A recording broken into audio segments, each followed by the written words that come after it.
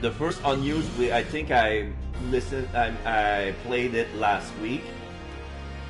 Kitagawa says, I was so determined to create something extraordinary for Ryunosuke and Kazuma's epic battle that I ended up going a bit overboard. Using motif from both their teams, I thought to make a very thick and rich piece, and it didn't feel right for Kazuma's team to come in first, and it was too emotional, so it didn't make the grade. It's true. There's a lot of Kazuma's team, but Kazuma's team is the most beautiful between Ryunosuke and Kazuma's team. I like Kazuma's teams better, but I kind of understand, like, if you put Kazuma on top, it feels like the bad guy win. But not the bad guy, but the prosecution. But the story is not about Kazuma, per se. And then the second unused was this one. I haven't heard it yet.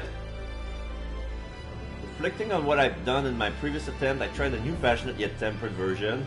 This time I put too much emphasis on the situation and the piece became less memorable as a result. It's really hard to find just the right balance. Let's see.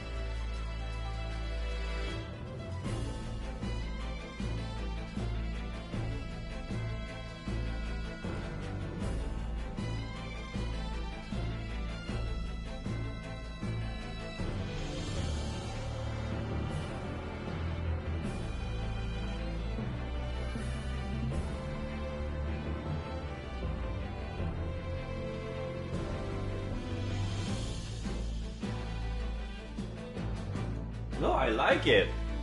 It says it's less memorable. Like, yeah, it is tempered, but I think it's nice. Yeah. It's sad that there are so few slots. There's so much great music that this guy composed. Like, this is so good, but yet it got rejected because it was still not quite enough.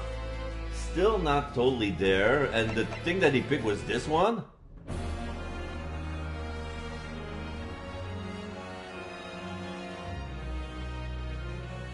I would have kept everything. I would have used this track for something else. I would have used this track for something else. Like, it's fine that they put it into an anthology game because it was too good to be put to waste. Like this, yeah, this needed to be listened to. This needed to be put in somewhere, anywhere. I would have kept it for an emergency or something. It's so beautiful. Alright, so let's go to the tradition of... Alright, we're on day 6 of Ryunosuke Naruto 7 Days of Sin. Here's the indictment. So what's going to be accused of today? Let's do a little warm up. Evening of day 6. Alright, so who's at the defense this time? Okay, 7th of July, 5 p.m., the Old Bailey courtroom.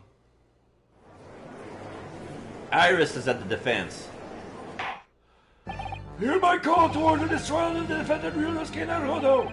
Are the counsels for the prosecution and defense ready to proceed with the 6th trial? Iris Wilson, my lord. I'm the representing the defense. I'm ready, thank you, yes. Sherlock Holmes to the prosecution, ready and eager to proceed, my lord. This dock is starting to feel like my home port now. But how many times do I have to experience this sinking feeling before you are satisfied? Indeed, that very question brings us neatly to the crime of the day. What have you got, Hurley? How many times must the accused, or rather the accused and his defense, lawyering dynasty, stand accused in the dock before they are satisfied? My defense, lawyering dynasty, what? Recall, I presume you're for the relation by the name of Phoenix, right? Oh, I can't say the name rings a bell, no. He's like you is or will be a defense lawyer to stand for the dog twice. No doubt his fate was predetermined by yours, which has seen you charged with 7 crimes already. Between the pair of you, therefore, that's a total of 9 court appearances. Hold it! One of those 7 times isn't part of the game, Harvey. This isn't an escape room event. An event? Pray, what do you mean, Iris? Haven't you heard of it? Murder at the Old Bailey. It's usually popular up and down the country. Well, I'm delighted that the public enjoys seeing Mr. Naruto sweat as much as I do. And 5 of the 7 appearances of the 5 trials I have to endure this week. None of these have anything to do with the game at all. Nevertheless, it's a poor protagonist who's so closely acquainted with the dog even before his adventures begin to start. Oh, so being on sale. If this trend continues, one can only presume that great tribulations as well as trial awaits in the game itself. The accused Ryunosuke Naruto is charged with excessive appearance of his dynasty in the dock, for which the prosecution seeks the harshness of sentences. In summary, then, the court must decide the following. 4 members of the Naruto clan, whose role as protagonists in this tale is to uphold justice, is a total of 9 appearances that are unsurprising or unforgivable. I have a little doubt that the number will continue to increase as early as tomorrow. I'll look forward to that. The prosecution has called for strict penal action. We shall reconvene in 5 tomorrow for adjudication. So, you find guilty or innocent? What say you, juror? Isn't it exciting though? Wondering if Fruto will be convicted or not. Help me! So they were plugging an escape room event themed on The Greatest Attorney, but I don't know where it was. Because it was all written in Japanese, but okay, that's nice. That's nice. Oh, and before we start, I did a little research because this seems to be a lot of... This case was themed about something called the Red-Headed League. And I was wondering if it was a real thing, but it turns out it's one of the many stories of Sherlock Holmes. It was called the Red-Headed League, and oddly enough, one of the names that came out in the Red-Headed League was Duncan Ross. The guy was killed in case 3, but apparently this guy has a role to do in the Red-Headed League. Is there going to be one in this as well? I highly doubt it. But it's kind of nice that there's a little reference. And I overlooked a bit around the theme of the Red-Headed League. So basically, the Red-Headed League is, since there's so much prejudices around ginger folk, there was somebody who founded a league to say, okay, these guys work well too, and they're very well paid to do everyday jobs. Like, basically, it's somebody who says, okay, red-haired people are exceptional. And the guy made them look like, okay, we're gonna pay them better than everybody else because they're so exceptional at what they do. And when they work exceptionally well. They deserve their salaries and stuff like that. So, but yeah, it's like seats are limited though. So this is why, like, they're trying to investigate if there was a scam or not. Like, how is it financed? And it turns out, I don't think it's gonna be a spoiler in the game, but the Red-Headed League finances himself with robberies. So it was basically a criminal organization with a face. So it was basically a gangster gang. Yeah, it was a gang. Like the Red-Headed League was basically a gang of criminals. But the people who got recruited basically were victims, even though they were in the dark or had no say as to what those activities will make them do. Okay, we're gonna pay you to do a job, like those 14 pounds a week or something like that. I forgot how the salary it is in this game, but All right. I can't wait to come back to this because I enjoyed the trial with Lord Van Zieks as the defendant and Asugi as the prosecution. It's a nice change of beat. So, 2nd of November, 12:33 p.m., the Old Bailey, defendant's antechamber. Gina. Oh, there you are, Odo! Sholmes, what kept you, my dear fellow?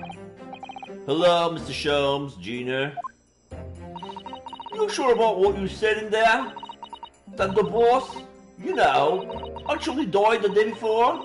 It's pretty hard to swallow. Oh, yes. I was shocked by the revelation too, Gina. As was I, possibly more shocked than both of you. It's not a competition, Mr. Sholmes. But I was more shocked than all of you put together. This is the autopsy report in question, is it? Yes, it's strange that there's no time of death noted. I suppose there's a simple explanation, or perhaps it was a deliberate omission. I was about to say commission. It was a deliberate commission! Oh dear, if it was deliberate, it puts me in mind of the last case we worked on, and Dr. Syde. I know. Anyway, it seems that on the day before Lord Van Zieks discovered his body, Inspector Gregson was investigating the Red-Headed League. So perhaps something happened with them? Come to think of it, you had trouble with those League men too, didn't you, Mr. Sholmes? You were taken by their trick. No. Naturally, I wasn't taken in, as you put it. My sleuth-hound interest was merely piqued slightly by the rare scent of a weekly £4 income. Yeah, he was lured by the £4 income, of course. £4 a week to do crime. But that scent masked the underlying scent of deception, I suppose. The two criminals in question are the pair we saw being arrested yesterday, aren't they? In Mr. Sholmes' suite, I mean? That's right, Sims. It was me who took him in. Thanks to a tip-off by a good law-abiding citizen. Indeed, yours truly. So it's going to be that pair in the witness stand next, is it? Something doesn't quite make sense to me, though. The day before Inspector Gregson was found, you hadn't had trouble with the Red-Headed League yet, had you? Why would the inspector have been investigating them? Well, the likely explanation would be that Gregson's own sleuth-hound interest was piqued by the rare scent of a weekly £4 income. Don't tar him with the same brush as you, Sholmes. Yes. Well, yeah, then there's the whole issue of Inspector Gregson being investigated by Lord Van Zieks for some reason. Now the Reaper, the Red-Headed League, Inspector Gregson, Lord Van Zieks. And Cosima! Exclamation mark. I feel as though he knew we'd arrive at this point somehow. Gosh! I think you're right. What's he really trying to achieve here today?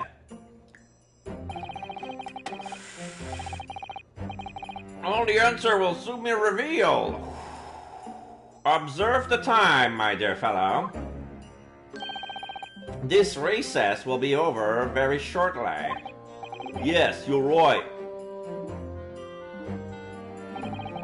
Cosima was determined that he should be the one to prosecute this trial. And he was determined that I should take the defense. Just what is it that he's hoping to make me see, I wonder? Well, I get the feeling we're a long way from the end of this trial yet. Same. Are you ready then, Mrs. Otto? Oh, yes!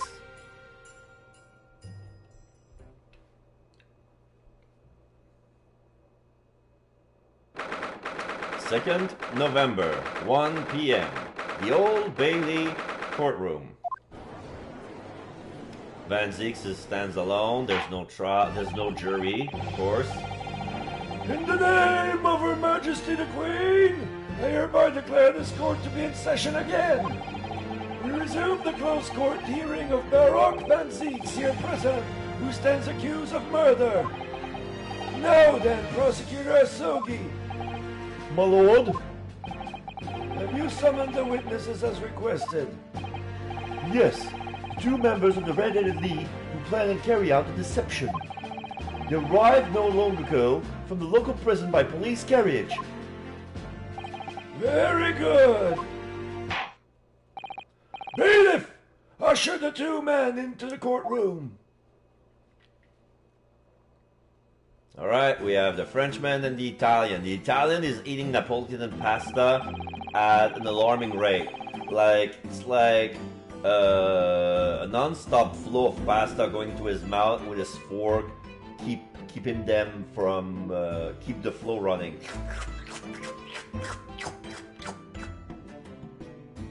These 2 men are currently being held by the police on suspicion of attempted extortion. You may omit your occupation, but state your name now for the court. The guy puts his glasses. I am Fabien de Rousseau. And he tips his beret. A descendant of the great de Rousseau family from Nice, in France. And my name is Peppino de Rossi. Oh, he ended up the streak and he keeps munching. I am the third son of the great Familia de Rossi, the landowners from Napoli. Nice and Napoli. Napoli is Naples. Scroll. The 2 men first became acquainted at a boarding school from European nobility. Those who graduate from Temzik are the future leaders of Europe.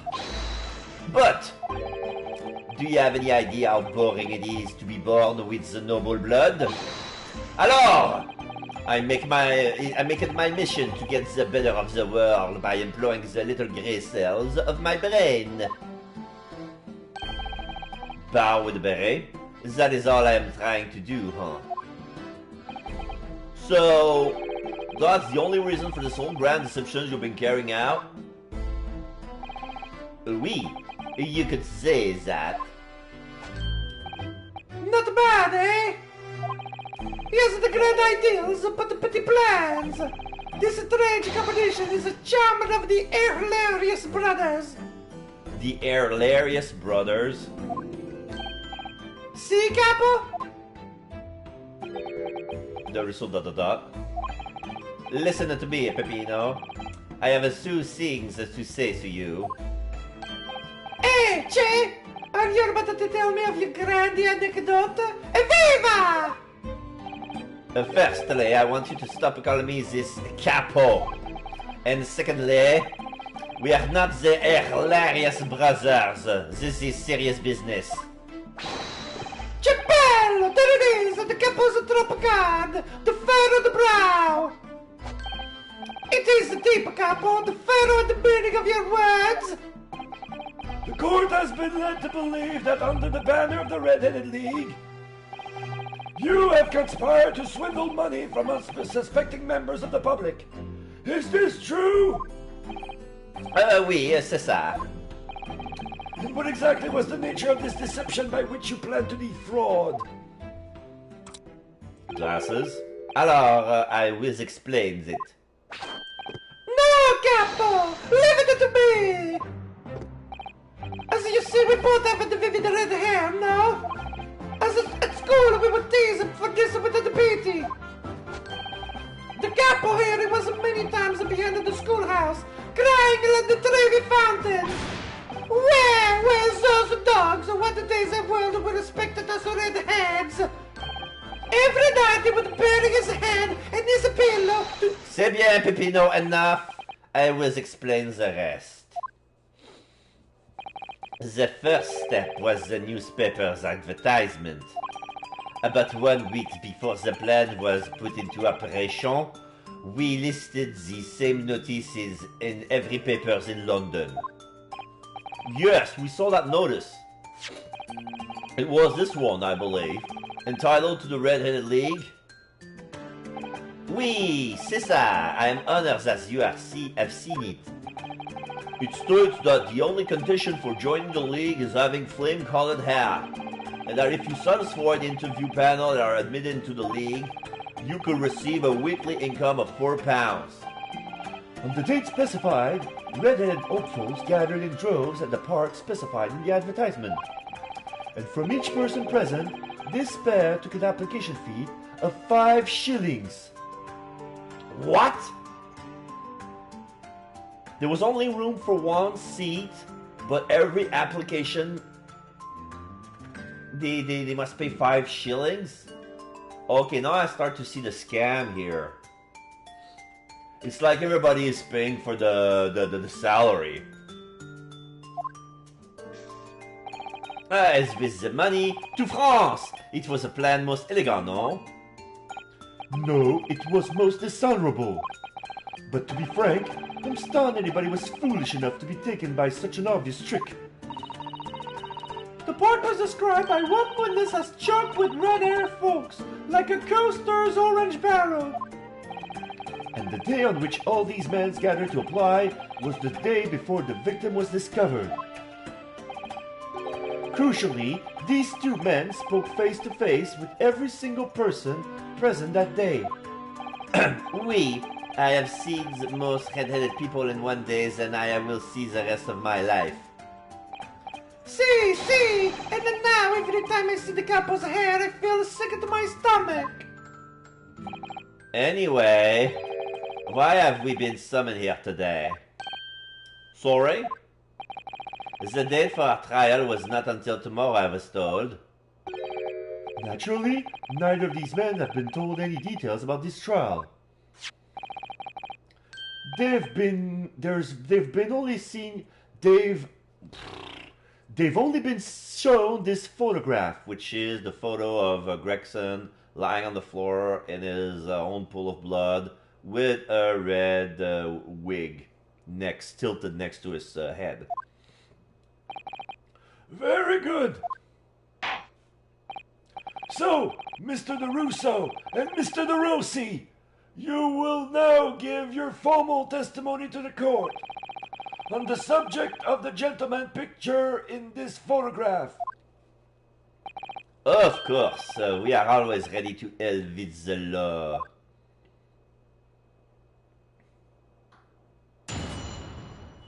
Witness testimony. The man in the photograph. We had more than 1,000 red-headed people assembled in the park on Lime Street that day.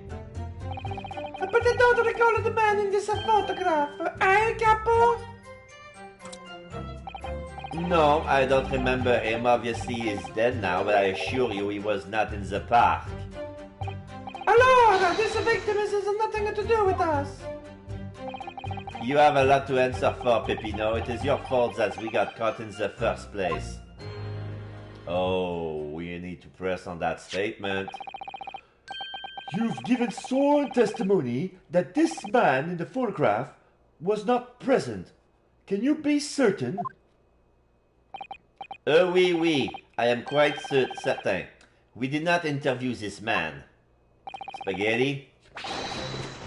Nobody looking like this came into the park. This I can promise. It must be noted that you have been arrested for grand deception, however. Accordingly, this court has no confidence in your assurances. Exclamation mark. Oh, fuck. With this attitude, we get to nowhere, huh? He's really sulking now. Okay, so this is pretty much Ryunosuke making fun of Rossi's Italian accent. He's really sulking now. This confidential document was obtained directly from Scotland Yard. It records an entry from the inspector's private diary dated the day before the incident. It reads, Lime Street, Red-Headed League, undercover. Ah, I have the answer. Points the fork into the air. Maybe there was another similar event in the park and they didn't question, eh? That is ridiculous. there's no question that Inspector Gregson was investigating the Red-Headed League, which means it's quite possible that when he was killed, that's when he was killed. Very well. The defense may proceed with the cross-examination now. Oh, yes, my lord. Sorry about that. All right, cross-examination. We had more than 1,000 headed people assembled in the park on Lime Street that day. Hold it! 1,000 people? That's a very big crowd. It was quite a spectacle. Redhead had come from all over the capital. Oh yeah, something interesting about London. I read that in 1900, London was the biggest city in the world. Like, you've heard of, you know, what's the biggest city in the world? Today I think it's Hong Kong. But back then, London's population quintupled. It multiplied itself by 5. Let's say it used to be 2 million, just like in Tokyo. In a short amount of time, because probably of the World Exposition and them being the spearheaded of all the scientific revolution and the technologies and the jobs available and the opportunities and so, it went from 2 million to 10 million approximately. But I think that Strongheart said something to that matter, says that they were 30 million back then, and that's probably, if you divide it by 5, that means that London used to be a city of 6 million people. Right now, I don't know how many people there are in London, but I don't think it ever break the 30 million cap. That would be quite the feat. Anyway. Sì, the capo here, he has the magnetismo of animali, eh? Nobody else could attract so many people. And if I could have been born again, I would be the capo. All those people wanted was the money, Peppino. The £4 per week. Are you suggesting that you spoke personally with all 1,000 applicants? Oui, that's what we did, because every one of them paid us 5 shillings. Okay, so the reason why they knew that they talked to 1,000 people is that by the end they received 5,000 shillings. We take their names and we take their money, and we take their addresses as well. Oh shit! Then I tell them we take some days to let them know by a post. Infinito! Maybe 2 minutes a person? 2 minutes per person. So that's 2,000 minutes.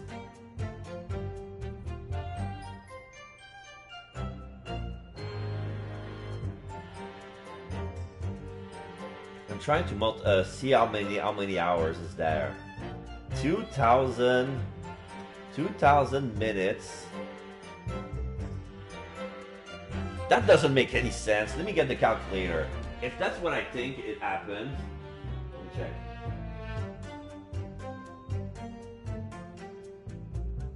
$2,000 divided by 60.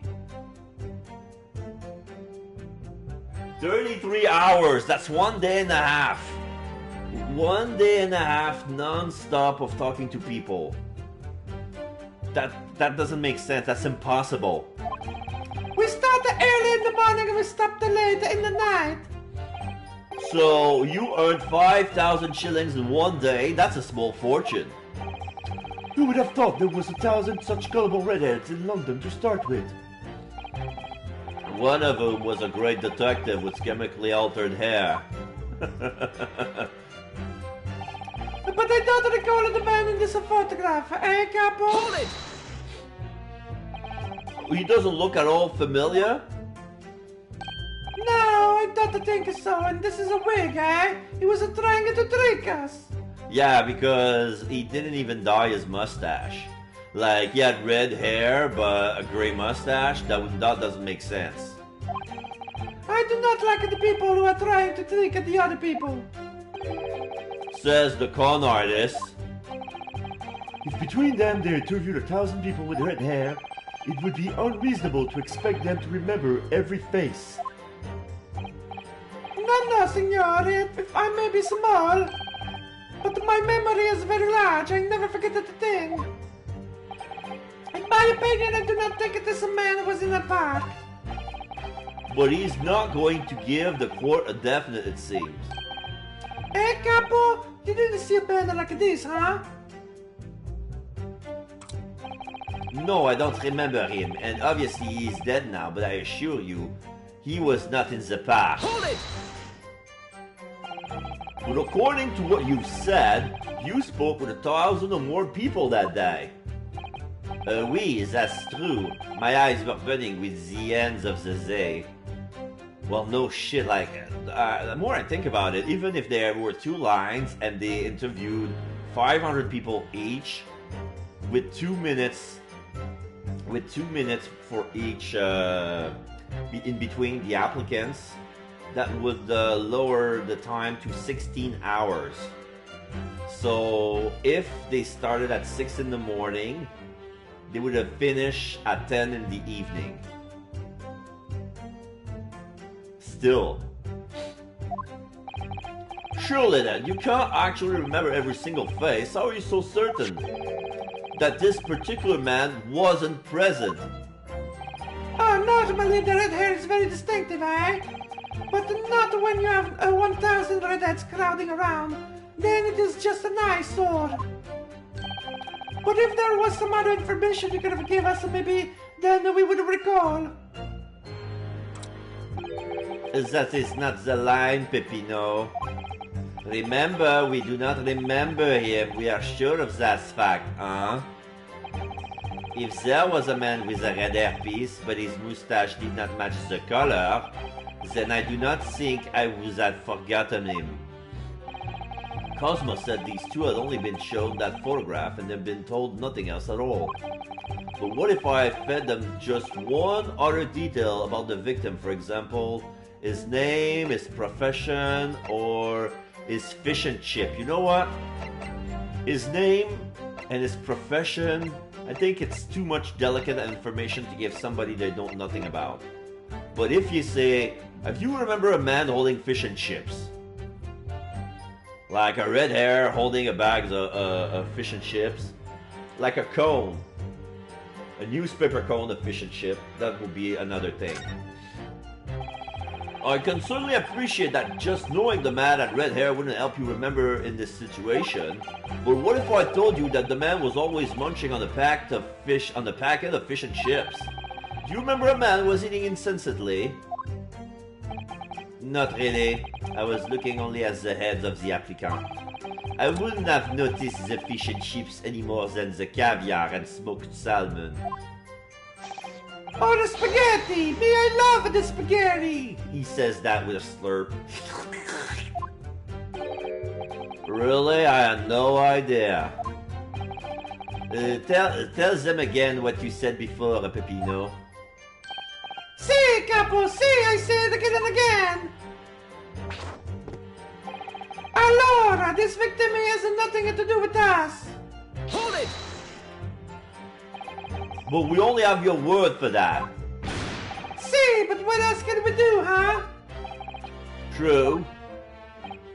Oh, far! We are not having much fun these days! First we are arrested, then we are shown the horrible picture of a dead man! And now you question every single thing we say! We are the victims here!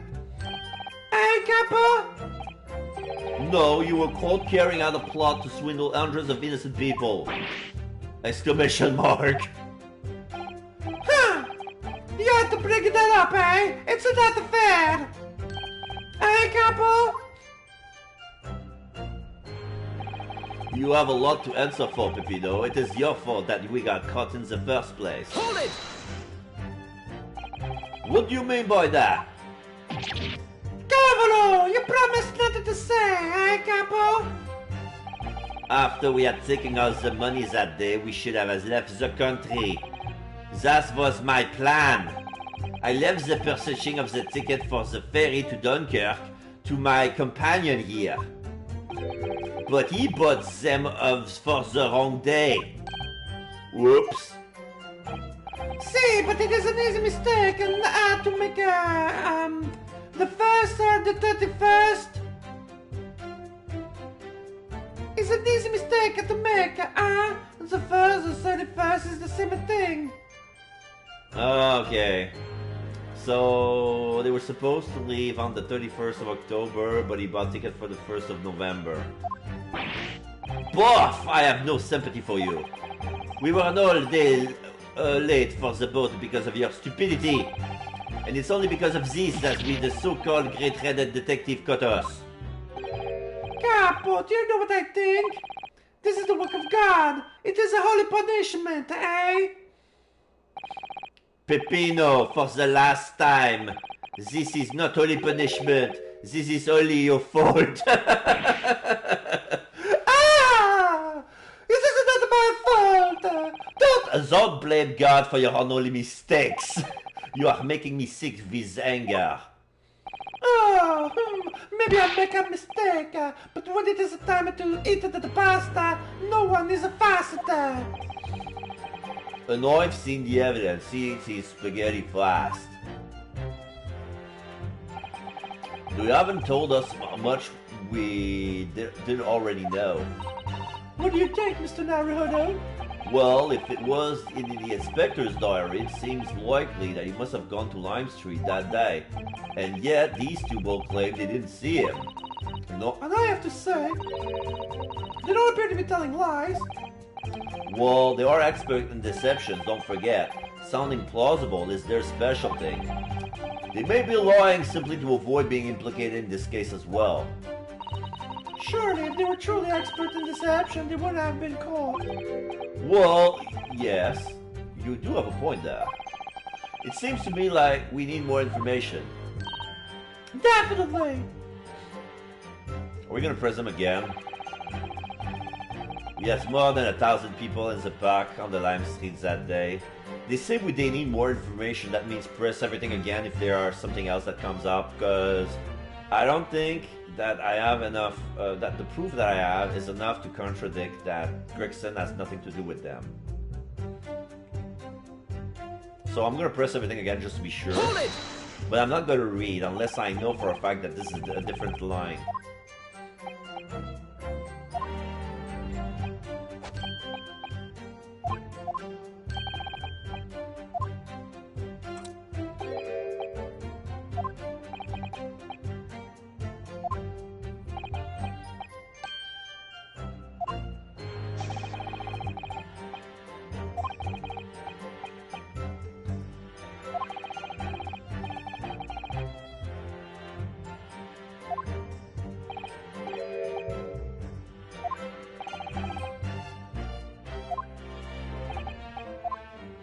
Okay, this one has nothing new.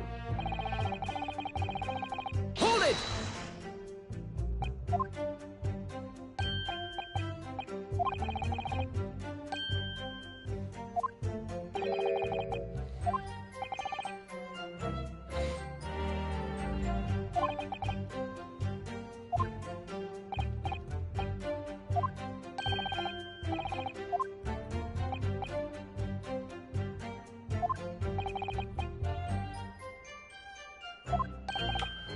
Oh, okay, I think I know. Maybe the fish and chip couldn't give us anything, so I have to bring back the sentence and try something else. If his name was... Since they taking name and address, they would remember Gregson, maybe more than one. But wait.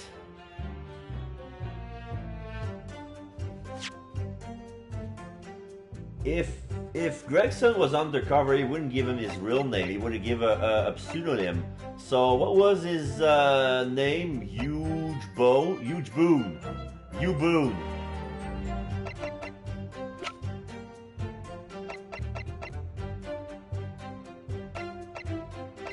where's the evidence of a U-Boon? So they don't know the name is Gregson, and I don't want to give them that pleasure.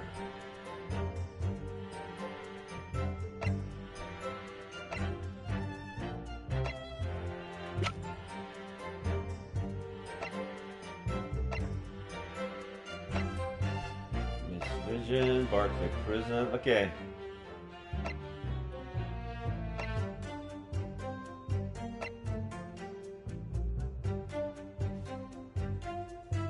I want to read this again.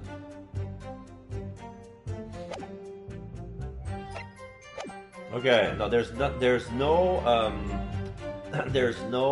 sorry.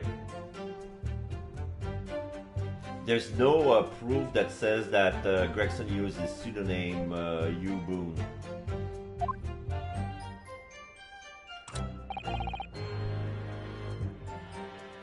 Hold it!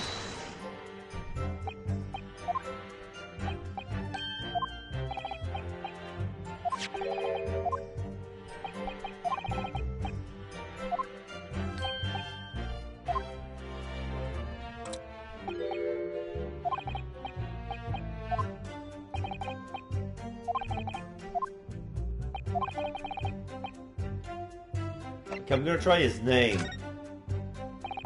I can certainly appreciate that just knowing the man had red hair wouldn't help you remember this situation. But what if I told you that the man's name was... Oh, he gave the name Gregson. Come on. As the man is a photograph, is a Monsieur Gregson? Yes. Names, they are boring. I did not listen to any of them. But you listed their names, that's what you said. Oh. It was not a real interview, huh? It was just for a show. Why would I remember the names? As that is right, this changes nothing. The man in the photograph was not there, as we have already said. I see. It seems there's little to be gained from pursuing this point further. Tell them again what you said before, Peppino. See, Capo, see. I said it again and again.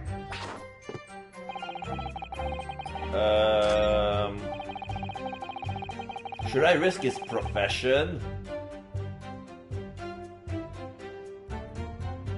I'm gonna try again, since,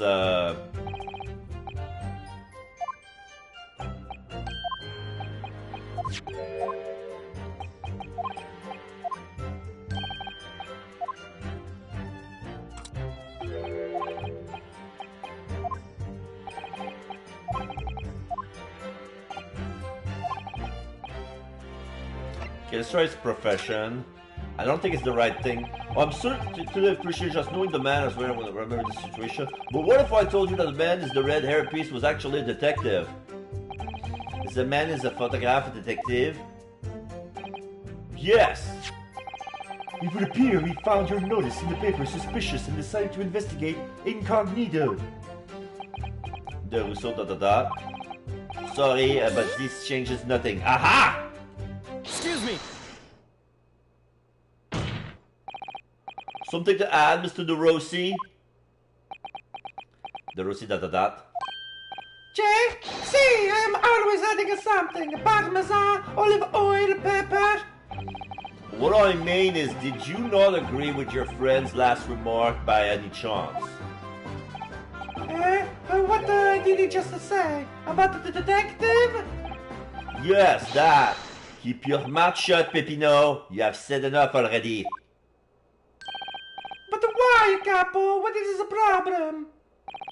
There was a man who said, I am an inspector from Scotland Yard. Oh my god! Is that supposed to be incognito? Fuck. Gregsons deserve to be killed. I don't hate the guy, but that was sloppy work. What? Exclamation mark. Good lord! Rubble. Yeah, and the Rossi is standing on the crate to be at the level of the dock. Order! Explain this volte-face! Volte-face, your testimony witness! It's simple. A man who was at that park said to us that was He said that he was an inspector. There was no such a man. Madai, what are you saying, Capo? Have you forgotten, eh? I have forgotten nothing. Nobody likes these schemes to the bark. Basta, Capo, basta! You beat me at many things, but not to do the memory and the meals. Like I said, when it is time to eat out the pasta, no one is a pasta. But you are inferior to me in every other way, so shut up! Objection! Ryunosuke ... Kazuma's banging the thing as well. Ugh. Trop tard, the damage is done. Indeed it is, sir. Spinning his glasses around his finger. Oui, there was a man who came to the park and he said he was an inspector from Scotland Yard. However, he looked nothing like the man in the photograph. He was someone else. How can you be so sure? Because, to start with, his face was completely different. See, is it true? Is it true? The man who came was a younger. Wait a minute. Gina. And his face was a clean shaven, his eyes were sadder, his chin was thinner. No resemblance whatsoever, then. Anyway, I was not going to be fooled. I took the obvious precaution and said to him, if you are really a detective, show up the proof. See, the capo here, he doesn't take no nonsense, eh? But he was well prepared. He said he had identification. Identification? You mean official police inspector identification? That is most unconvincing. Sorry, my lord? Consul, no incognito inspector would offer his identification for inspection. It's quite out of the question. Definitely. Why would he expose his true identity? Clearly, the papers were fake. Certo, capo, you are a genius. As we say in Italia, it takes a thief to recognize another, eh? And what happened after he announced that he was a detective? He became very annoying. He said, you are under investigation. So I took his paper from him and chased him out of the park. It was fantastico, and look, here's the identification. It looks like a passport. Metropolitan Police. Oh my god, you know what? It is Gina. Gina, this is real paper identification from Gregson, but I think that Gina stole it from Gregson, and the wig belongs to her. So you stole it from the man? Yeah, he did coming. He made us very scared. But he was not who he said what he was. Indeed, the person described does not appear to have behaved as a true inspector would. However, I believe it would be prudent to these identification papers to be entered into evidence. But I like them. The inspector's identification has been entered into the court record. Claiming to be a detective inspector confiscated by Mr. DeRusso and Mr. DeRossi. Now, let us return to the witness testimony. Oh no, you don't. I need to check the idea. What's wrong with them? Metropolitan Police warrant card. I'm gonna open it. There's a little latch in the back. Well, I suppose we should see what this inspector's identification looks like inside. Oh, the badge is 997. This is the Strahd. Yes, it definitely looks fake, doesn't it? Out of interest, what name is given? Probably just something plucked out of the air. It's Tobias Gregson. Wait, What? this Scotland Yard's insignia looks genuine to me. But how? And the department identification number details are correct as well. Since when have you known those? Do you mean to say? I know it seems incredible, but yes. I think this is a genuine identification book issued by Scotland Yard. But that's unbelievable. This is the real thing after all. The details of the inspector's identification have been updated. You know, this is exactly what I thought happened. This is real. Inspector Gregson's police identification. It's the official warrant cards issued to him by Scotland Yard. Gina stole Gregson's body, pretended it was him.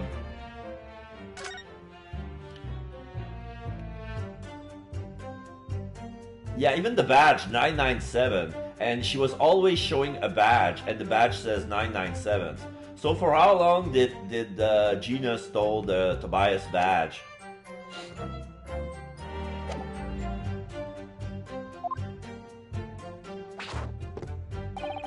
Aurora, this victim has nothing to do with us.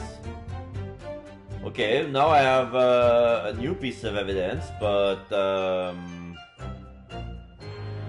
where do I... What is the statement? 1,000 red people assembled in the park on Lime Street that day. I don't recall the man in the photograph. I don't remember him. Obviously he's dead, but I assure you was not in the park. This victim has nothing to do with us. You have a lot to answer for, Peppino. It's your fault that we got caught in the first place. So it has to be this sentence. I'm gonna say, but I don't know what to present to say that, okay, this has nothing to do with them.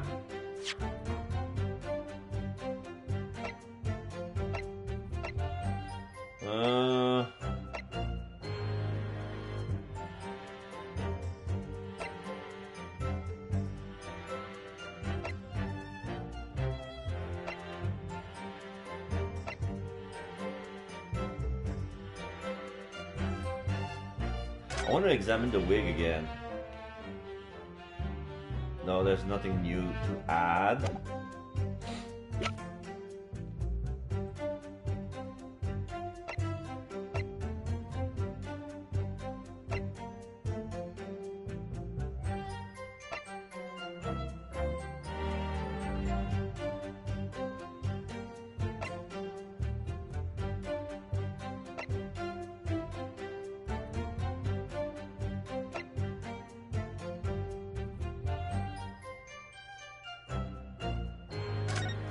Is there a detail that could link them? No.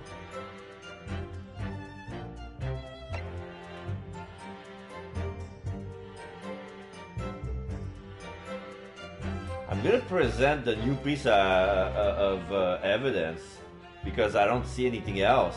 Objection! Okay, I was right, but I don't see the link. I wonder if I could ask you to examine this identification book very closely. Miss Lestrade? Why, Miss Lestrade? What is your intention here, Counsel? Is this really a fake or is it genuine? That's the question, which we can't answer ourselves. Objection! Don't be ridiculous. No Scotland Yard detective would allow this or her identification to be stolen. Hold that! That is the boss's, no question about it. It can't be. As I suspected.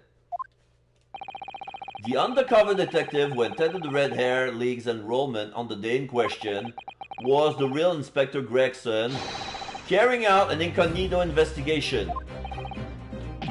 Zut alors! And he falls on the ground. Order!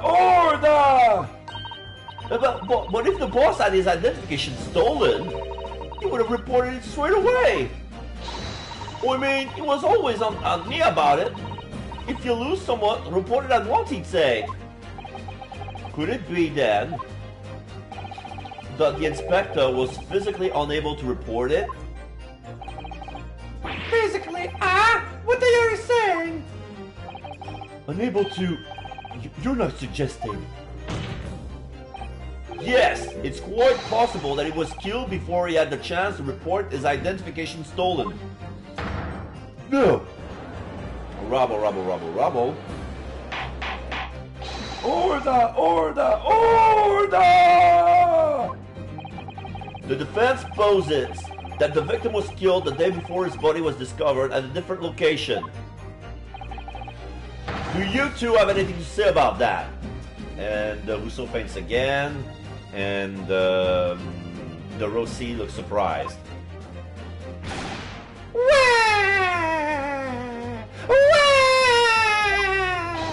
I know nothing. I done nothing. Pull yourself together, Pepino. Mon Dieu, you can have a little more like a master criminal than that, no? You can behave a little more like a master criminal than that, no? Now I wish I had returned to Italia. Stop crying, Pepino, please. Otherwise, I'm gonna cry myself. Lume! Stop your warning and start talking. Well, I believe the court will hear your story. I done nothing. I done nothing. But you will tell everything, or face the worst possible outcome.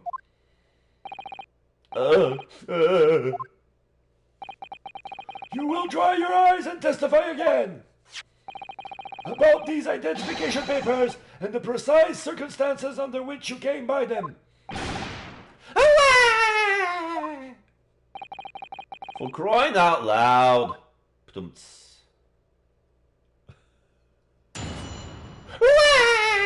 Witness testimony.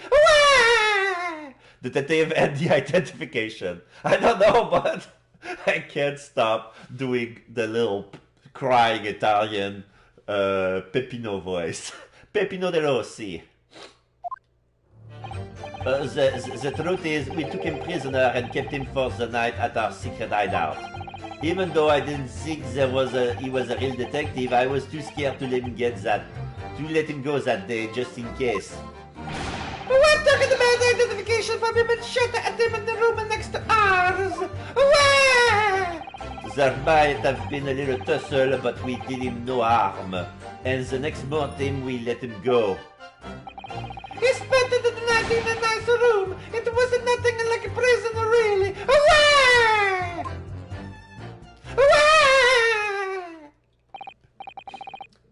This is outrageous! You imprisoned the man! But no, see. It wasn't nothing like in the prison. It was like a war hostage ransom. Oh yeah, because I remember, during the Bosnia conflict, one of my cousins was at war. Back then, was a prisoner of war and was treated really well. Like, he couldn't get out, but he was well treated. He ate chicken wings. He did not fear for his safety at all. He got released, no problem, but he wasn't hostage. But I'm pretty sure that that's the treatment that he gave him. He was very comfortable and calm and happy. Aye, Capo? The Russo da. It was never part of my plan, I swear it! Oh, Pa, so you think it was all my fault, eh?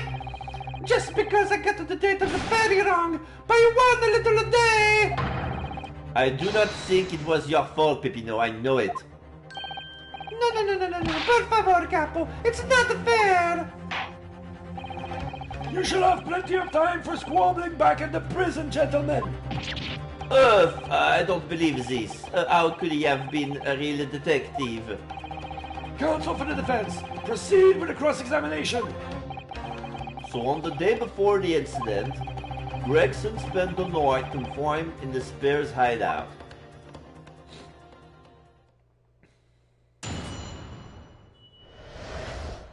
The detective and the identification. The truth is, we took him prisoner and kept him for the night at our secret hideout. Hold it! Do you realize what you're saying? You have to believe me, I never intended for that to happen. And I'm sure the detective did not intend it either. Do you think? But there was nothing else I could do. See, nothing else. And it was the first time for the capo. He was at the end of his wits. I have told you before, Peppino, that is not the way to describe a criminal mastermind. What about this hideout of yours? An old empty house behind the park on Lime Street. We rented the place for 2 days. It was an inspired idea by the capo here. An impulsive idea, I would say. No, not impulsive, inspired. Eh, capo? What am I supposed to say to that, huh, Peppino? It wasn't the house described that you can find Inspector Gregson, was it? Ugh. Oui. But you have to remember, I was under the impression that he was a pretender, not a real inspector. That doesn't quite add up, though. If you didn't think the man was a real inspector, there would have been no reason to take him prisoner, wouldn't there? No, you're right, but we couldn't be completely certain. Even though I didn't think he was a real detective, I was too scared to let him go that day, just in case. Too scared? Why? Because why had he come to the park? We didn't know. There was a chance that he had seen through my plan. And if it was that the case, he would have gone straight to the police station to blow the whistle on us. Even if it was just a feigning to be an inspector, he was up to do good, without a doubt. I think most people would agree that it's you two who were up to no good. Well, see, you may be right. Aye, capo? The point is, we were not able to escape from England immediately. That is why we had no choice but to take the man prisoner. What I don't understand is why the inspector felt the need to show you his identification in the first place. See, I asked myself the same question. We were writing down the name and addresses of all the people who we took 5 shillings from that day. I have forgotten what name he said, but the address, it startled me. Yeah, see, address the Scotland Yard Homicide Division, he said. What? He probably didn't like your face, Peppino.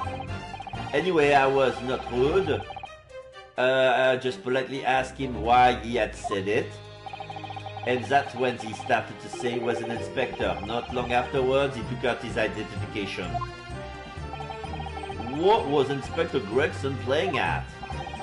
Tell the court what happened next. You took him back to your hideout, you say? See, we did that. We took the bad identification for him and shut at him in the room next to ours. Hold it! That being this identification book here, correct? See, that is the one. What made you believe it was a forgery? I never seen a real one, of course. But it was so suspicious, this man. Allora, I was thinking it must be falso, eh, capo? Oui, it is just as Peppino has said. We were convinced it was not genuine. And so together, the hilarious brothers, we took this man captive. All we did was shove him inside a locked room. Then we made preparation to transport all of the money. In for a penny, in for a pound, eh? There might have been a little tussle, but we did him no harm, and the next morning we let him go. Hold it! What do you mean, boy, a little tussle exactly? Boff. It was nothing, just a minor incident. The falso inspector, it was a real piece of the work, eh, capo? What happened? Fine, it was a disaster. We give him a nice room, and what does it do, huh? What does it do? In the middle of the night, he tries to escape through the ventilatore. Can you blame him? We chased him, yes, sir, and we caught him again. Can you blame us? Can you blame us? Wait, you didn't. Did you shoot the man in your haste, did you? Zut! Who do you think we are? Of course not! I simply caught hold of him again and took him back to the room. Oh. Rossi seems to have a wet dream about spaghetti. Like the corner of his lips is stained with tomato sauce, and he looks like he smells more spaghetti. Excuse me! Mom spaghetti. Palms are sweaty. Mr. Rossi, something wrong? Me? Something Mr. Russo just said seems to make you, well, it seems to make you act even more strangely than usual. What was all about? Cavolo! At times like that, you don't want to have all the capo after you, believe me. A nice pickup from a personal experience. Personal experience? That is enough, Peppino. There is no need to say more. The truth is, the night before we put the Red-Headed League plan into action, I was scared. It was not fair for the capo. Oh, It was not fair to the capo, but I tried to run away. it's a shame you didn't manage it. But the capo here, he came after me like in the turbine, huh? And he dragged me back into the house, kicking and then screaming. I still have the bruises to prove it, eh, capo? Bruises, you say? Oh, You wanna see, huh? You wanna see my fantastic bruises? oh, okay, we can see his necks. Okay, so the neck, you know what? He had the same bruise on his neck than, what's his face? Gossip. When he encountered,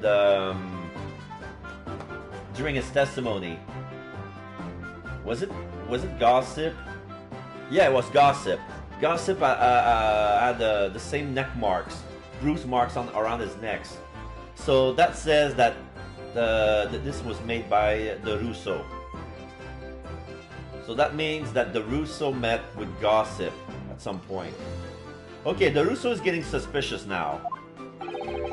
That's enough now, Peppino. No one wants to look at any part of you.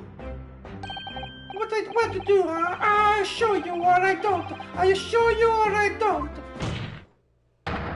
You do! Now! Alright, if everybody wants to see, then I do it. Yeah, there he is. Echo! You see? It is still very visible, eh? That red ring around your neck. You got that when you were dragged back to the house?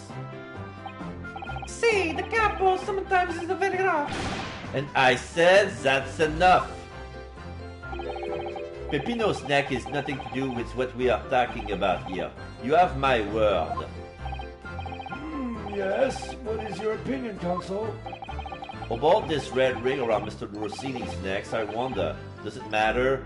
Of course it's important. Mr. Rossi, I'm going to have to ask you to amend your testimony with detail about that mark on your neck. Aye, capo, you see?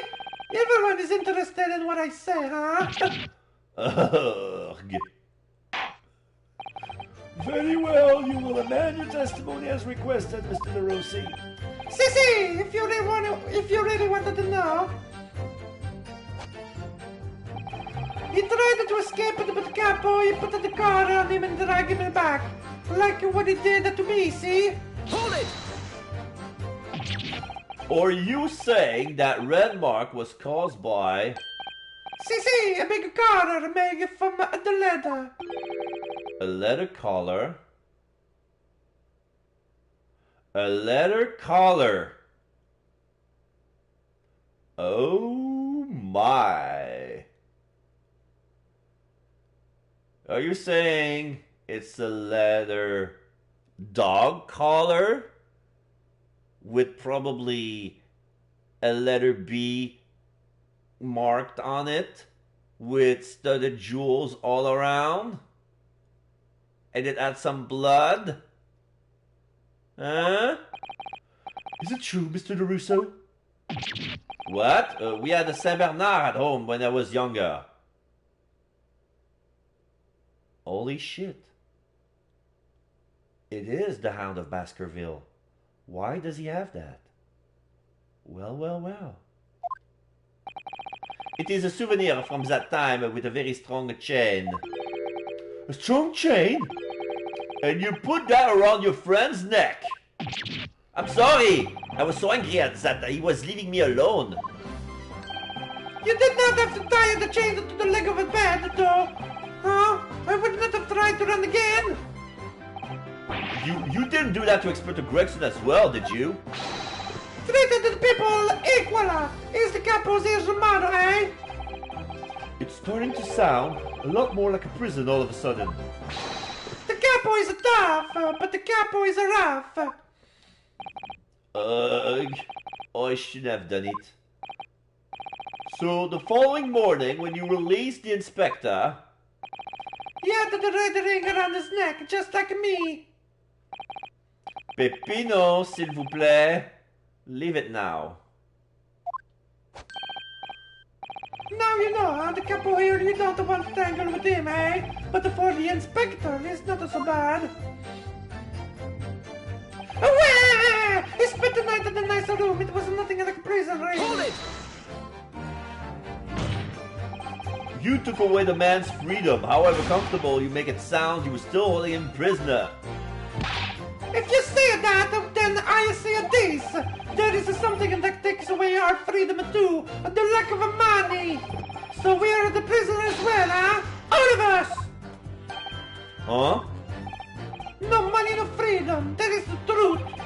It makes me mad and it makes me sad. But what can we do? Well... If you feel so disenfranchised, take money to court. Though it will cost you, of course. Oh, fine, there you have it. You see, that is why we need the Red-Headed League. To fight for the justice. Perhaps he has a point. No, Mr. Naruto. All we did was to give the man a comfortable place to sleep for the night. And you said it was a prison, huh? Huh? Perhaps he has a point again. No again, Mr. Naruto. You should have heard him snores. You should have heard him snoring. But if anyone was disturbed, it was us. Not much to go on, really. Their testimony does make me wonder, you know, about this pocket watch belonging to an inspector, I mean. Oh yes, the one he treasures so much, apparently. If he was so confined but not restrained as the witnesses are implying, he would still have been able to wind his watch. That's very true, yes. So, did Inspector Gregson actually die while he was being held captive by these redheads? The answer is no. In which case, is it possible that these two young men are responsible for Inspector Gregson's? Again, no. I think Gregson died before, and what they mistook for the Inspector, you know what? It was not Gina who pickpocketed the Inspector's badge. It was actually Gossip. To be honest, I find that hard to believe. Perhaps we try to find out exactly what happened. Very wise, Mr. Naruto. Yes. Okay, so now they're implying that we amend for the testimony, so this is gonna be a revolving about, we took the man's identification for him, and shut in the room, took the cars. He tried to escape, but the capo put the collar on him and dragged him back, like what he did to me. So this is where I'm saving.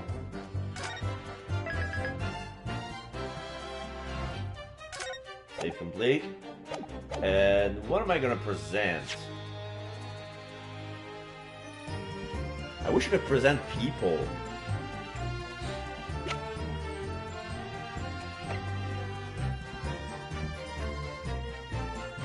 But probably the hint was about Gregson's watch. Because claiming that he did not capture the professor, the inspector, but someone else, is maybe a step ahead. Maybe what they're trying to find out is with through the pocket watch. He had an opportunity to tie him, so I don't think that he actually caught the real inspector. The question is, which is the real sentence here?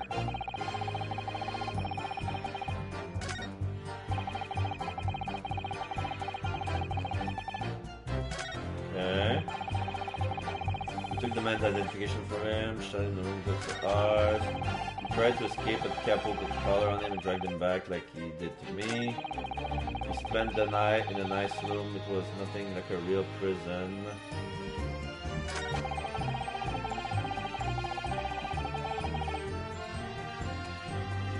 But putting a collar on him doesn't mean that he wasn't shackled. He was shackled by the neck, not by the wrist. So if he was tied up, if it was a real Gregson, he would have wind his watch, but he didn't. Okay, so I think this is where we're gonna present. This is gonna be our angle. Objection! No, didn't work. The last statement was contradicted in a number of ways, I think you'll find. In a number of ways, you say? But that's right, my lord, in a number of ways. Perhaps it would serve you well to concentrate your efforts on one contradiction at a time, Consul. I'm in a bit of a mess of that. In a number of ways, actually. I'm gonna try to present something else, or maybe use that proof on something else. Okay, I'm gonna present the pocket watch with another statement. Maybe this one? Objection! No. The witness last statement is clearly contradictory when you consider this piece of evidence here. Yes, undeniably. You say it's undeniable, Consul, but I fail to see the contradiction here at all. Oh, I think perhaps that itself is the contradiction. Indeed. Time for a rethink.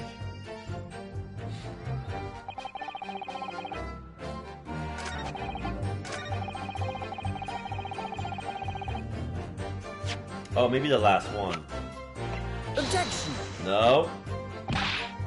My lord, there are clearly grounds for being suspicious of that last statement.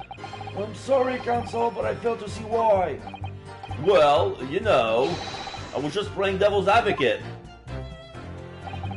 Yes, you do appear to have something of the devil in you, Mr. Naruhodo. Says the man merrily dishing out penalties. Okay, so probably that was not this. So okay, so it's gonna be the collar. But what can I present?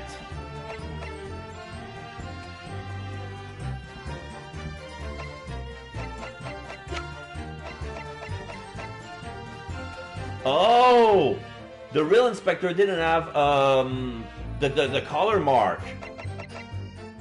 Otherwise, it'll be presented in the either in the autopsy report or the picture. Can we see his neck? Yes, we can see his neck, and his neck is clean. Okay, I'm gonna try this. Objection! Oh, this was it. This was it. But wait. I'm gonna reload because I only have 2 lives left, and this is not enough. So this was a nice way to. All right. So the proof was that there's no mark on the photo. Objection! There you go. So the day before his body was discovered, Inspector Gregson was taken prisoner while working incognito. No, it was not like that. It was hardly a prison. It was an invitation to stay. It was homely. However you describe it, there's one glaring inconsistency that remains. What inconsistency is this, Consul? I would ask the court to look closely at this photograph of the victim, Inspector Gregson. You will see that there is no red ring visible around his neck. Huh? But that makes no sense.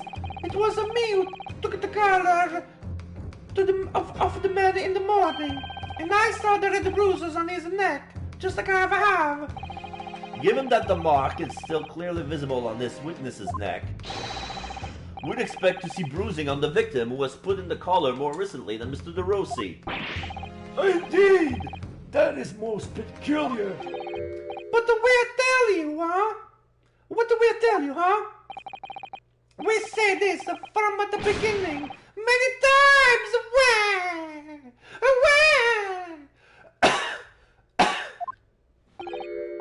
Oui, Peppino is right. The man is a photograph. He is someone different that to the man that we held captive at night. Rubble. Order! It would appear then that on the day before the incident, the man who visited the park on Lime Street posing as an incognito inspector was not Inspector Gregson at all. Objection! If that's true, however, how do you explain the inspector's identification? Exclamation mark. This is a genuine identification book issued by Scotland Yard. It's inconceivable that someone could have stolen such an important item from the inspector. The prosecution made that assertion itself! Exclamation mark. And we also know that the inspector made a note about the Red-Headed League in his diary for that day, which surely means we can't divorce the two events completely. The inconsistency noted by the defense is most troubling.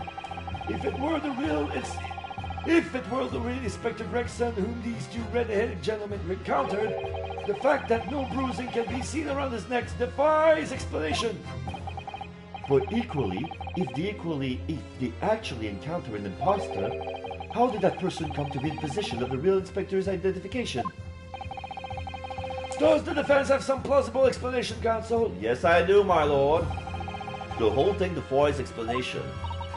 It is for precisely those occasions that we keep meticulous notes in the court record, Mr. Naruto. Because those are the facts, and the facts cannot lie. No, the facts can't lie. Even when they point to something so incredible is also unbelievable. Well, my lord, the true identity of the person who turned out in the park for the Red-Headed League's enrollment is revealed by information in the court record, I believe. Good gracious! Very tantalizing, Mr. Naruhodo. So why don't you help us all to see whatever truth it is that you're apparently seeing? Who exactly was this inspector that appeared before Mr. DeRusso and Mr. DeRossi? Gregson himself or an imposter? Though it seems incredible, I admit, the undeniable facts point to only one thing. Since no bruising can be seen on the victim's neck, the person who these two red-headed men took prisoner that day cannot have been Inspector Gregson. In other words, your whole argument up to now has been a waste of time. Objection! On the contrary, I haven't finished. What? There's no bruising on the victim's neck, so the question immediately posed next is, who exactly was this man in the park on Lime Street found to be carrying Inspector Gregson's identification? See, that's right. We tell the same story every time. Whoever this man was, the capo dragged him down the pillar to a post with the dog collar. Mon Dieu, Peppino, I was not so harsh as you say, huh? So, who was that false inspector? Who was he? Clearly, the defense has an idea about that. About the true identity of the man these two imprisoned that night. I must ask the counsel for the defense to elaborate post haste. Who did the witness encounter in the park posing as Inspector Gregson?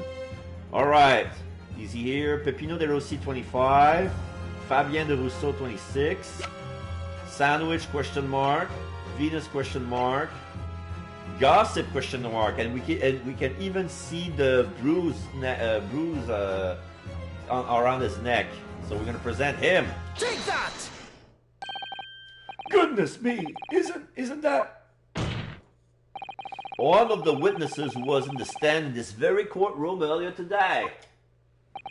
A nameless man whose only occupation appears to be peddling hearsay to passersby. Objection!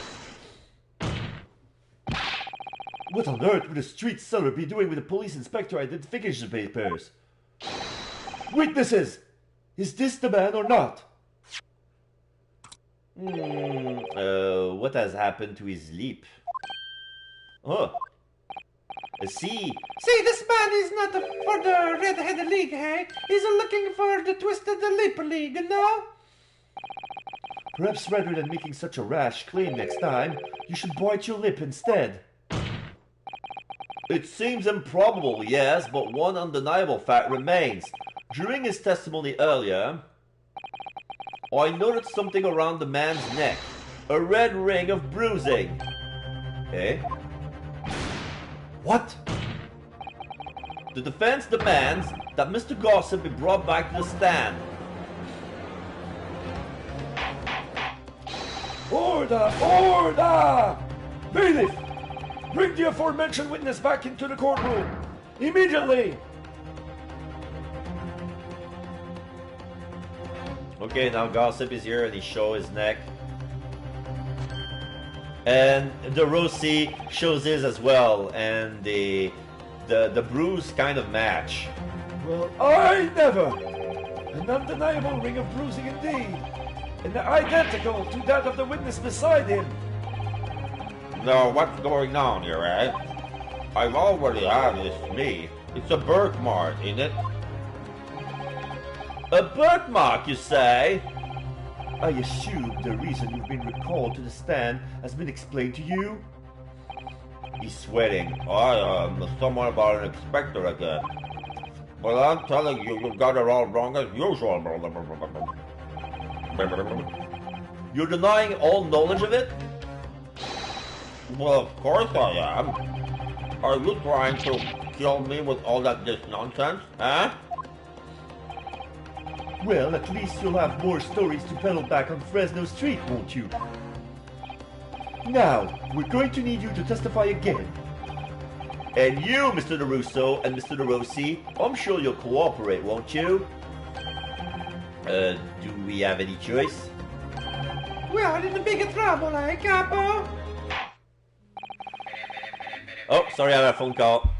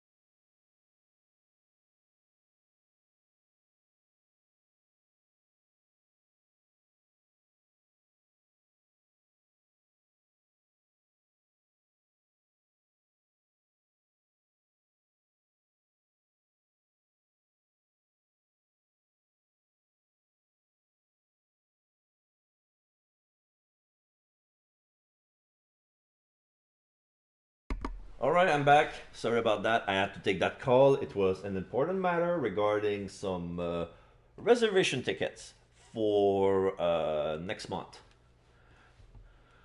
So that's quite enough dilatory chatter. Proceed with the testimony. Witness testimony. The inspector and the identification revisited. The man who claimed to be an inspector that day was definitely not this man. He's right, you see. You think we would have forgotten these grand lips, huh? I never leave Fresno Street, alright? I have no interest in any Red Headed League. I'm all alone in the world, me. I have no kinfolk or nothing. Why would I be involved in something like that? The money!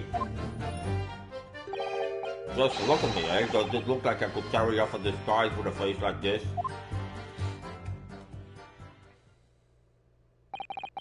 It would certainly appear that we have the wrong man. What have I been telling you, huh? There was no need for this pointless testimony. Ugh. That's right, I'm just a simple peddler, remember? Fresno Street is all I know. How would I have come by a police inspector's identification book, eh?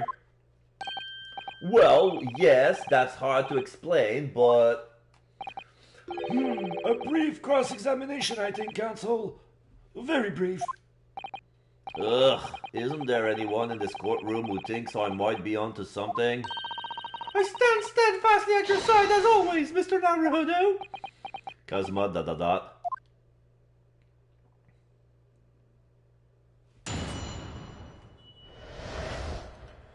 Cross-examination. The man who claims to be an inspector that day was definitely not this man. Hold it! So you say, but how can you be so certain? There is no need to hurt your hands on the desks, monsieur. Surely the reason is obvious, no? Because I have never before seen lips like this. Nevertheless, there's a clear red mark around Mr. Gossip's neck. And it looks very much like that left behind on the neck of your colleague by your prize collar. Mon Dieu, with your words, it's like you tried to wring my neck. It does look very much like a my neck, though, eh? No, this is a birthmark, lad. The biggest lips in London and a neck to die for. Aye, they broke the mold when they made me.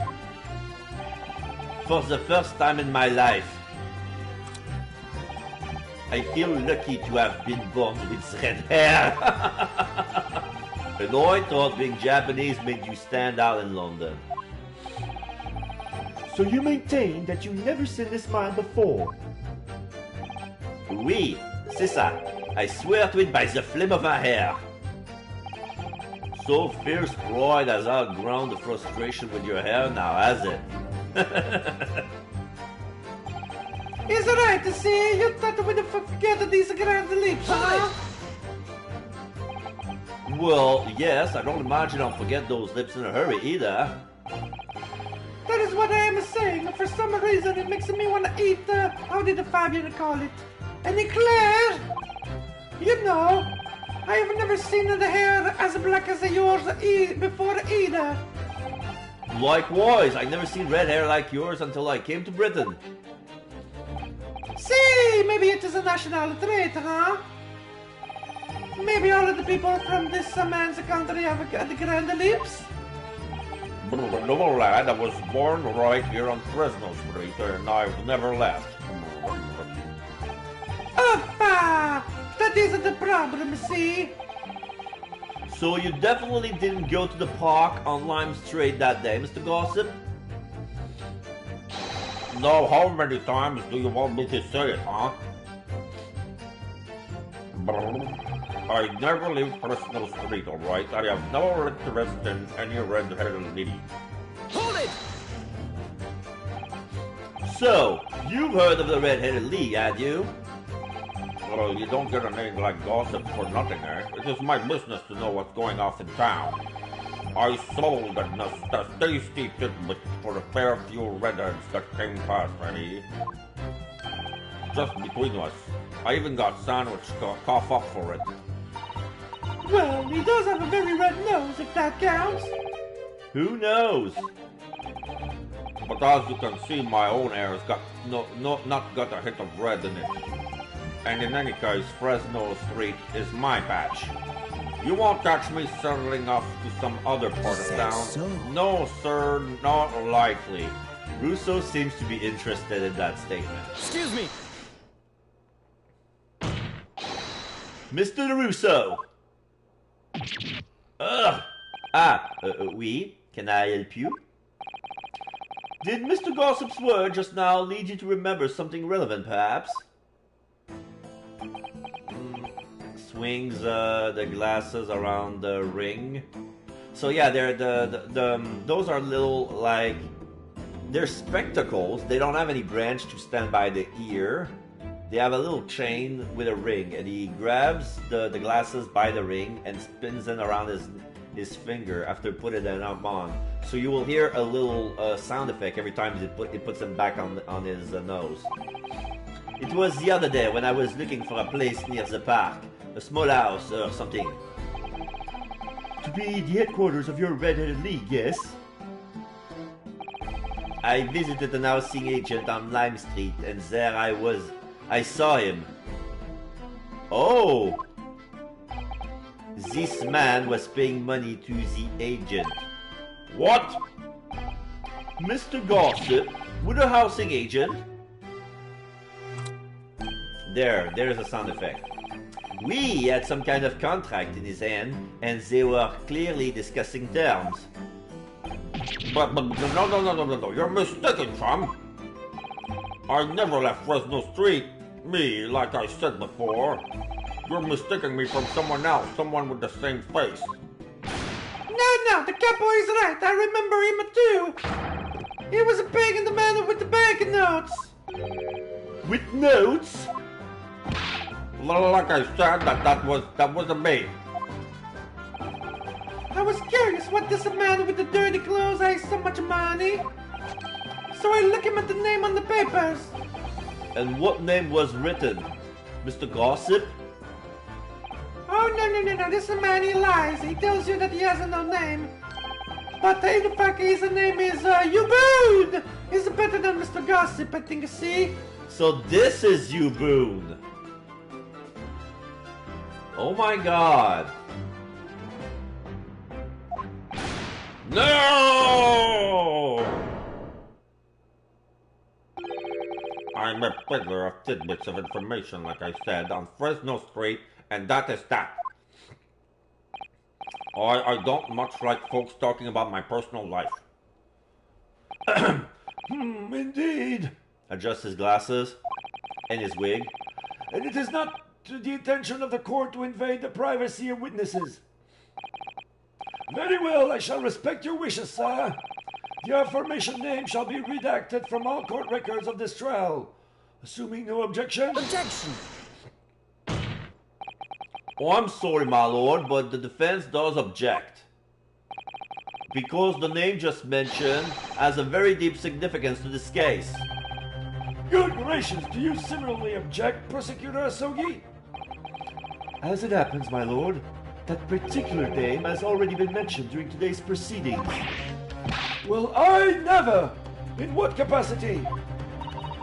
U-Boon, the man of the leaseholder of the room. Let me put this very simply. The victim's body was discovered in your rented room. Gossip, ... I suggest, sir, that you start talking. Well, all right. I suppose that might be the case, aye? Rubble. So your real name is U-Boon?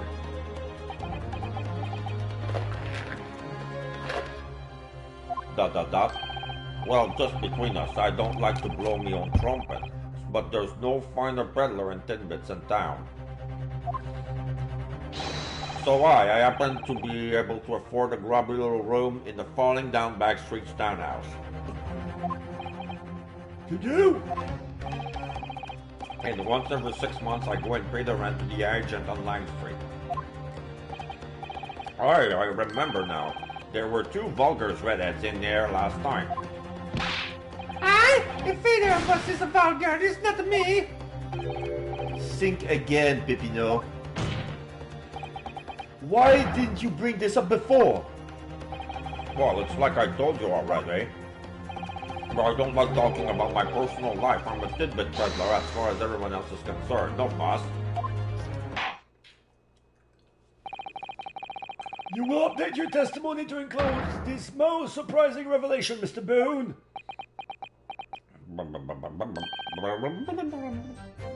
If I must.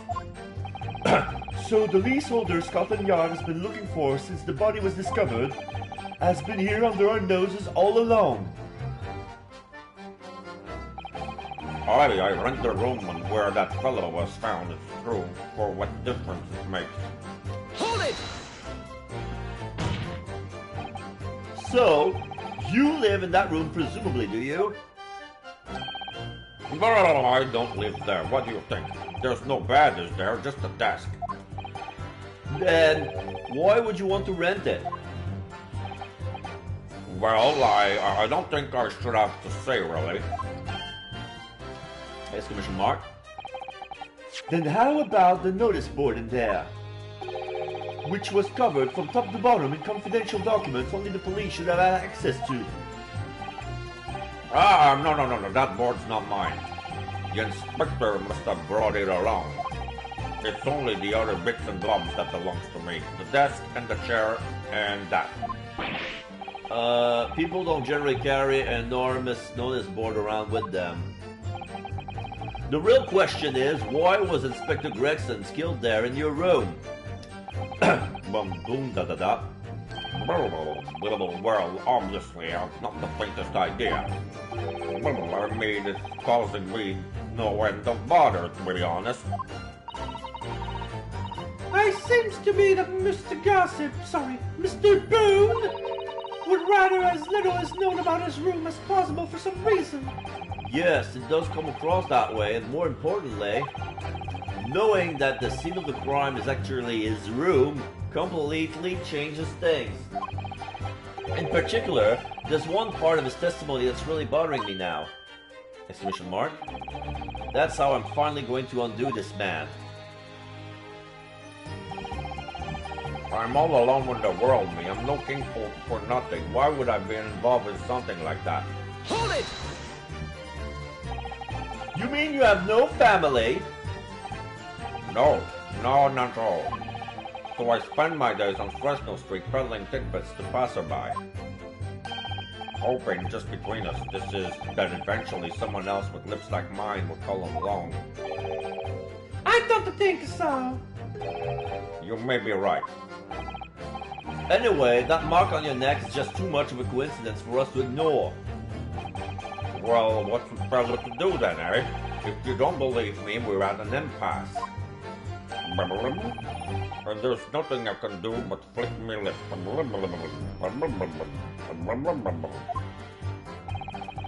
It looks like I'm not going to get anywhere here unless I can produce some proof. You're basically saying I got dressed up and posed as some fancy inspector, are you? Well, it's beyond me how you think I could do that. Just look at me, eh? Does it look like I could carry off a disguise with a face like this? I'm all alone in the world. I have no kingfolk or nothing. I would be involved in something like that. You know what? The contradiction here would be that he says that the desk and the chair is his only position, but you know what? What about that picture then? What about that framed photograph of Mrs. Vigil? Objection! There you go. If you have no kingfolk, as you put it, then explain why is that among the sparse furnishing we found this photograph in the room. I presume as you've been renting the room that this photograph belongs to you, does it not? Well...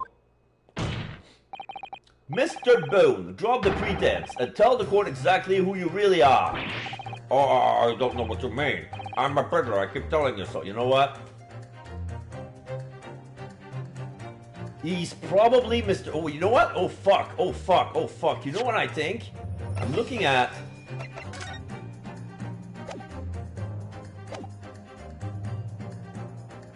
the picture of Mr. Vigil. I don't think that's him. But, you know... Is he in the People's Record?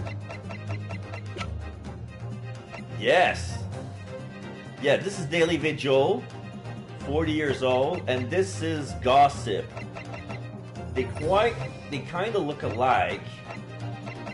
The eyebrows are almost identical. But yeah, his face has been plastered. I think that he changed his identity.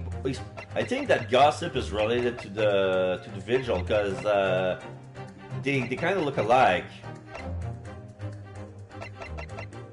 He looks young though. They're probably their EV Vigil 36, so it's probably their child. So he should be around his 20s. That would make sense. He looks like a kid. He looks like a late teenager, like a young man. You really don't need to bother with me. Please, just leave it alone. As the man says, leave it alone. Whatever the truth is about this man's life, it has no bearing on this case. Because it's simply not possible that he impersonated Inspector Gregson. Objection! How can you be so sure? Just look at the man. No amount of disguise could ever hide those unmissable features. Objection! But what if we were to look at this the other way around? What do you mean? Yes, counsel, what do you mean? Well, there's no denying that Mr. Bloom's lip is very prominent indeed. But consider the possibility that his prominent lip is itself part of an elaborate disguise. Exclamation mark. Then hiding that prominent feature, in other words, revealing his true face, would make an utterly impenetrable disguise. Wouldn't you agree, Mr. U-Boom?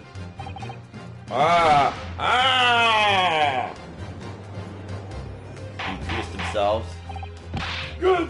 Witness, are you still hiding the truth from this court? ...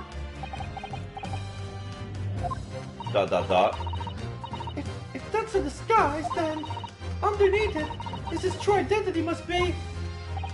Yes, that's right. He's really only one person he could really be. My lord, the defense believe it can relieve Mr. Boone's true identity to the court. No, please, no. Very well then, counsel. What is the true identity of this peddler who goes simply by the name of Gossip on the street? Miss Daily Vigil, present. Take that! Your real name is actually Mr. Vigil, isn't it? Mr. Daily Vigil. Yarg! You don't recall that name, counsel? Who is this Mr. Vigil? It's a name I encountered yesterday, my lord. It has to do with a certain client of Mr. Hillock Sholmes. A young gentlewoman came to the detective asking him to locate her missing husband.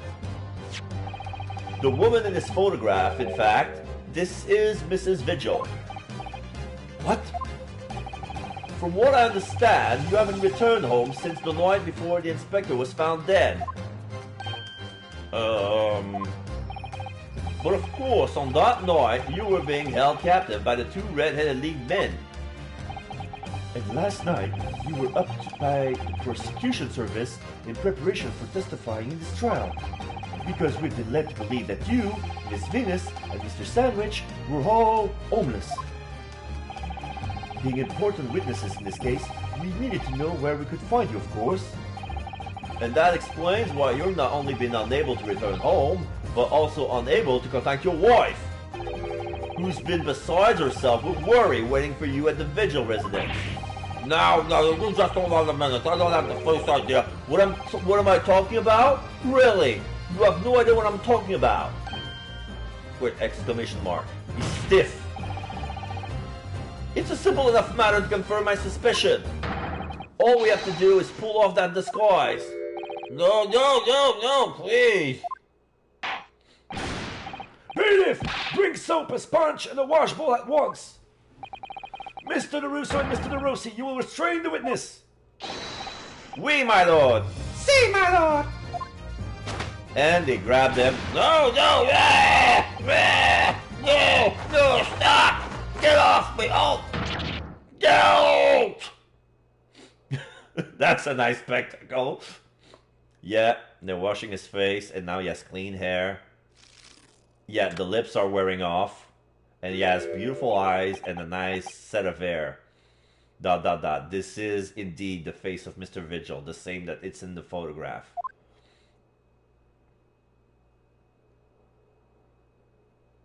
So his eyes was actually makeup. He has big eyes and exaggerated eyebrows. That was actually makeup. And the big lips was a big prosthetics. Well, we are now seeing your true features, I presume. And he has his gentleman clothes. He looks exactly like in the picture. Lift your head, sir, so the court can see your face. It would appear that the defense counsel's assertion was entirely correct. This has all been a very elaborate deception. So, witnesses, tell the court, have you seen this man before? I don't believe it, but... See, there is no question. This is the inspector we signed the park. Yeah, he does have sad eyes. And yeah, the description match, if I recall what the Rossi said about his face description, it matches. Extraordinary! Rabble. On the day of the Red-Headed League enrollment, the man claimed to be Inspector Gregson, who appeared before Mr. DeRusso and Mr. DeRossi in the park. Was you disguised as the inspector, or rather, was you posing as the inspector in no disguise at all? Vigil, Mr. Vigil was formerly employed as a chief warder at Barclay Prison. The chief warder? Then your career had promise. Why would you quite possibly have become the future governor of the prison? What on earth have you been doing peddling tittle-tattle on Fresno Street? Well, it's been 10 years since Mr. Vigil worked at the prison. 10 years? Vigil, You will not say a word. Oh! I'm really dreadfully sorry about all this. So basically I'm doing my lips voice, but I'm removing my lips, so I'm left with this voice. So this is gonna be Mr. Vigil's voice from now on. Yes, it's true. I am Daily Vigil. And you were the chief warder at the Barclay prison 10 years ago? So where did Mr. Hugh Boone come from? Boone is the other me. His name I invented. Well, evidently, there's a great deal under the surface here. I'll explain everything. I'll tell you just how wretched my life has become.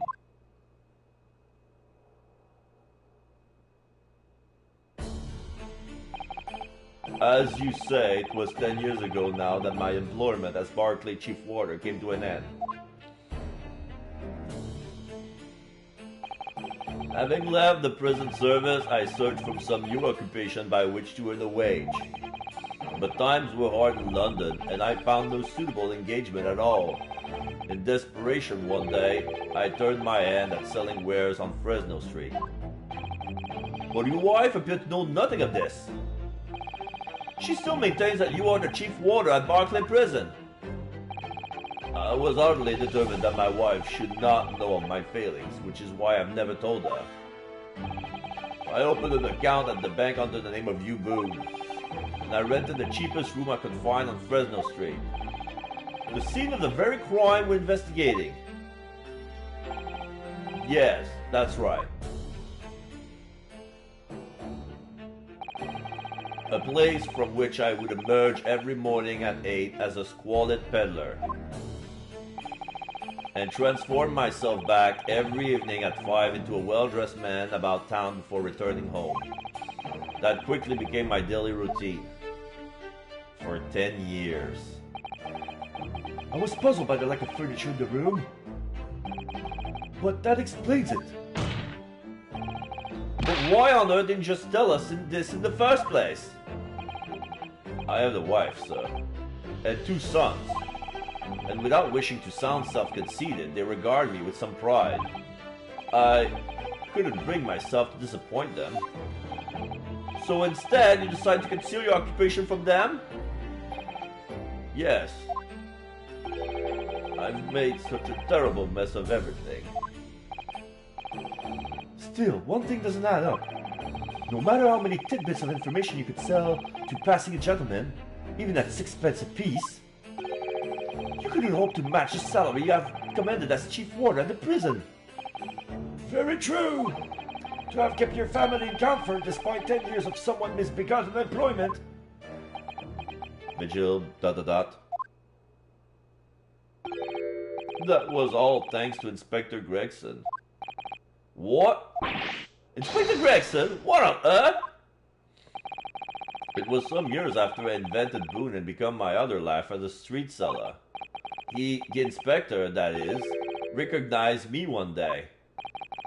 Do you mean to say the victim was an acquaintance of yours? I knew him from my time working at the prison. Okay, now we see a scene of Vigil in his gossip disguise in the shadow in front of a house, and then we see a silhouette of Gregson coming next to him. When he saw what I'd become, he was deeply troubled for me and my family. And from that day forward, he visited me on Fresno Street with increasing regularity. Then one day, he asked me if I could carry out a secret assignment for him. A secret? What was it? Was to impersonate the inspector. What? Impersonate him? We always met in that little room so the inspector could brief me. Visit Orxes tomorrow and take a statement from the proprietress. It was always something along those lines. Surveillance work, interviewing people. On those occasions, he would lend me his identification so people would believe who I was. My instructions were to make an impression, to let people know that Inspector Gregson had been at work. And for those services, he compensated me financially. A Scotland Yard inspector willingly relinquish his identification into your care with intent to deceive. That, as I'm sure I need not point out, is a very serious criminal offense. But why? What was the point of you impersonating him? I'm gonna take a sip of water.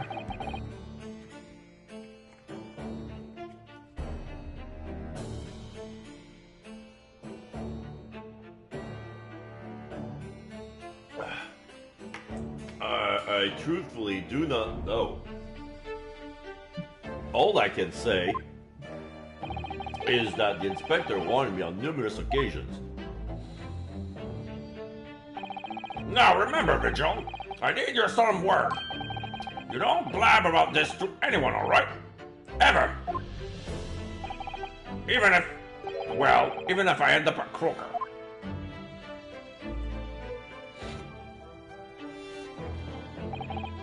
In time, he started to bring papers with him to the room as well. So he built up the notice board into Vigil's rented room. It became something of a second office for him.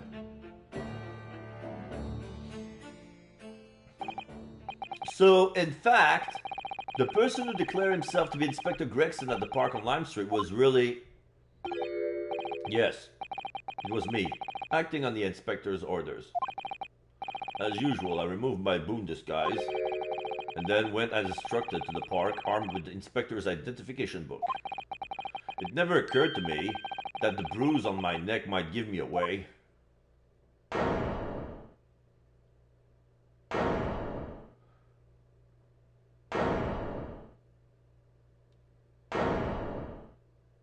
Okay, so we have a look at Ryunosuke, then the prosecution, then the judge, then back at the witness.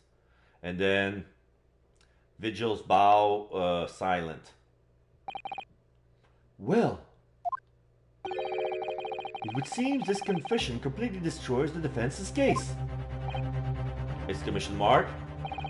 Explain yourself, Prosecutor Asogi. My learned friend's assertion was as follows. The victim was killed at another location on the day before scopes were discovered. At the hands of these two Red-Hand League men with their imprisoned the inspector. Oh, he did the same thing, the same slap as Ryunosuke, but then he kind of hurt his hands. But no, that can't be. He did it again. After all, it wasn't the inspector who went to the park that day, it was me. Oh, goodness. Finally, we have clarity. We had nothing to do with the murder of the inspector. And merci, Monsieur de la Défense, for proving it. Whoa. Arg! Bravo. Order, order, order! Indeed, it would appear that we have reached a de facto conclusion of sorts. These witnesses have no involvement in the murder of the victim. As proven somewhat ironically by the defense. I hereby call an end to the cross-examination. Hold it! Who says hold it? Judge is surprised. Susato is surprised. Asogi? Asogi says hold it. Pardon me, my lord, but with your permission, I would like to pose one further question to the witness. Azuma? What question, counsel? It concerns the event of 10 years ago. I believe you would have been present at a very significant execution that was carried out at the time. Oh yeah. Oh yeah, we're gonna bring the case of the professor. You know my father! You hung him! 10 years ago? Exclamation mark. The execution of the professor, Genshin Asogi! I want to know exactly what your involvement was. Oh. Answer me, man! Exclamation mark. Okay, I like this team. This is an improved team of Asogi. One moment, counsel. Is this related to the current case? ... Naturally. It is the prosecution's belief that this case and the event of 10 years ago are inextricably linked. Does the defense concur, counsel? Kazuma, you're not yourself. You're not as calm as collected as usual. Poor Kazuma-sama, no wonder he's acting this way. Mr. Vigil's memory of what happened 10 years ago would tell the tale of Genshin Asogi's last moment, his own father. Oh, I know, I do understand that, but even so... Kazu... I mean, Prosecutor Asogi... Exclamation mark. Do you genuinely believe that this question requires an answer in order to learn the truth behind Inspector Gregson's death? I need you to trust me. Please. ...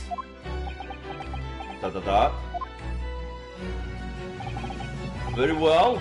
Then the defense has no objection. We see. In that case, you will answer the question, witness. Vigil, The truth is, I remember very little of that time. You've forgotten?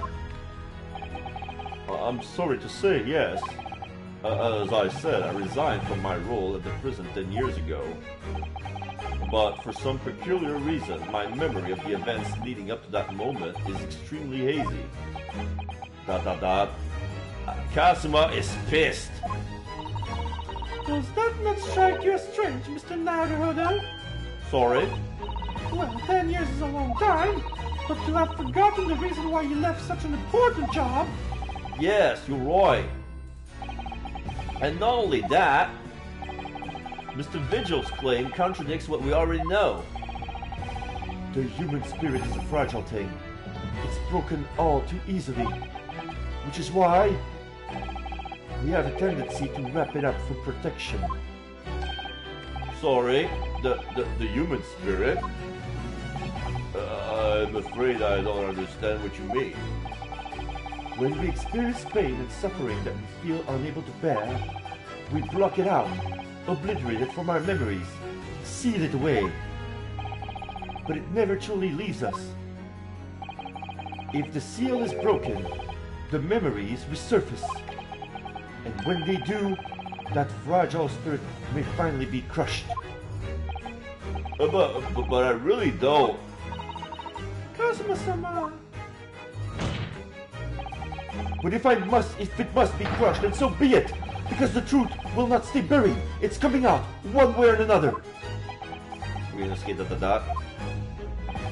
Roy, now I understand. It's clear that what his intentions are. He means to expose the truth at any cost. Perhaps if I pointed out the contradiction in what Mr. Vigil claimed earlier, it might cause some crucial memories to return to him. But should I? Should I present the evidence or not? Do it! Oh, I have no idea how this is going to go. But this is a court of law, and now I have a duty to pursue the truth. Mr. Vigil, I'd like you to look at this. Evidence that clearly contradicts your version of events. The harsh reprimand accorded by Mr. Vigil 10 years ago that resulted in losing his job as shift warden in Barclay. Take that! Just a few moments ago, you made the following statement. I resigned from my role at the prison 10 years ago. Well, yes. In other words, you claim to have left the post of chief warder of your own volition. Well, yes, of course. Why? Tell me. Do you remember seeing this document before? No. No, I don't. This is a dismissal notice ordering the immediate termination of a prison staff member's employment. A dismissal notice?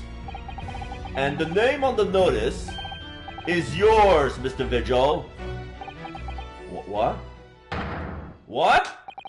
It's mine? So you didn't resign from the prison service at all? For some reason, you were dismissed as chief warder from Barclay. No, there's been some mistake. I'm sure. I'm sure I tendered my resignation. This dismissal notice is nonsense. Oh, I'm fading. Isn't it? Oh. If you were forcibly dismissed, there must have been good reason. Clearly, you did something. Mr. Vigil, it's time to break the seal and have you remember. Mr. Vigil. Scroll. According to the few remaining records, the final execution that you supervised was on the 17th of June, 10 years ago. And on that day, something very serious took place at Barclay Prison. The 17th of June? What was that? Was that the professor's execution? Professor? As you were the chief warder at the time, it stands to reason that you would have been present throughout the proceedings. It does sound familiar. And yet, that execution never took place. The convict ostensibly executed earlier that day, later re-emerged from his grave. The convict came back to life? In the cemetery in the middle of the night, there was a witness. However, the witness claims that a moment after he saw the convict clambering out of his grave, a gunshot ran out from over his shoulder, and the bullet pierced the professor's chest, killing him instantly.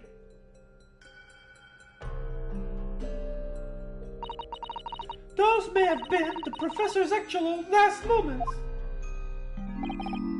Yes. Yes. Seeing as you were in charge of overseeing execution at the time, you must know the truth about what really happened. It's in your head, somewhere deep down. Vigil, Well, Chief Warder Daily Vigil, I know there are memories in your head that can explain what happened on the 17th of June 10 years ago. And now it's time for you to drag them up. Ah, my head. Mr. Vigil?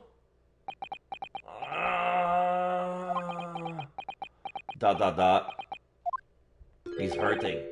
Yes, the whole prison. It was completely chaos. The prisoner escaped. He was killed in the cemetery. The shocking news ripped through Barclay like a hurricane. What? What? Order! Order! Order! Do you mean to say, Mr. Vigil, that your memories of the time I've returned? My head, it's like some floodgates have been opened. The images, the screams. Oh my goodness.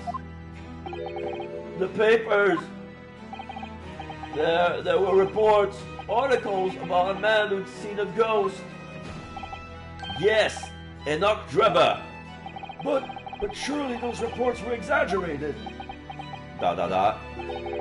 There were traces at the scene. Traces of what?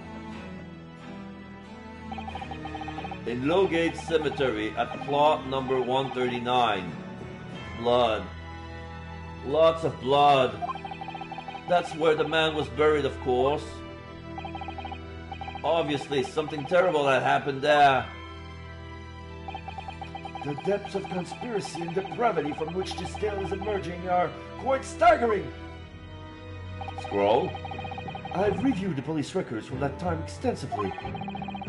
A thorough investigation was conducted by Scotland Yard to ascertain how the convicted managed to escape in the first place. And the conclusion reached by the investigating team was that a member of the prison staff must have been involved. Are you suggesting that a prison warder abetted this man's bid for freedom? Oh, yes. Yes, and I was suspected of doing it. Of using that mass murderer's execution as a way to help him escape. You did what? I remember now. The horror of it all is coming back to me.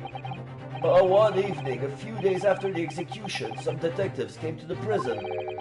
I was called to the governor's office at the top of the watchtower. Caden. Oh shit, he's holding an axe! I just noticed because now we see a full view of him. He has a pair of cufflinks on his left side of the belt, but on the right side he has one hand axe on his right leg. I'm sorry, Daly. This is a serious business, but I can't help you now. As Chief Warder, you're responsible for overseeing the execution of it, eh? Well, it seems the fellows at Scotland Yard want to have a few wee words with you about it. He turns his back. You better pack your things, laddie. You're to attend in person. As soon as he told me that, my mind just went completely blank. And the next thing I knew, We see the governor's office. Professor, the most hated killer in our country's history. We see the big windows, and I let him escape. I'm finished. My life is over. He jumped! Ah! This vigil screamed to his death, and then his eyes turned blank, his face is pale, and he fainted on the floor. He jumped from the window? Is that what they're trying to say? Order! Order! Bailey, fetch a doctor at once!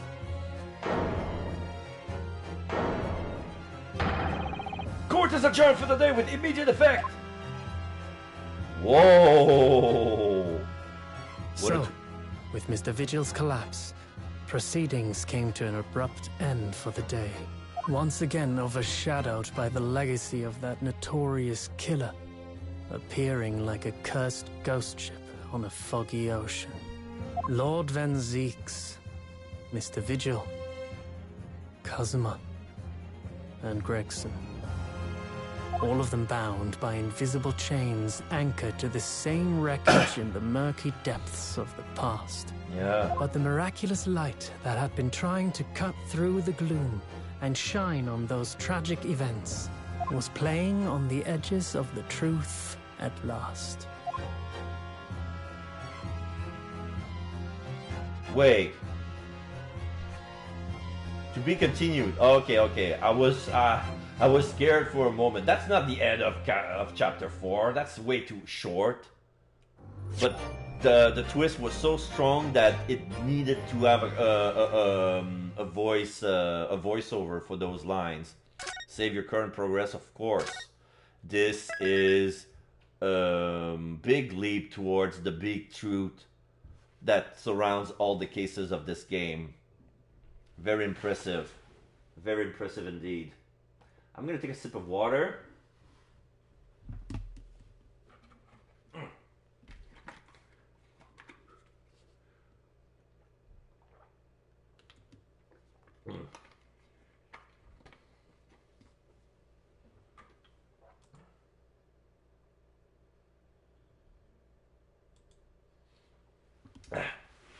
All right, save complete. Oh, we're back at the investigation. Oh, okay, because the court is adjourned. We have to go back. 2nd of November, 3:38 p.m. Shome Suite. Oh, I still can't quite believe what just happened. I know, I inquired with the bailiff after the court session was adjourned. And it seems Mr. Vigil was taken to hospital to recover. Right. Because he fainted. 10 years ago now, Mr. Vigil attempted to commit suicide by jumping out the window of the prison governor's office. But ever since then, he's completely blocked the memory of those events from his mind. Nobody knew his secret, not his family, not even the man himself. Roy, I forced it out into the open. Was it wrong of me to do that? Did I overstep the mark, I wonder? Runa! Oh, Iris. You were miles away! Anyway, I brewed a fresh pot of soothing tea for you. Oh, thank you. You and Susie had an exhausting day so far, haven't you? Oh. Thank you, Iris. How thoughtful of you. Do you happen to know where Mr. Shome is? When we came out of the courtroom back into the defendant's antechamber, it disappeared. Oh! No, I don't know. He just suddenly sprang up to his feet and laughed. All he said was, "I must leave." I wonder if he's pursuing the mystery of Inspector Gregson's death. Iris done that. Well, you know what Hurley's always saying, don't you? There are mysteries in this world that should perhaps never be solved. Exclamation mark. For the construction of a solution comes only at the expense of the destruction of something else. What does that mean? He knows very well that when you open someone else's old wound, you often open your own too. But he just can't take his own advice and leave well alone. Solving mysteries is too important to him. That's so true. But that's what I like about Hurley after all. I suppose that's the lot of a great detective in some ways. That's the lot of a great detective in some ways. So then, let's have tea, and then I'll give you a hand. Oh, do you have time, Iris? Yes, I finished this month's manuscript at last, with barely a day to spare before the deadline. Oh, I'm so looking forward to it. A brand new story to read in the adventures of Sherlock Holmes. You know, I always hide Hurley's violin in the days before I have a deadline. You do? Poor Mr. Sholmes. I'm sure that's very wise, Iris. How sensible of you. Now then, my dear fellows, let's make a plan of actions before we continue our investigations. All right, let's talk. This morning's trial. So, how did it go in court this morning? Well, we still don't know the truth about what really happened, but one thing's increasingly clear. Lord Van Zieks definitely didn't do it. Oh, goody! Yes, that's right. We managed to uncover several new facts as well. Oh, really? And there was another development too. Cosmo. Yes, it's quite clear now that Cosmo-sama is not himself. The way he's acting, it's almost as if he's possessed. I know. I mean, at the end of the proceedings earlier, it was like a bloodhound, the way he was chasing down Mr. Vigil's forgotten past. He's not normally so mercilessly persistent.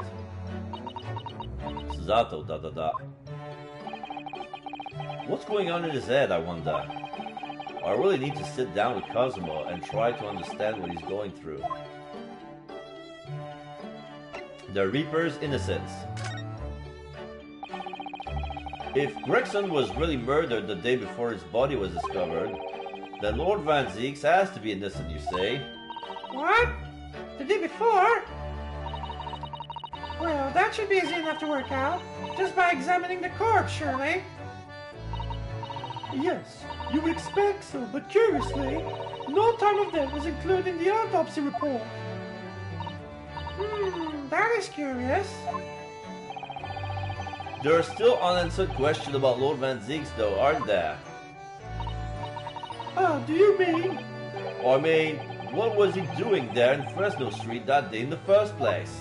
Well, according to the man's testimony, he said he was investigating Inspector Gregson's, didn't he? And it turns out that little room was actually the inspector's secret office. Oh, that sounds like it has all the markings of a wonderfully devilish plot. But then, why was that notice board in there covering all those particular papers? Papers about cases with a link to the Reaper. I'm starting to get a bad feeling about all of this. Oh dear, that sounds more like something horribly devilish.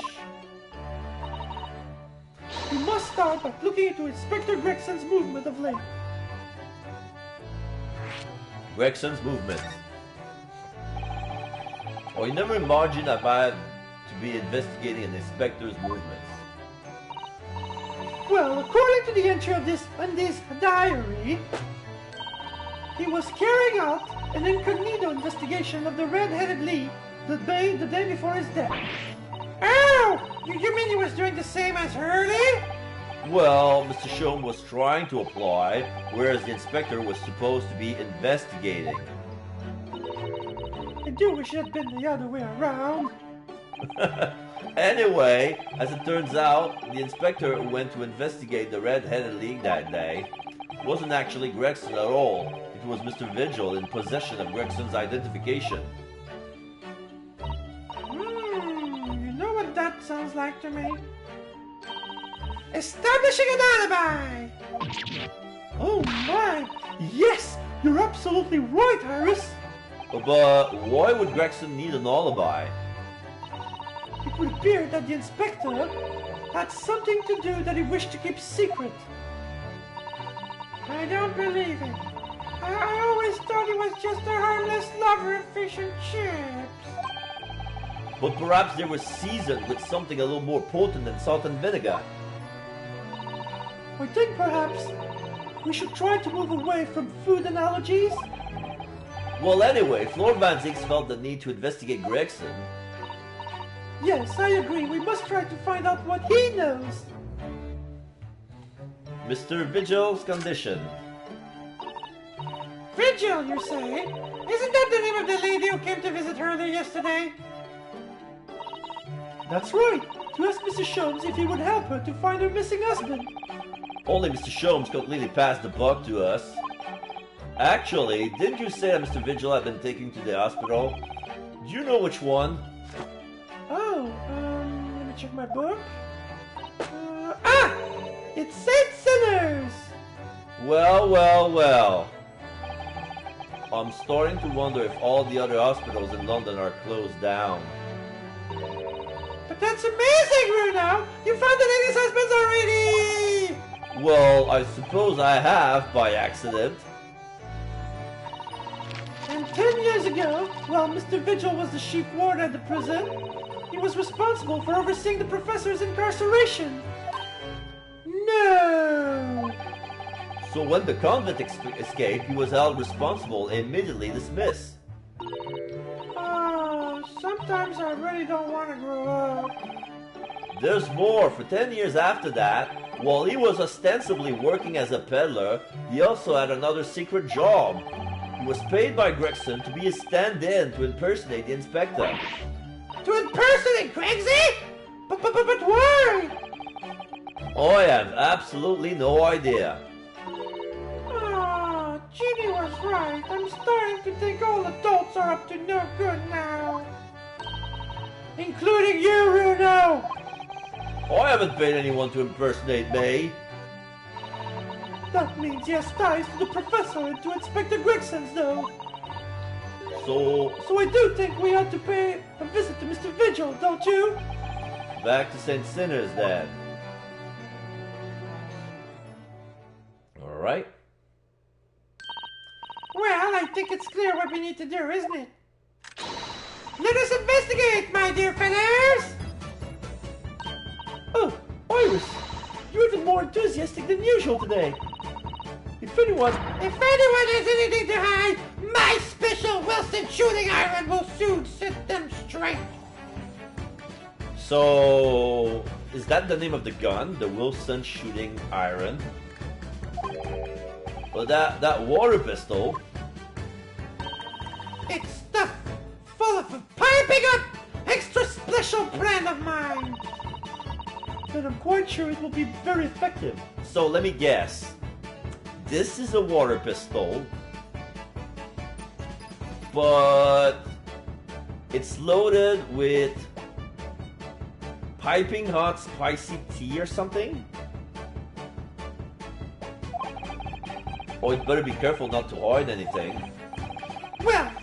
Well, it feels a little strange that Mr. Sholmes is nowhere to be seen, but still, let's go and see what we can find out. Yes! Both Susato and Iris says together. Alright, let's move out. We can go to Lord Chief's Justice, but it's in black and white. The Waterloo Motel, we cannot go there. The Prisoner Governor's Office is blocked. We have the prison and Fresno Street Room, and Mr. Virgil's hospital bed. Let's check Lord Chief Justice Office to see if we're gonna see more about Strongheart. I'm just curious. Yes! The 2nd of November, British Supreme Court, Lord Chief Justice's office. So yeah, Strongheart is standing there talking to Cosima. So probably we're here for Kazuma more than for Strongheart. No arguments, Prosecutor Asogi. You will continue with the trial exactly as I instructed. Is that clear? Perfectly. It's Kazuma-sama! Oh, he's been grounded. Probably Strongheart didn't like the way that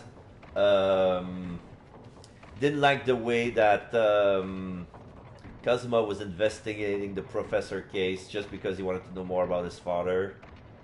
Like he had something to do with this.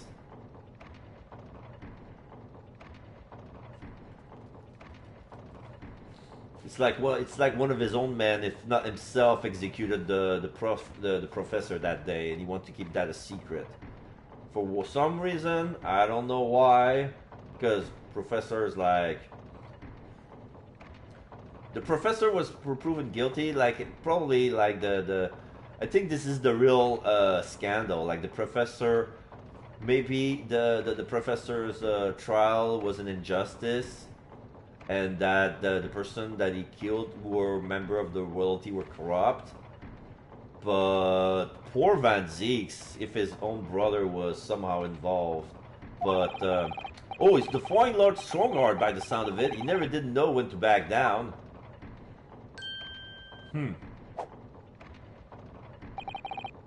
On your way now, Asogi. My lord. Crossing his arms, looking at us, ... Kazuma! Looking down, and he leaves. He left without saying a word! Now Strongheart comes to us. Yes? What are you doing here? Oh, I was just hoping to ask you for a few questions, if you wouldn't mind.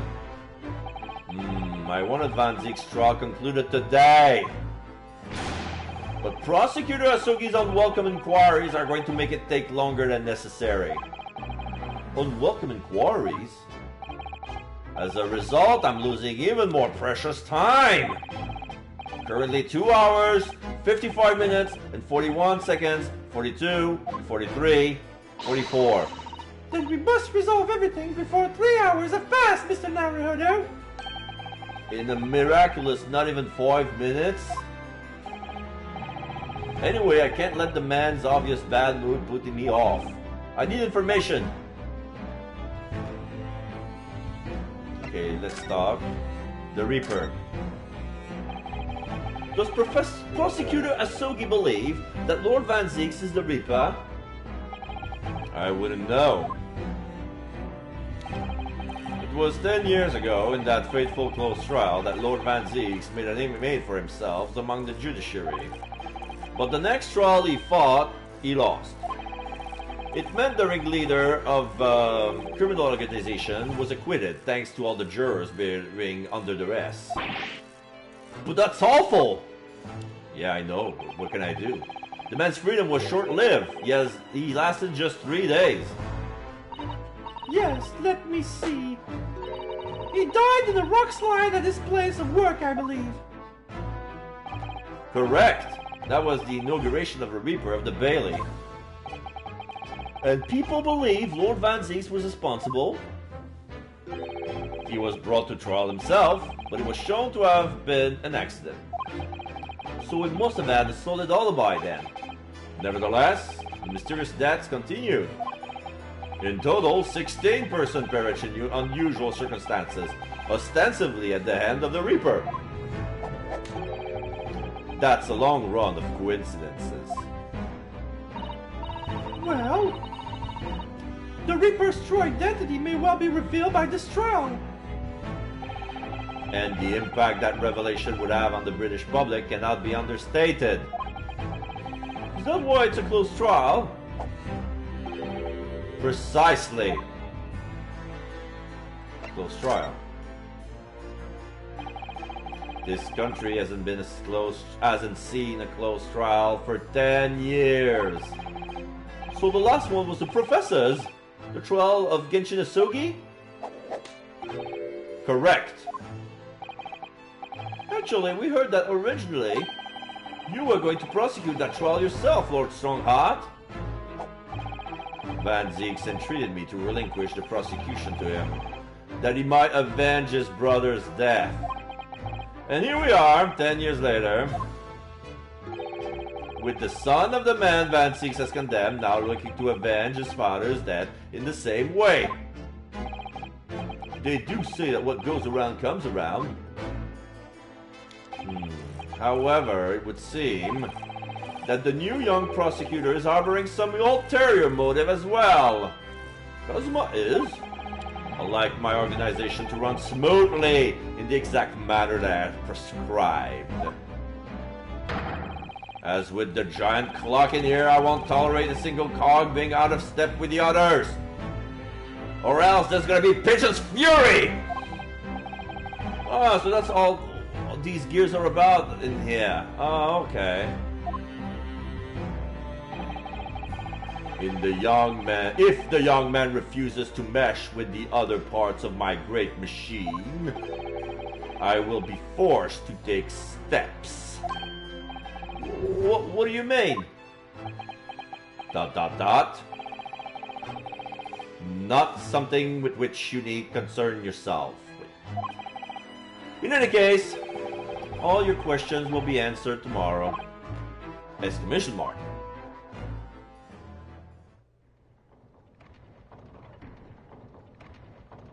Looking at the time. Now I shall have to ask you to excuse me. As of this moment, I've been delayed from attending my next meeting by precisely 3 hours. Oh my, there's a long time! And I hold you entirely responsible.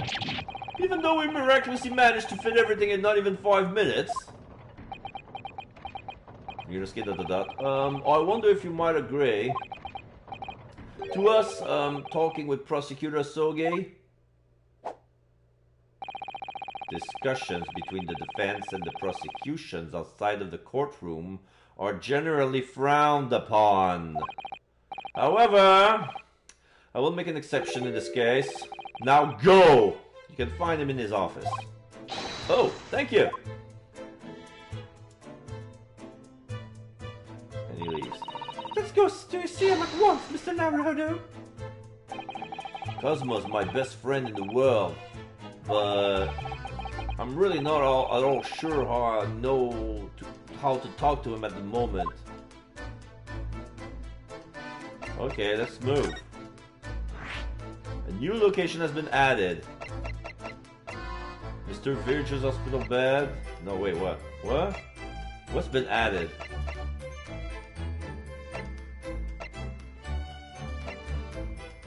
Oh, the prosecutor's office has been unlocked. Okay, because, yeah, the prison governor's office is still locked. The Great Waterloo Hotel is still locked. Let's go to prison. Let's see Van Zieks. Reading a book. 2nd of November, local prison, cell number 1.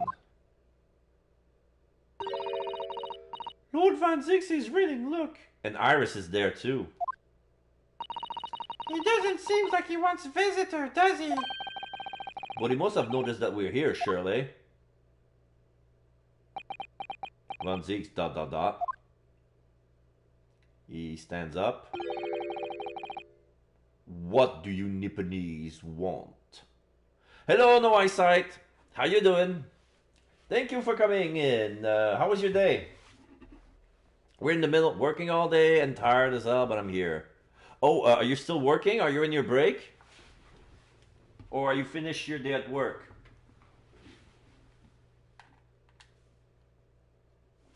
So right now we're in the middle of the case. The court has been adjourned because one of the witnesses has fainted, and we cannot continue without his testimony. So it was delayed until further notice. If he's fit enough to come back into court, the trial will resume. But right now we're investigating what we can. You're actually making proposals to companies to open up a store online. I'm trying to see if I can get a grant. Oh, that's wonderful news. Okay, so you're taking steps towards your little project of creating an online store. I remember you telling me about it, and that's good news, right? So I try to recall what we've learned in the final chapter so you could be up to speed. Basically, we talked with the members of the Red-Headed League. Basically, the captain, who was the tall Frenchman who was called Fabien de Rousseau, and his little sidekick was the short, the chubby, small, looks like a child. What was his name? Peppino de Rossi. So he was an Italian. And funny enough, the Frenchman was wearing blue clothes and the Italian green clothes. With their red hair and their white skin, they look like their respective flags. So that was the little trick to them. So yeah, the Rousseau looked like the French flag, and the De Rossi looked like the Italian flag, and he was eating Napoli spaghetti by the fork, like nom nom nom nom nom nom nom. Pepino in Spanish means cucumber or pickle.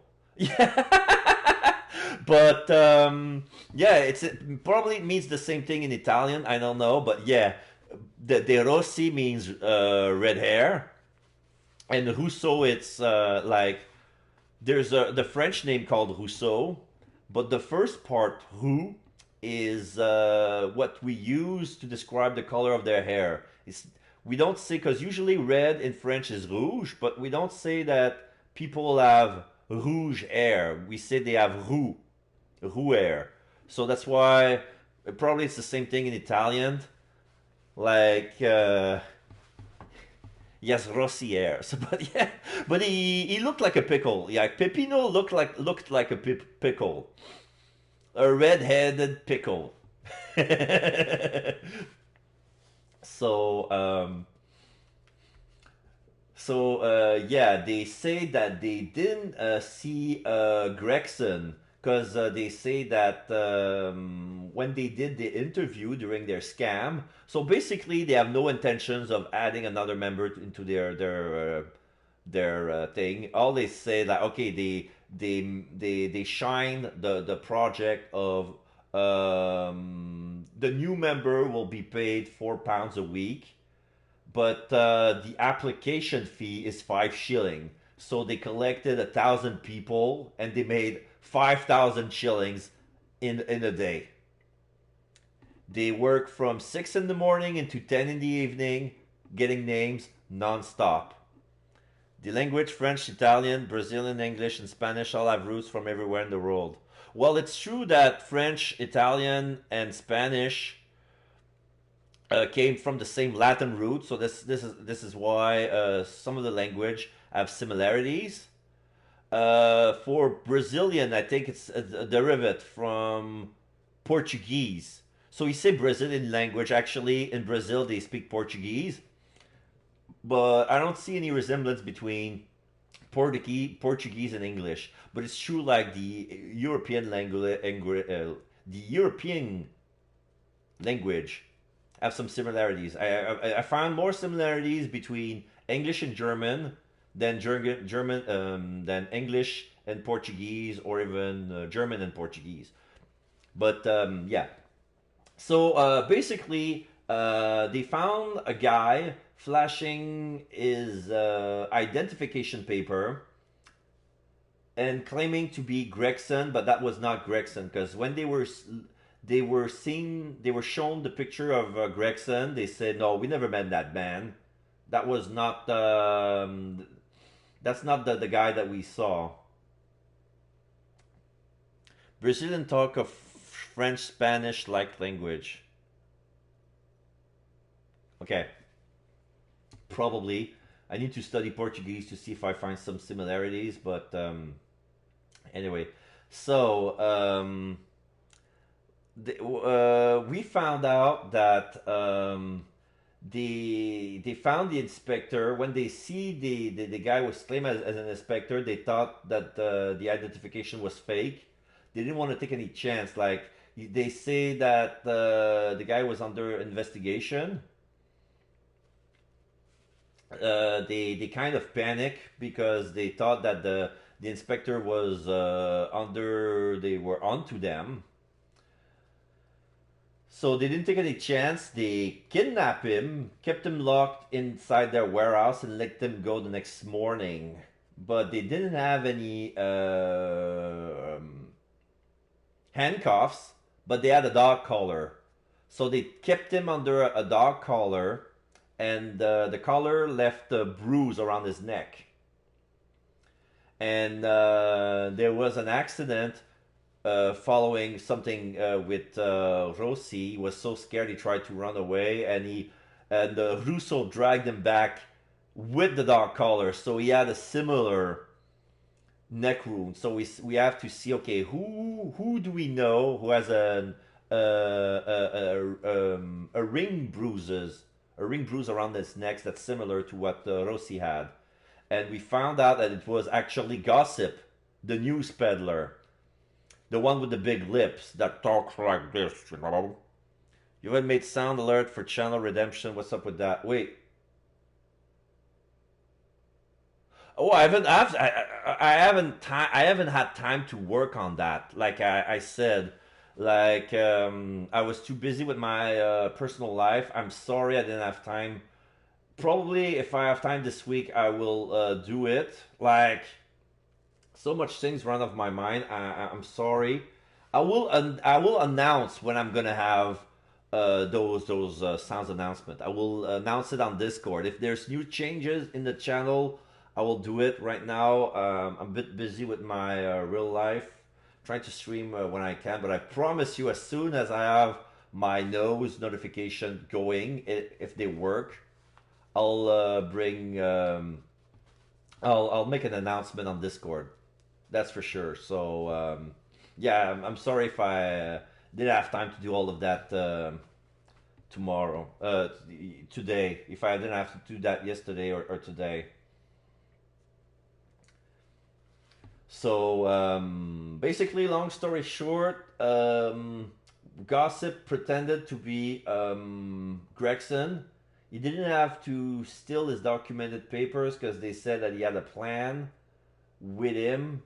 He basically confessed that he planned he was working with Gregson, that sometimes there would be moments where he had to pretend to be the inspector that is under investigation, and we think that's Gregson making an alibi so he can be working in secret with some others' personal cases. That's probably regarding the Reaper. So that's why there's room. So yeah, Gossip's real name is no, it's not real name. Gossips is like a street name. He rented the name Hugh Boone belonged to him. So basically, Hugh Boone was a news peddler persona, but we figured out that that Hugh Boone himself was another decoy. It was actually the warden, Daily Vigils, the missing husband. We actually found him, and that's him who had trauma about what happened 10 years ago. He had some very strong memory hidden, and it revolves with him committing suicide. Because what happened with the professor is that he escaped, and since he was the chief warden, he took the blame for the escape. And they said that somebody along in his staff, probably him, helped him escape. And when he realized that he had to take all the responsibility and it was dishonorably discharged, he has dismissed as chief warden, he says, oh, my life is over, and he tried to jump off the government's window. The governor's, Barry Caden's window. So he tried to jump off, like he broke the window, he fell, and that's caused the trauma memory, and then he fainted. He's at the hospital, and we're about to see him soon. Right now we're talking with our defendant, Van Zieks, to see more about. Okay, you got a phone call. No problem.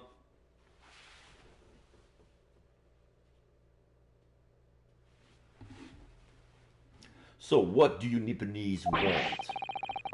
That's no way to greet the lawyers trying his hardest to prove your innocence, is it? Van Zieks ... shaking his head. Perhaps not.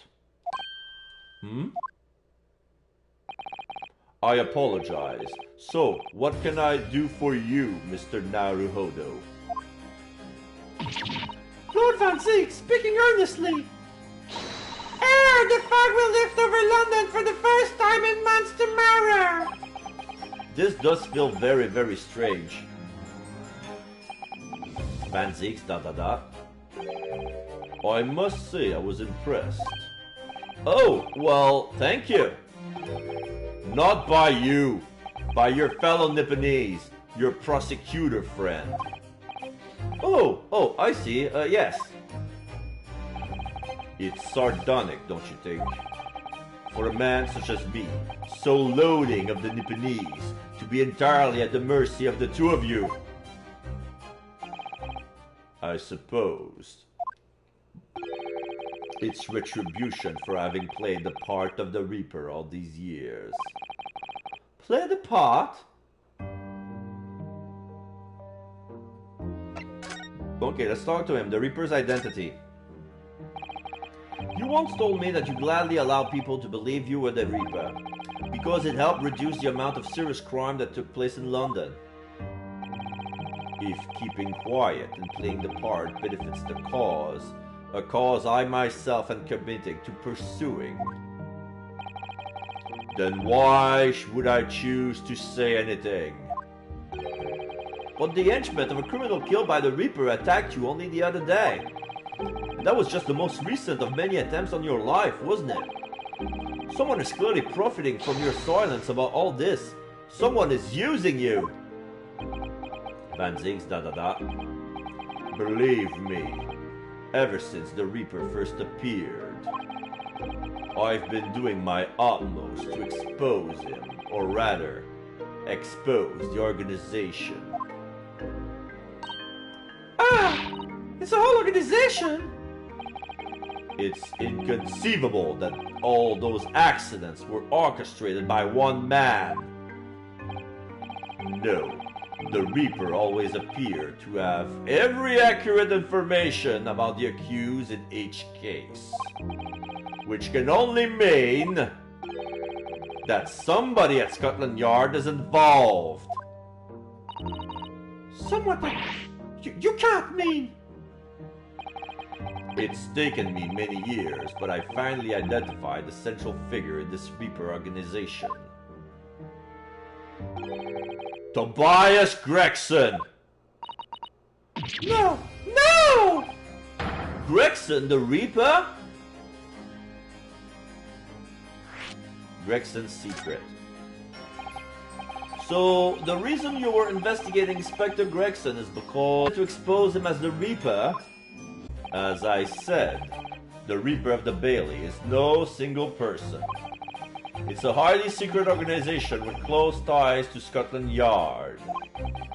But there's no doubt that Gregson was a key member of that organization. Oh, the leaked telegram.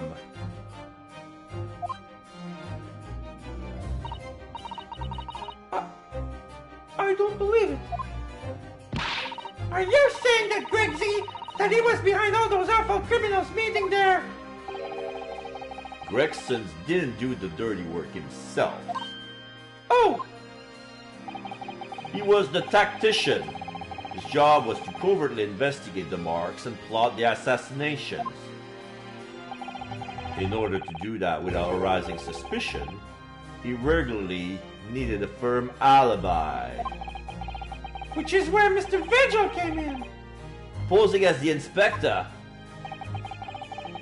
Vigil knows nothing, but the room he rents on Fresno Street was almost certainly the headquarters of the operation. Gregson would have met the assassin there for briefings. So we don't actually know who carried out the killings then. Actually, I do have a name. You what? If you can name the man, You have the true identity of the Reaper already then. Or if I can name the woman. Oh. She's a young woman by the name of Asa Shin. Oh, she's in the telegram. A Shin. Asa Shin. S-H-I-N-N. Wait, what? Shin? Miss Assassin? The true name of a terrifying killer I know only too well. Oh my fucking god, that's Giselle Breath. Giselle Breath was Assassin? Oh shit. Oh shit. It's getting juicy. I understand why the treatment. Wait. Assassin work with Gregson.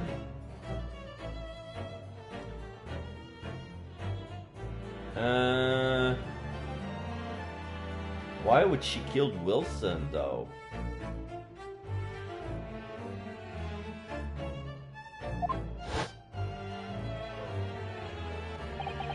She came to Japan posing as a visiting student and murdered Dr. John H. Wilson. Then, just when it seems that diplomatic protection would help her escape Japan and conviction, the mysterious woman was herself murdered in a small summer beach hut. And that woman was actually the Reaper of the Bailey?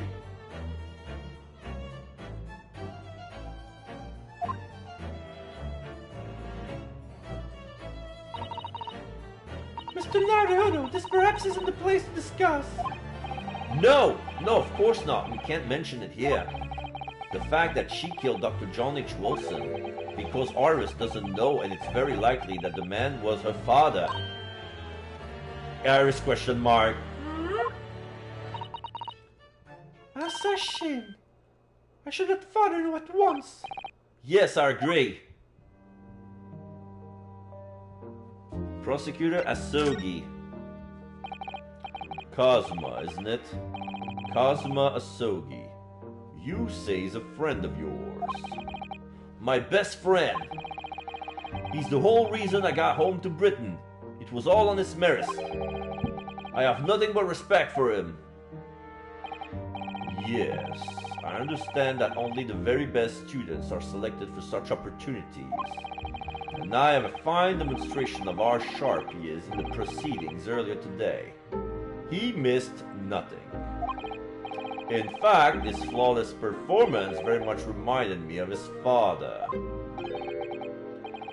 Genshin Asogi, the professor.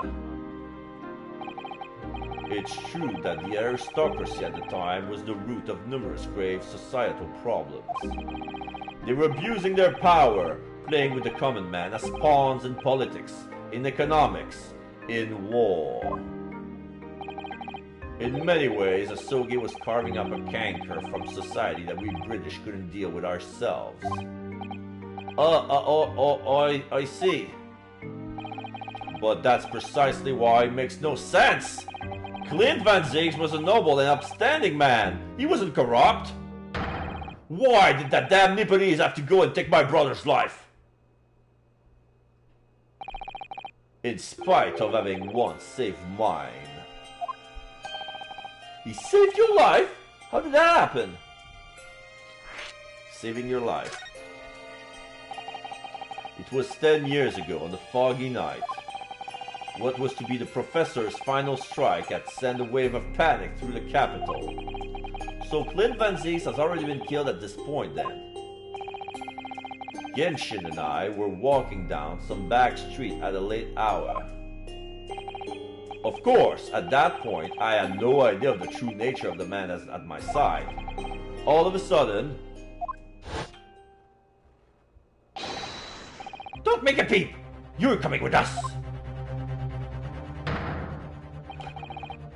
We were surrounded. All of our assailants were armed with pistols, their faces obscured by scarves.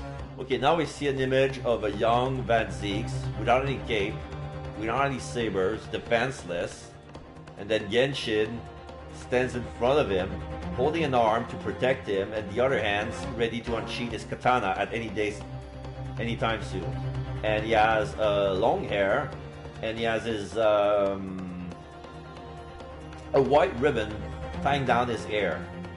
I forgot the name of, I think it's a natamaki, but I'm not sure. It's the same ribbon that Kazuma is actually wearing around his brow back when he was a student, not the prosecutor. He doesn't have his ribbon anymore. But Genshin has one similar to it, similar at length at least, around his very long hair. Clint was not only from noble heritage, he was a brilliant prosecutor as well. The scum of London hated the sight of him, and they had no sympathy for his younger brother either. I'd been targeted several times before already. Yeah, it's Van Zieg's alright, we got him! I could hear them murmuring amongst themselves. I knew they were after me. But just when I thought the time had come... If I let them kill you, Clint would never forgive me. It was Asogi's voice, just a whisper in my ear. Bang. After that, I don't remember exactly what happened. The next thing I knew, there was a silence all around. Genshin lay on the cobble street. Blood was seeping from his left hand. He had shielded me.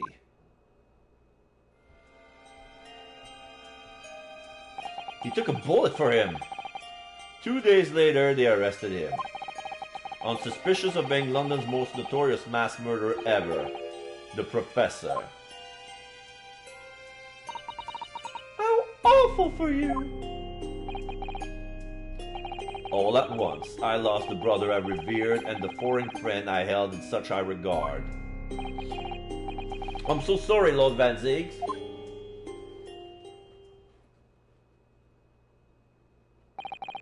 That's the end of my miserable tale. I never thought I would recount it to anyone. Well, thank you for confiding in me. The Professor, the Reaper, and Inspector Gregson. I wonder just how intimately related they all are. I still quite believe that Gregson was essentially the Reaper.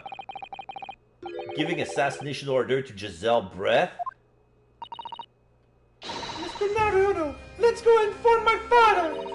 I'm sure government will want to hear about this new information. Oh, that means I get to meet your daddy, Susie! Hooray! Yes, alright. Let's head back to the Great Waterloo Hotel then. Alright, let's move. Okay, the Louis location has been added. The Waterloo Hotel has been unlocked. Let's go there immediately. Okay. 2nd of November, Great Waterloo Hotel. There's nobody in the reception. There's the 2 clerks at the reception table, and there's a porter holding luggage, but he was always there. Like he's part of the background. I thought it yesterday and I think it again today. This place is so princely. It's a wild guess, but I have a feeling you'll think the same tomorrow too. My tea has a finer fragrance than whatever they're serving in the tea room there, though, wouldn't you say? Oh, look what we have here. It's an unexpected pleasure. Yeah, Eugene! Oh, Father! Oh, is this your daddy, Susie? How lovely! Oh, what a charming young lady, and you are. Oh, really? So you're the author of The Adventure of Sherlock Holmes, aren't you? She bows, curtsy. That's me, Iris Wilson, at your service, sir. Susie's been such a wonderful friend to me over the last year, you know. Well, Miss Wilson, I must say I read your work regularly and with much interest. Iris actually lives with Mr. Sholmes, you know, Father. Is that so? Well, perhaps that goes some way to explaining that bright look in your eyes. Ah, hee hee. You wouldn't be smiling so early if you knew just how bright she is, believe me. Now then, young Naruto, it was a pleasure seeing you in action earlier. As an invitee of the symposium, I was allowed to observe from the gallery after I twisted some arms. And I must say, it was a truly exemplary performance. Oh, well, thank you very much. Although I'm fairly sure you omitted Kazuma on the end there. No, please don't misunderstand. It was you who impressed me. Really? You didn't miss a step against Asogi, and we all know how capable he is. Really, to have matured so much into such a fine defense lawyer in less than a year is quite extraordinary. It's very kind of you to say so. And really nice to hear. What I saw in court today confirmed what I've been hoping for. The favor I mentioned yesterday, Mr. Naruto. I trust you haven't forgotten? Oh, no, you did mention something, didn't you? But first, we have something to report, Father. Of course. Shall we take tea while we discuss matters further? I wonder where Judge Jigoku has got to. Okay, let's talk about the Reaper. Father, do you know about the so-called Reaper of the Bailey? I've heard rumors. Some members of the judiciary explained it all to me yesterday. Of course, when I was visiting student here in London, the Reaper was yet to emerge. Right, it didn't appear until after that case when the visiting student has already returned home. Lord Van Zeeks, who was in the dock today. That was Barak. The younger brother of Clint Van Zeek, I believe. That's right. And he's known throughout London as the Reaper, as you've heard. But the truth is, it wasn't him behind all those mysterious deaths. It was somebody else. I see. So what you're saying is there's been a professional killer at work here. Exactly. Someone by the name of Assassin, in fact. I beg your pardon? Did you just say Assassin? You mean that Giselle Brett woman was responsible for killing my great friend? Oh no! A friend of yours was killed!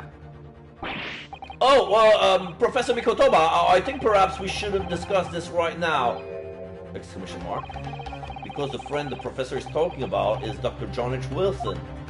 And that's not something we want Iris to find out about. Not like this, anyway. Dr. Wilson's death. Ah! I've just remembered something. Biscuits! This hotel has the most delicious looking biscuits. That was rather out of the blue. Oh. Exclamation mark. Oh, she's doing that deliberately. I think I'll go and see if I can purchase some. I wonder, would you like to come too, Iris? Oh yeah! You just tried to leave me behind. Just try to leave me behind. So that young girl is called Iris Wilson, is she? Yes, that's right. And she's the author of all those adventure stories starring the great detective Sholmes. But the name of the credited author isn't Iris, is it? It's Dr. John H. Wilson. Yes, I know. That's the name of her father, you say. Her father? Oh, Dr. John H. Wilson. I was deeply indebted to the man for all the kindness he showed to me during my time in London. That's why I was keen to reciprocate and invite him to the Imperial Yumi University 4 years ago. ... But he was murdered last year by Giselle Brett. Why? Why would the head of the Reaper stretch all the way to Japan? Iris knows nothing about that case. but it seems very likely that the victim, Dr. Wilson, was her father. Well, I can't say that we ever spoke about his family, so I don't know if he had a daughter or not.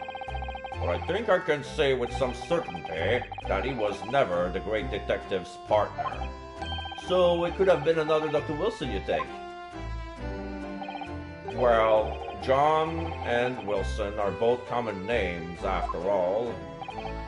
Still, it's probably best not to mention this to the young lady until we can be sure. That's what we thought, yes. We're back with cinnamon biscuits! Oh, they smell delicious, Iris. I think cinnamon will go very well with the tea they serve here. Don't you, Susie? Oh, yes. I'm pretty sure you're right, Iris. Alright, now we're get this out of the way. Let's talk to Judge Jigoku. Oh, I haven't seen Judge Jigoku for a while, have you? Guilty! Ha ha ha ha ha ha! Well, that guilty is still ringing in my ears. No, now that you mention it, I haven't seen him since this morning either. I suppose since the symposium opening was postponed, he'll have to go and explore at the Great Exhibition. That reminds me of something you mentioned yesterday. About Judge Jigoku having once been in the dark himself. Ah, yes, it was all tied up with that accursed trial. The closed trial of Kazuma's father. Seishiro was trying to mitigate Genshin's guilt, so he took the stand to testify. But he got a little carried away and, actually managed to break the witness's stand. Oh! Oh my! He also said some contentious word about the British Empire for which he was charged. Oh dear, although it's worryingly easy to imagine him doing that. Well, it was all right in the end. He was acquitted and he returned home to Japan together. Thank goodness! Ah, yes, talking of Seishiro, I have a copy of the photograph we all took together yesterday, please. Oh! Yeah, the picture we took. We finally have it. Nice. Okay, so it's a black and white picture. Mikotoba is holding a fan. I don't know why. Then we have, to his right, Susato with her Japanese garb. And then we have Ryunosuke in the middle doing his usual pose with his armband and all. And then we have Jigoku looking stern. I don't see anything of interest, maybe besides the little piece of paper that Mikotoba has on his breast pocket. Because our breast pocket is empty and Jigoku's breast pocket is empty.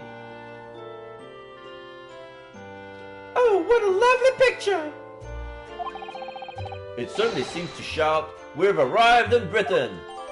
The commemorative photograph has been entered into the court record. A photograph taken in the foyer of the Great Waterloo Hotel on the morning of Professor Mikotoba and Judge Jigoku arrival in London for the symposium. None of us has any idea what was coming when we took that, did we? No, that's so true. The favor. So you mentioned a favor that would like to ask me. Well, this fateful trial that you're fighting, one way or another it will be over before long. And when it is, I would like you to accompany me back to Japan. What? You want me to do? What? Father? What's the meaning of this? Now, Susato, you should understand. You've seen how our courts work firsthand. Japan's judicial system is in infancy, especially when it comes to defense. Oh, you mean... The Supreme Court of Judicature is in desperate need of a good defense lawyer. As soon as possible, really quite urgently, in fact. But I've not even been in London a year yet. I've read all of Susato's report. I'm well aware of your extraordinary talent. And having seen you in action with my own eyes earlier today, there's no question. You, Naruhodo, are precisely the man our country needs. Exclamation mark. So, you'd be leaving then, Runo? Oh, she's almost crying. But then, what am I supposed to do, Father? You came here to serve as Asugi's judicial assistant. Exclamation mark. Oh yeah, she's supposed to be Kazuma's assistant. Our government is still in the process of deciding how best to deal with this situation, though. You've always chosen your own path, Susato, and I trust your judgment. In this matter also. Father! Please, the pair of you, don't look so downcast. It's merely a suggestion, you understand, a hope, if I'm honest. But I won't force you. All I ask is that you consider it and come to a decision by the time this trial concludes. Yes, alright. You won't leave, will you, Runo? Ryunosuke ... The thought hadn't even crossed my mind. Up until now, I've just been trying to do what I believe to be Kazuma's will. But it turns out that he's still alive, so where does that leave me?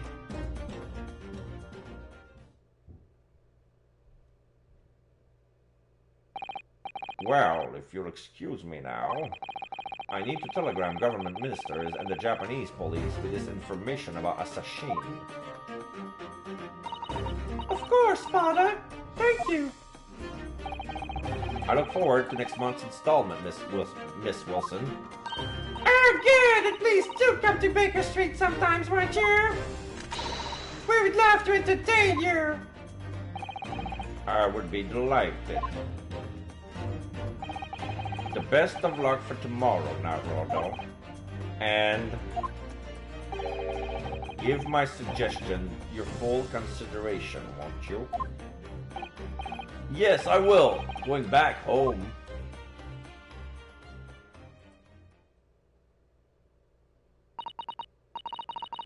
You know, Kazuma-sama has always meant a great deal to my father. I'm sure you'd love the chance to meet with him and talk to him about all of this.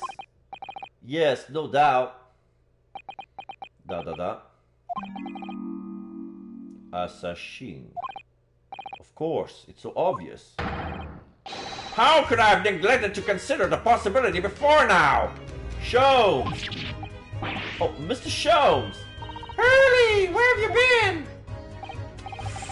Why, I joined you all for tea, of course. What an extraordinary question. I didn't notice you at all. No matter. Anyway, the more pressing concern, Mr. Naruhodo. Oh, yes? I must dispatch a telegram to your country at once. It's a matter of much urgency. To Japan, you mean? Tell me, to whom can I entrust the task? Quickly now. Who? Well... My father has just now left to send a telegram to the Imperial Police Bureau of Japan himself. I see. Well, you look reliable enough for a bearded fellow. I don't think what father sports would be considered a beard, Mr. Sholmes. Yeah, it's a mustache. What father sports? There's not a moment to lose! Kindly ask your trusty unshaven father to see this is sent. I will, but what is it? No question at this time, if you please, Mr. Sato. All we can do is pray. Pray we're not too late. That for once, my deduction is awry. Doesn't that imply that your deductions are normally correct, Mr. Sholmes? Which isn't exactly... Now then! You may be surprised to learn that I'm a very busy man. I certainly have no time to hide behind settees and eavesdrop of other people's conversation. So that's what joining us for tea meant. I leave the sending of this in your hand then, my dear fellows. Okay. Wait a minute, Mr. Sholmes! I'm so curious to read this. I know I shouldn't do that, but I'm so curious. And, yeah. I need to check. He just sort of ran off, didn't he? At quite a pace. And left the unpaid bill for his tea behind, too. I must catch up with Father at the telegraph office at once. And I'll run and call us a cab straight away. And there was me thinking everyone would be clamoring to pay Mr. Sholmes' bill.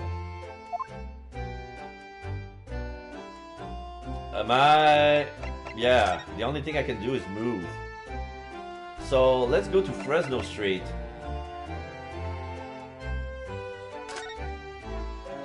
This is the secret office, aka the scene of the crime. Police are still looking around. 2nd of November, room on Fresno Street. Are we gonna see Gina here? No? Is there anything new? No, nothing new here. Okay, and there's... Okay, so let's go to Mr. Vigil hospital bed then.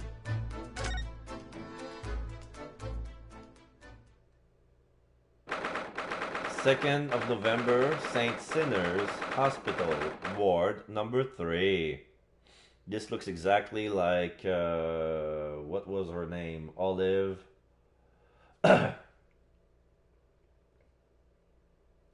That girl was presumably stabbed by Natsume, who was actually Joan Garadeb. It's like it looks like the same room as her. This is the ward where Mr. Vigil was brought, apparently. To be frank, I'm a little worried about seeing him again. Oh, there he is. The lawyer. Hello again. I tried to recatch his voice. The lawyer. Hello again. Are you feeling better now, Mr. Vigil? Yes, thank you. Somewhat better. I'm so sorry to have caused you to... I mean, it was because of May. If I hadn't exposed your secret and forced you to remember things you obviously tried to forget... Vigil, The prosecutor was here until a few moments ago, too. You just missed him. Oh, Kazuma beat us to it! He said much the same as you. He was very apologetic. But the truth is, I brought all of this upon myself. Please, don't think of it like that. Keeping it from Evie, my wife, all these years, I've carried such a sense of guilt. But that's not the worst of it. Over time, I obviously came to deceive myself as well. You mean about your dismissal? Looking back now, I'm beginning to think that perhaps Inspector Gregson didn't stumble across me by accident at all. I mean, he compensated me so generously for acting as his standing. He was clearly concerned for my well-being and doing what he could to help. So perhaps Gregson knew exactly what had become of Mr. Vigil all along then. I'm sure this is just desserts from 10 years of lies and deception, but... It wasn't me that helped the professor escape 10 years ago! It wasn't me! I swear it! I swear it's true! Oh, Mr. Vigil! Oh, I'm sure you'd rather not dredge up even more from your past at this time, but... If possible, could you tell us exactly what really happened? Vigil, I want to. I need to get all of this off my chest. I just want someone to tell me that what I should have done.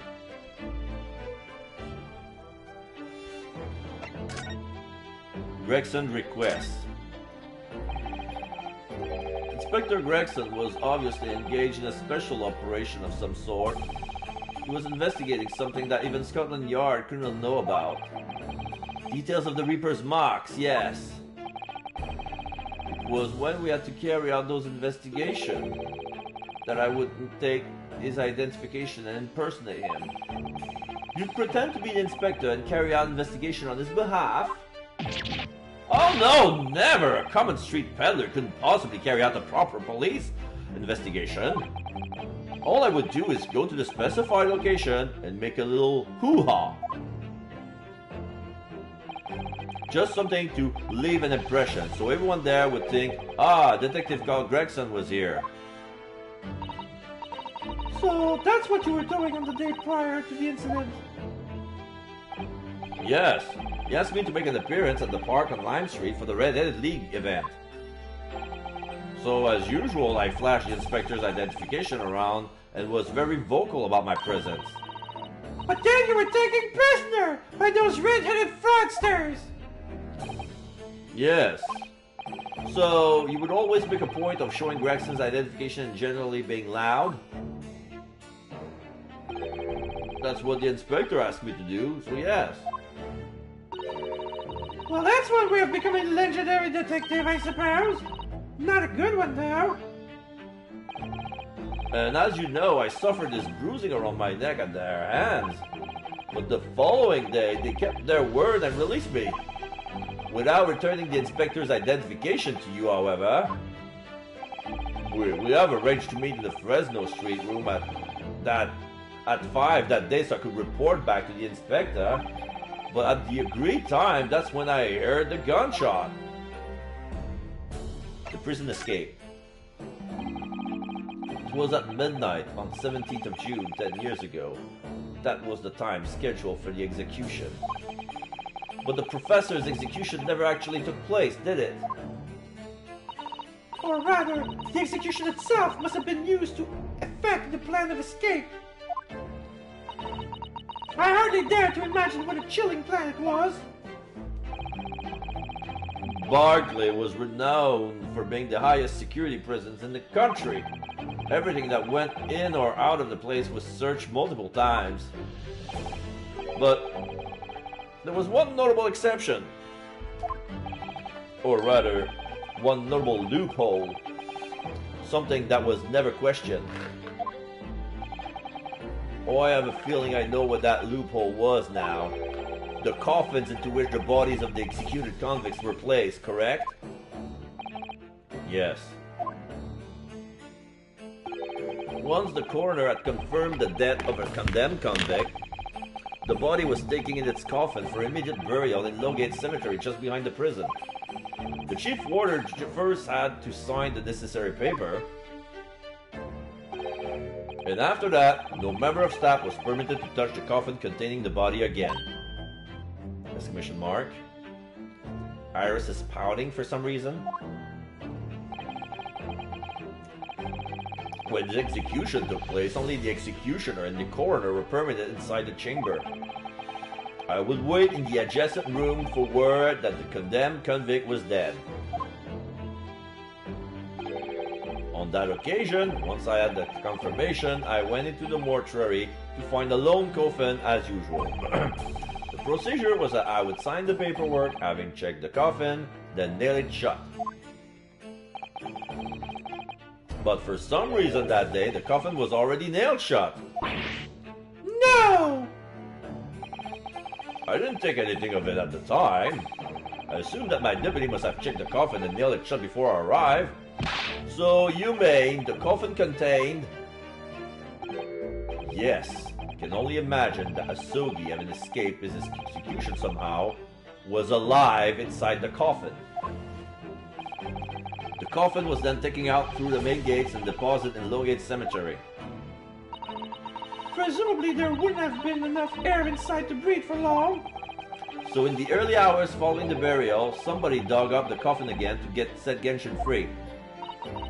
But in the end, He was fatally shot in the graveyard anyway. What on earth really happened in Lowgate Cemetery that night, I wonder? Oh, I'm afraid I really don't know. All I can say with certainty are two things. Asogi couldn't possibly escape that way without help from somebody working in the prison. And that somebody was not me. The convict Asogi. Obviously, you knew the man then? The professor, I mean? Genshin Asogi? Yes, I remember him well, in fact. Would you mind telling us what you know? Well, having been condemned to death as he was, any contact I had with the man was short, obviously. After that trial, which was carried out behind closed doors, attended by only elite member of the judiciary, they called for his execution to be carried out at the earliest possible opportunity. The outcome of the trial was set from the beginning, wasn't it? It was a time of delicate diplomacy when Britain and Japan were in the process of signing an important treaty. That meant that this potentially destabilizing case had to be dealt with swiftly and discreetly. The man had less than a week in total. As I was the chief warder, I oversaw his short stay in the cells until his final hour. I remember being struck deeply by his noble character and incredible resilience. What do you mean exactly? He was a killer of many men, but he was always quiet and polite. He was a gentleman and a man of intellect. In fact, I couldn't bring myself to believe what he'd done, so I asked him one day, those 5 members of the aristocracy whose lives were taken, were you really responsible? I'm guilty of the unforgivable crime of ending another human's life. Yes.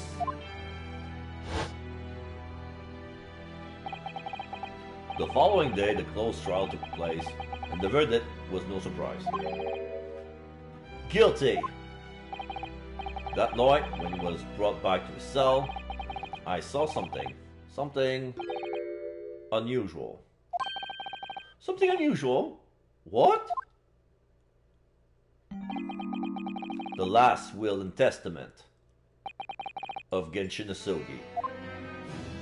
He made a will! Asogi's will! As I said, it was on the night following his trial, after he'd been found guilty. I was doing the rounds of the cell, and when I looked into Asogi's, I noticed that he seemed to have a sheet of paper in his hand. Oh, his last will and testament then, presumably? As soon as he noticed me, he hurriedly shoved it behind his back. But why did you find that so unusual? Isn't it normal for a man to pen a will when he knows his death is nigh? Yes, that's true, but there were special conditions to Asogi's incarceration, you see. What sort of conditions? Well, even though he was held in a cell designed for condemned inmates, he was allowed to keep his personal effects with him, with one exception. Really? He was allowed his things? This is unusual, certainly. Of course, he'd been convicted of killing 5 members of the aristocracy, but at the same time, he was a guest in our country for the Empire of Japan. The powers that were determined, the powers that be, were determined that his final day shouldn't be needlessly uncomfortable. And what was the exception you mentioned to the personal effect he was allowed? That's the point. He wasn't permitted to have writing materials. Specifically, no pens or paper. So, he was prevented from leaving any written record from what happened to him? Yes, that was the long and the short of it. I have no idea where he obtained that paper. And writing material would have been confiscated from him upon his incarceration. As I said, he hid the paper behind his back, and then he pleaded with me. What did you just hide behind your back? Please, turn a blind eye. This is my lifeline. But you know it's against the rules. the only person you've seen. Just agree to be quiet. Alright then. Well, what's on that paper? The last will and testament. This will is the only weapon I have left now.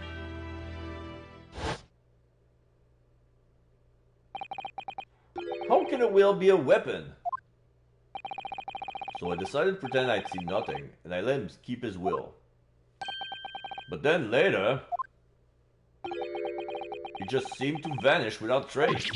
What? What do you mean it vanished? It would seem that isn't the end of the story for this mysterious will. The will's disappearance. I was the only person who saw Sogi's will, but somehow it disappeared. It was after Sogi's execution. Which was actually an elaborate jailbreak. The warders gathered up Asugi's possessions that were in his cell.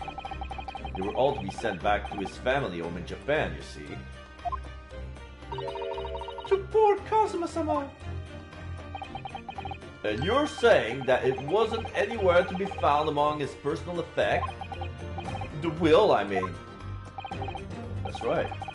Though I didn't search through them myself. But Governor Kaden was livid, was screaming. It cannot be it disappeared completely. That doesn't quite make sense though, does it? In what way? Well, we understood that only Mr. Vigil was aware of the will's existence. Yeah, why, how come Kaden knows as well?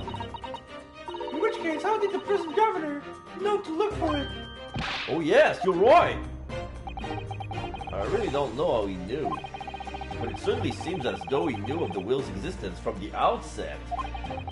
Only he didn't refer to it as a will. What he said was... the Asogi Papers. The Asogi Papers! I really can't tell you anything of the subsequent events. Because, well, of what happened. Your dismissal as the way you blocked it all from your memory. I'd forgotten all of this until today. I don't suppose it's relevant to the case, though. Well, anyway, thank you very much for sharing it with us, Mr. Virgil.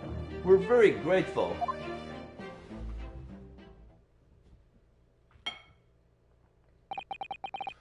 I'm afraid there's really a little more that I can tell you. My wife Phoebe will be here shortly, so I do hope I don't appear rude, but... No, not at all. Thank you again. What will become of you now? Well, impersonating a police officer is a criminal offense, of course. I imagine that once I'm fully recovered, I shall be arrested. I'm so sorry. Don't be, please. This was all my own doing. I always knew that this day would come. Well, I wish you well. Goodbye, Mr. Vigil. Ah! Before you go, there's just one thing. Oh, yes? What is it? The Asogi Papers. Exclamation mark. I'd be very grateful if you make no mention of the things I told you about them. Presumably for some good reasons? Vigil, It's my understanding that their very existence is a closely guarded secret. If it become known that I remembered, well, it could be rather troublesome, I think. I understand. Some sort of will that Genshin Asugi penned just before his death, which the man himself claimed was his last weapon. I wonder, perhaps it has something to do with his plan to escape? If there is anyone who might know more about a document that Kazuma, his father, left behind. It would be Mr. Vigil's governor! Then we know precisely where we must go. back to Barclay Prison. Okay, we see Vigil sitting on his bed, holding his head, like he's having a headache. Well, at last he seems to be on the mend. You know, his disguise as Mr. Gossip was really quite masterful, wasn't it? I can't remember anything about it except the floppy lip. I imagine not even his wife would have recognized him. Perhaps. But did he really have to take it quite so far? I checked everything here. I don't need to check. Yeah, this looks exactly like Olive's room back when she was at the hospital. I don't think that there's anything special here. Alright, let's move out. A new location has been added. The prison governor's office. Let's go back here. 2nd of November. Barclay Prison Governor's Office. Kaden is turning her back on us. Oh! Back again, are you? Yes. Hello. I heard all about your investigation. I read the report just now. You found him, eh? Vigil? Yes, locally. Well, anywho, the laddie doesn't work here no more, so your case is not to do with Barclay. I wouldn't like you to get the wrong idea about that. Of course, yes, Mr. Vigil stopped working here 10 years ago now, so... Yes, we've seen the dismissal notice, haven't we? He was given the chop! Oi, Kimmer, you've canned very well, so how about the wee handcuff biscuit? Okay, we have to munch. Cookie!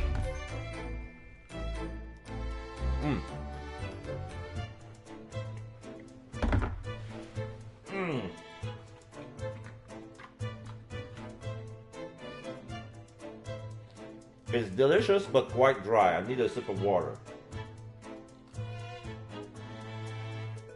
So yeah, he dunked his cookie inside of tea. I don't have any tea, but I don't want to dink. I don't want to dunk my biscuit in the water, so I'm gonna take a bite and a sip and eat the whole thing. Yum yum.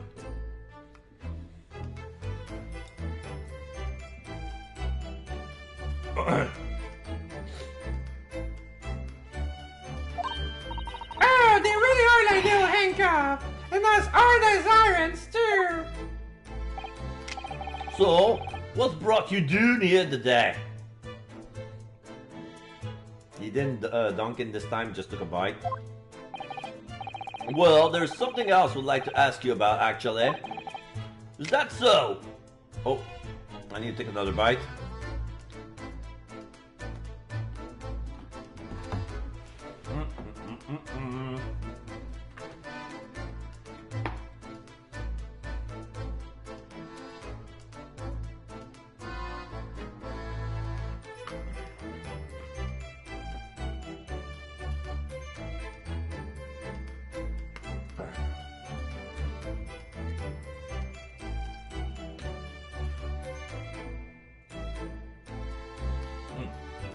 Okay.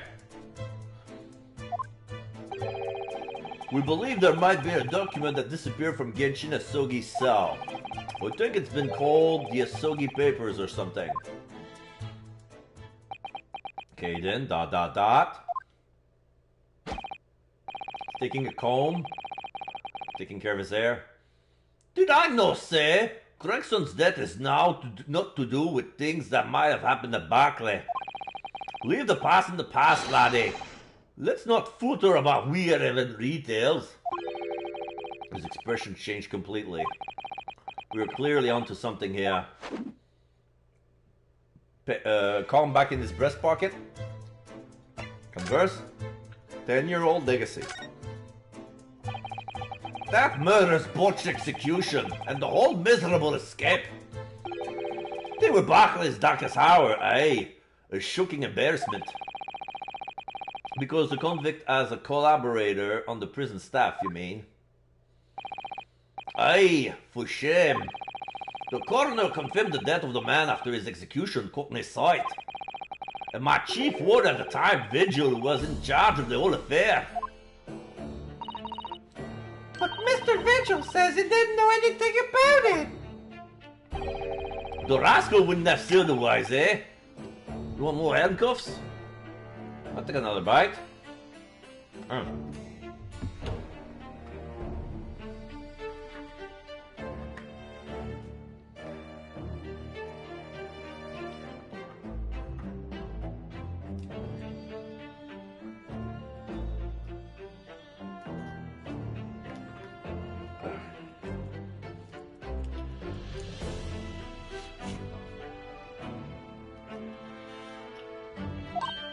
Oh, how can I say no? You can never have too much iron in your diet. When Mr. Vigil was handed his dismissal notice as a result of what had happened, he was so despairing he jumped up of your office window, didn't he? I didn't like to say, but that's just Vigil trying to get out of it. You don't think he wouldn't have jumped from the shock of his crimes being exposed, eh? I do. You wouldn't say otherwise, though, would you? Of course, I can't have shown all responsibility myself. I shouldn't have let him deceive me. Home? Actually, there's barely anybody that cares what went on at that time now. We Gregson haven't been murdered and Dr. Sword forbidden from having any visitors. No visitors? Someone obviously doesn't want her giving anything away. Well, we're not going home empty-handed. And wouldn't I dream of sending you packing with no Kimmer? Here, take a handcuff or two. Biscuit!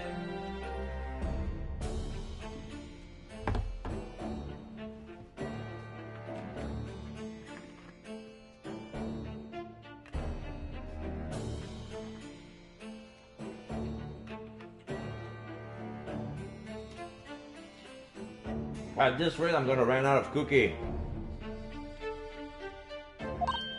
Oh, well, it wouldn't be rude to say no.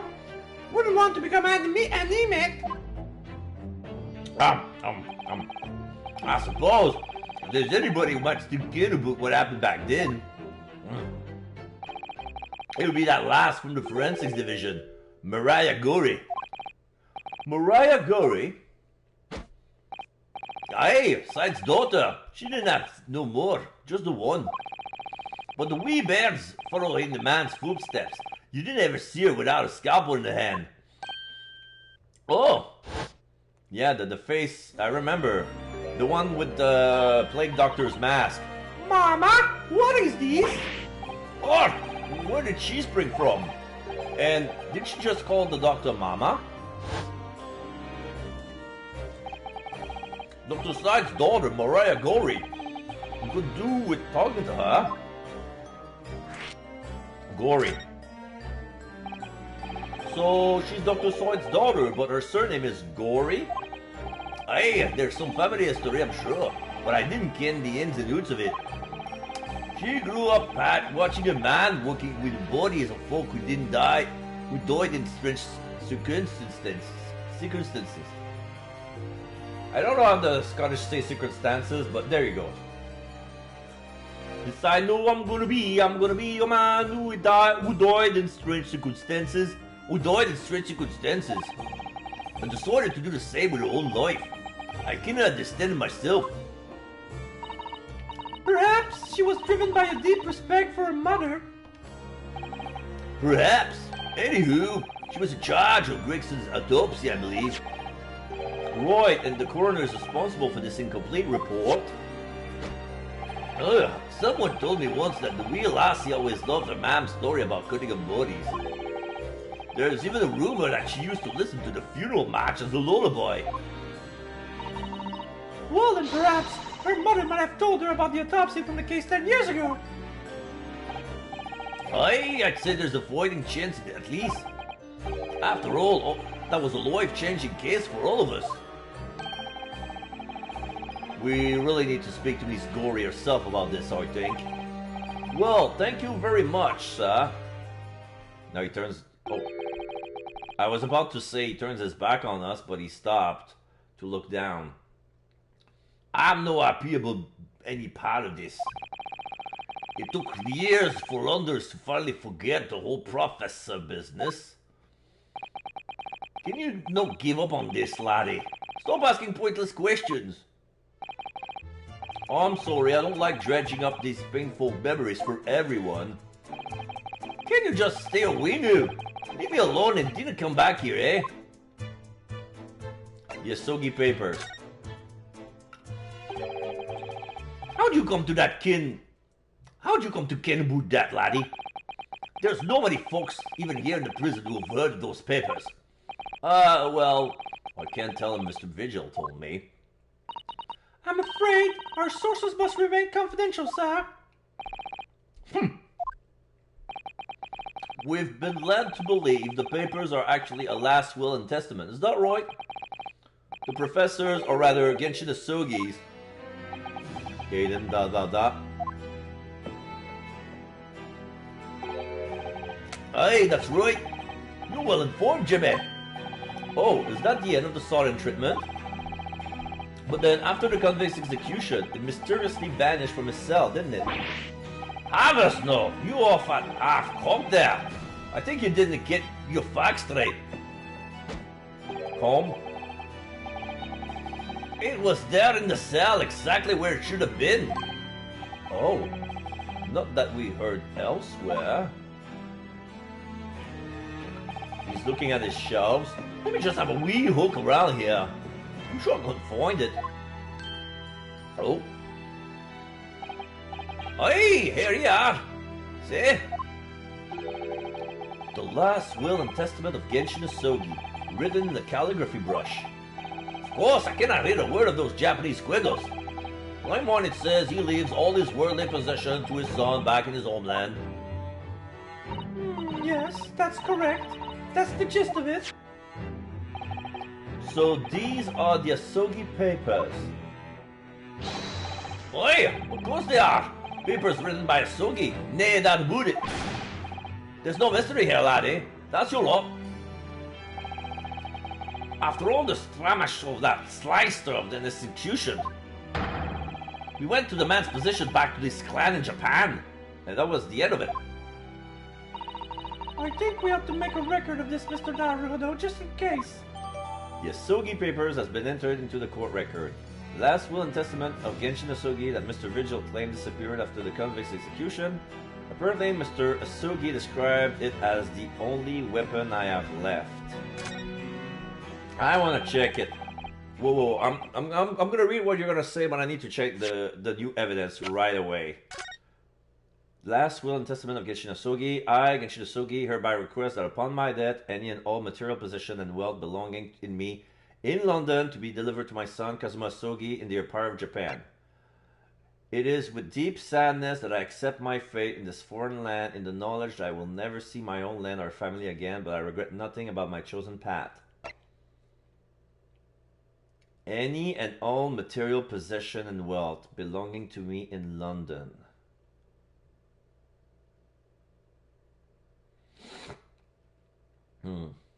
That would include the katana.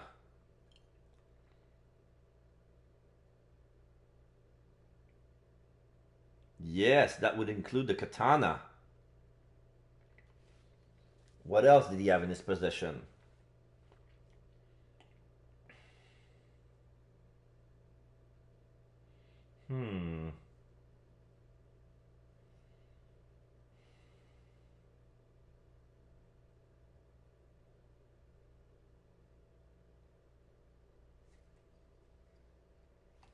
So, if all of his belongings were not confiscated, no, there would be no point. There was a gun. Okay, they had guns, but all he had was a katana. I don't think he ever used guns to kill his victims. They were slashed. So yeah, so technically, the katana would be brought back to Japan, which would have been the murder weapon. Huh. Okay. Okay. So it's only two pieces of paper, and there's some sort of red stamp on it. Oh, one thing I thought you'd go on your way, Mr. Naruto. Oh, yes? Those papers are not to do with Greggson's death. I prefer it if you didn't make no mention of them outside this office. Or rather, at all. I wouldn't just prefer it. Consider it an order from the highest levels of our government. Oh, I understand. Okay, so let's not mention the Asogi paper to anyone. Let's present something else. I don't think we're done with him. Oh, let's present him the photograph. Governor Caden, would you have a look at this? Oh no, he's not interested. Oh, wouldn't you rather have a weak handcuff biscuit? No thanks. I'd rather you just cast your eyes over this. Or maybe you prefer real handcuffs, eh? No, neither for me, please. Lovely offers, though. He spins the cufflinks around his finger. Inspector's identification. No, that's not relevant. Same thing.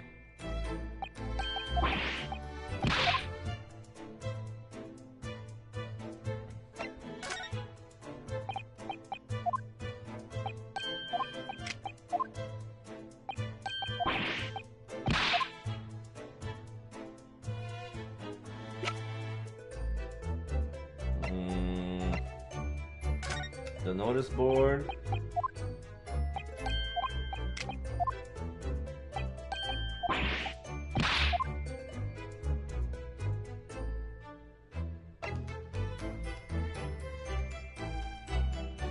Crime scene floor plan, autopsy report, Gregson's photograph.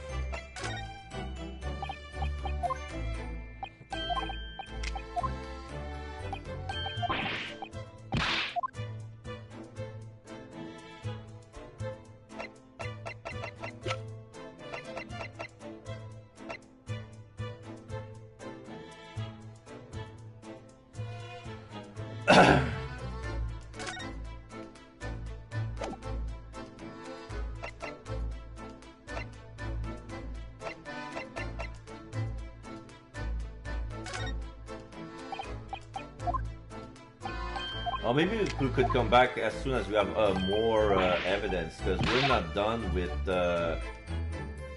this inquiry yet, but we exhausted all three ways here. And let's move out for now. Prosecutor's office. Let's pay Kazuma a visit.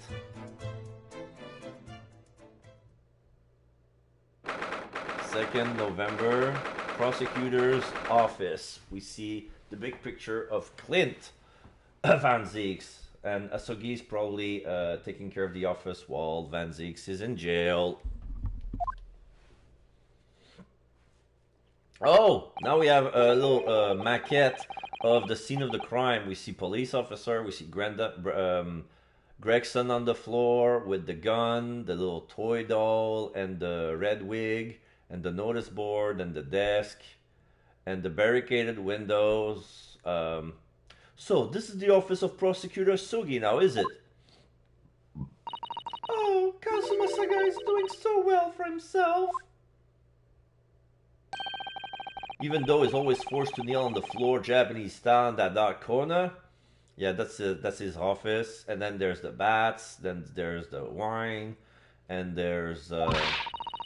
It's his habit to sit Caesar styles whenever he's working. And Kazuma is there. Kazuma! Standing by the chessboard, looking at us.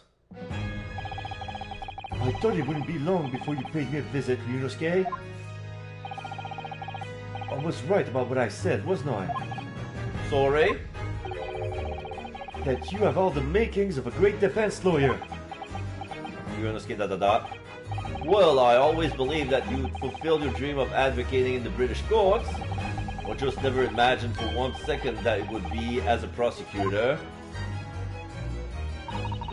seeing you stand in the foreign courtroom so gallantly, realizing your dream, Kazuma-sama. I'm truly happy for you. And I am truly thankful to you, Judicial Assistant Mikotoba. Susato da. Ryunosuke, I always thought it would be fun for you and I to shake up the British legal system a little together. This isn't quite how I envisage it, but I suppose it's just another twist of fate. Oh, I've learned a lot of things during my time in London. About how Susato-san's father was himself a visiting student here once, along with Judge Jigoku, and about what happened with your father. Then you'll have no difficulty understanding why I had no choice, why I had to find a way to get to Britain as a visiting student myself. Ryunosuke da. I want to hear it from you, Kazuma. As you wish, Ryunosuke Naruto. Crossing his arms. Converse. Your disappearance. It's getting on for a year now since what happened on the SS Buria. We were heading across the ocean from Japan to Great Britain when a bizarre series of coincidences led to those tragic events. I thought I lost my best friend forever.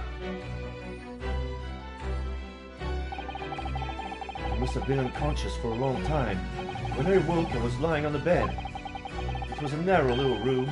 There was a posy of flowers by the pillow. It took me a while to realize that I was in the cabin of the ship. I slipped out of the room and headed up onto the deck. Were you already suffering from amnesia at that point? Yes. I didn't know what had happened or where I was. There was just this voice in my head.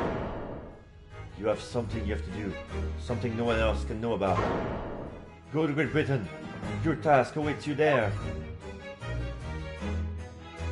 It was a calling I couldn't ignore. It compelled me relentlessly. Out on deck, I saw that I was on a huge steamship and we were docked in a large port. It must have been Hong Kong. Yes, Yeah, it must have been, presumably just before they were due to carry your body off the ship. I had no idea of the situation, but I did have the feeling that this was in some way my last chance. So I concealed myself among the disembarking passengers and went ashore.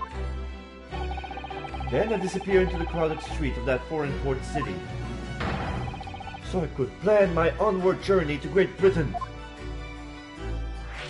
Your journey to Britain. Just under a year ago, with all my past memories lost to me, I was left behind in Hong Kong. Everything was foreign to me. The sights, the sounds, the smells. My head reeled. I was truly at a loss. I realize now that I escaped as a dead man, with nothing but the clothes on my back. No money, of course. Oh, how terrifying for you. Luckily, though, I had 2 feathers in my cap. One being your knowledge of English, I suppose. That's right. And on the back of that, I was able to pick up some work as a deckhand on the cargo ship. Eventually, after calling a countless ports, I finally arrived at Dover. That must have been some 3 months ago now. Your formidable tenacity of purpose showing itself again. For me, the man had lost his memory and had literally nothing to his name, but he still managed to make his way to London on the opposite side of the world. Of course. I had no idea what had moved heaven and earth to get there at that point. So, how did you end up becoming Lord Van Zeek's apprentice then? That can only be called an extraordinary stroke of luck, really. You see, I was stopped at the border because I had no papers. They took me straight to Scotland Yard. And by sheer coincidence, Lord Strongard was there to attend the meeting. That's when the second feather in my cap came into play. Wouldn't that have been your knowledge of the law? Yes, exactly. Lord Sogart was curious about an Easterner with intimate knowledge of British law. He took me back with him to the Supreme Court and assigned me to the prosecutor's office. And then, 9 days ago, you finally got your memory back after the trial involving Dreba. Yes, I did. Your father, Genshin. Ever since I met you at Yume, you talked about your dream. Mark my words, Yunosuke. I'll be chosen as a visiting student and make my way to Great Britain someday.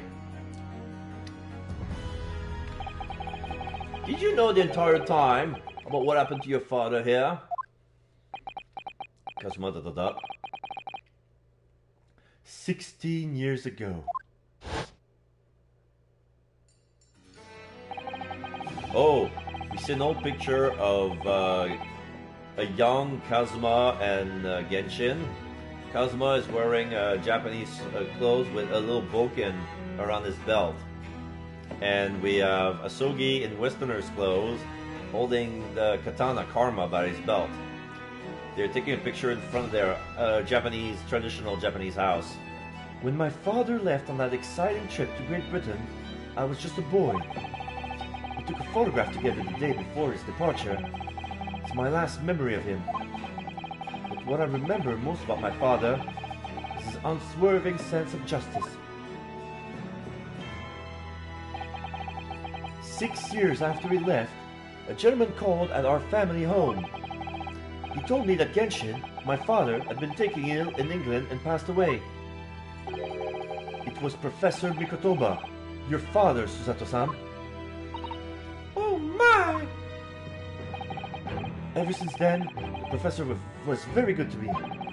He even helped me to fund my university education at Yume. I'll be forever in his debt.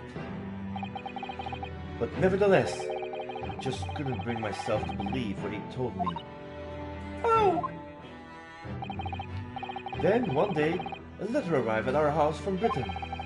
There was no indication of the sender, so I opened it assuming it was from an old acquaintance of my father. What I read in that letter changed my entire life. What did it say? It said that my father had been a mass murderer, and the writer cursed the Asogi name. Oh no! As a result of that letter, I found out what had been hidden from me all those years. Letter from Britain. Presumably the letter was sent from a relative of one of the victims. If whoever it was had been a member of the judiciary, he could have been present at the closed trial. The letter revealed that my father had been sentenced to death, executed for being a killer. Oh, I'm so sorry you had to find out that way. I imagine the British government did its very best to silence whoever sent that letter. But someone who knew the truth and couldn't bear the resentment was always going to be a problem. But still, it could have been written by anyone. Why would you believe such a thing? There was a newspaper cutting included with the letter.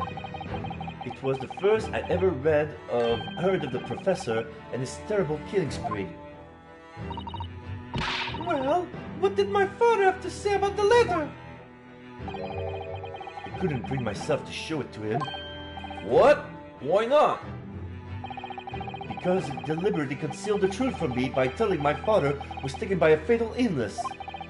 That couldn't have been easy for him, and he'd done it out of consideration for my feelings.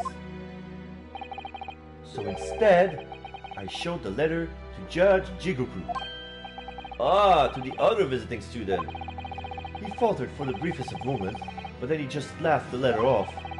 But in that moment, I saw it on his face. He was undeniably shocked, shaken momentarily before recovering his poise. Exclamation mark from Susato.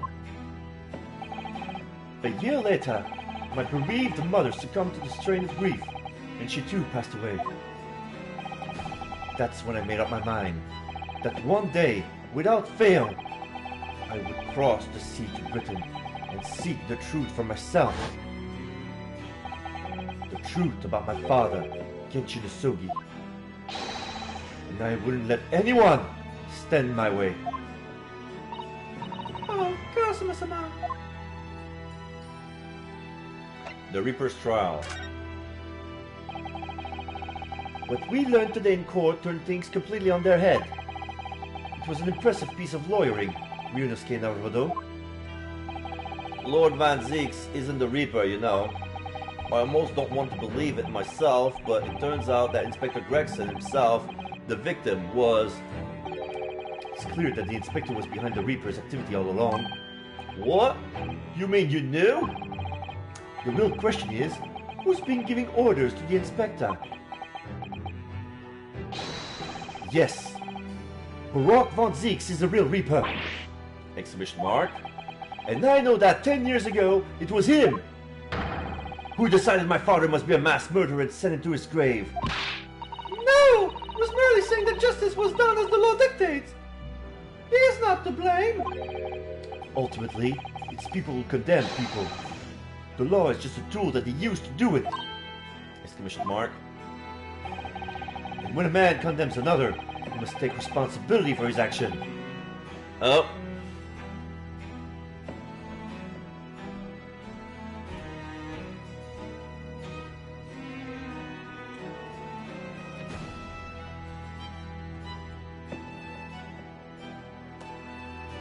I haven't seen one of those in a while.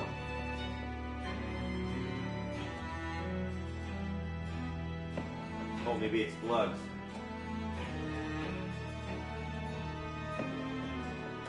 I haven't used my command plug for so long I forgot it's a plural. Alright. When a man condemns another, he must takes responsibility for his action. Of course he must. But I know for certain that my father would never have taken another man's life. Kazuma. On the contrary, my father's life was taken by the Reaper. Okay, I'm gonna present something. The Asogi Papers. Kazuma, what do you make of this? There is only one place where defense lawyer and prosecutor should discuss evidence. The courtroom. So it seems you're still confused by the situation. That's what I make of it. Well, I get the feeling my friend's always going to have the edge over me, isn't he? Same thing.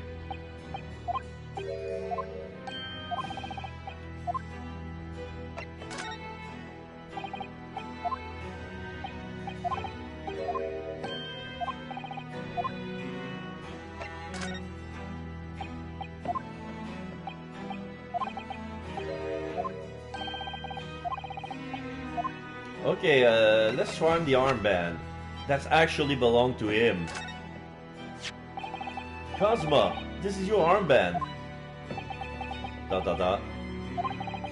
Actually, I think it's yours now. Sorry? You're the defense lawyer. You have a talent for it. I've already known that you would. And now, you've chosen to take that path in life. As your friend, I couldn't be happier for you. Or more proud. Kazuma. So you keep hold of that. Besides, I'm a prosecutor now. That armband would have no meaning for me. Dot dot dot. Well, if you're sure. Thank you, my friend. An armband and inherited from Kazuma. He identifies the wearer as a defense lawyer throughout the Empire of Japan.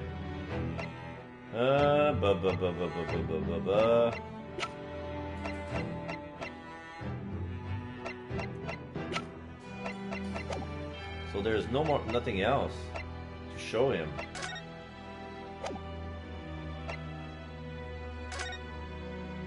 What's more to explore?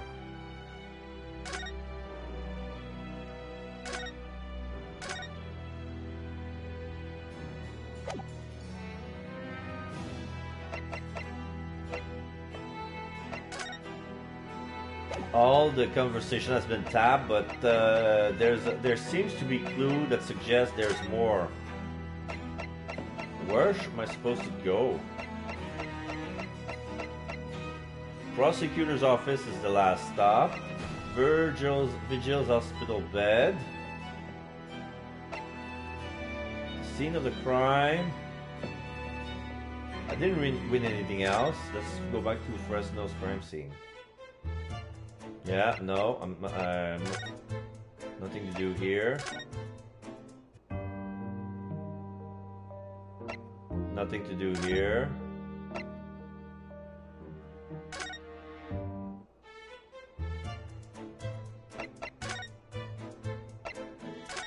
The Waterloo Hotel. Everybody's gone. Chief Justice Office. Yeah. Showroom Suite. Iris is back. Oops, no, not that. Oh, we use all the conversation here. The legal consultancy. Let's see what we can do. 2nd of November, Naruto's legal consultancy.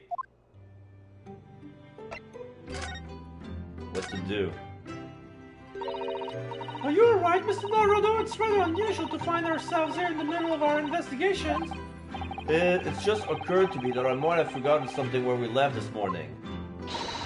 Please don't worry. As long as you continue to investigate thoroughly, you won't go far wrong. Oh, yes, of course. I must get back to work as soon as possible. That's not helping. What am I supposed to do? Fuck.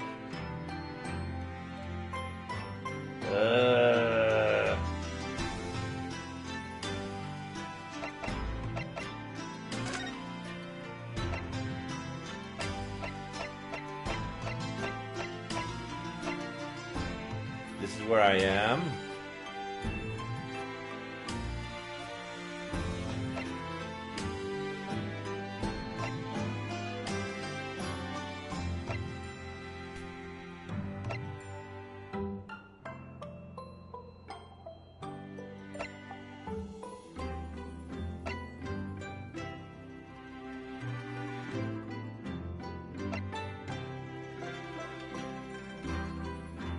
There's more in the prosecutor's office. Okay, so we're gonna have to examine the room. Chessboard. There's Lord Van Ziek's incredibly stylish desk. It's not my style, though. No, I noticed you've been working at the little table on the floor, kneeling down Caesar style. Caesar style. I thought it was some kind of punishment set up by Lord Van Zieks when I first saw it. I find it the most comfortable way to work. Oh, I can do it. After a couple of minutes of sitting with my legs folded onto me, they start to go tingly. Don't exaggerate, Ryunosuke. We both know you can't even manage a minute. Here's the Lord Van Ziek's fine collection of hallowed chalice and bottles, all neatly lined up. Yes, he's extremely particular about all that. He has a strict regime for everything, from the storage of the cask to the bottling of their contents. Gosh, you must be having a real tough time being his apprentice. Actually, no. Oh? He's so particular about it all, he refused to let anybody else touch any of it. So it's been quite easy for me, in fact. Talk about weird. Okay, you know what? I think they want us to check this fake scene of the crime. We're gonna explore this. Ah, what the? It's a scale model of the crime scene. Oh yes, I realized that. Does the prosecution office make a model of the scene for every single case? Apparently so. Sometimes it helps to visualize things better and notice things you haven't spotted before. Actually, the miniature notice board is my work. Be honest, you enjoy making that.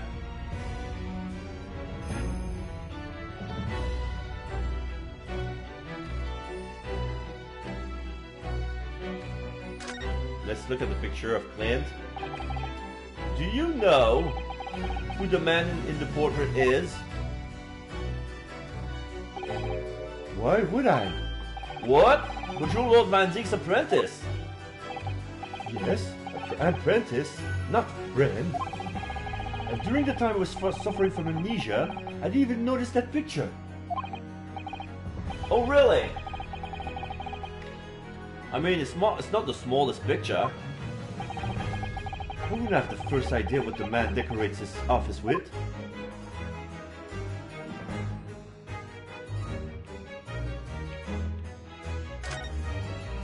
Let's see what I miss here. Books, swords, desk, chessboard, callus.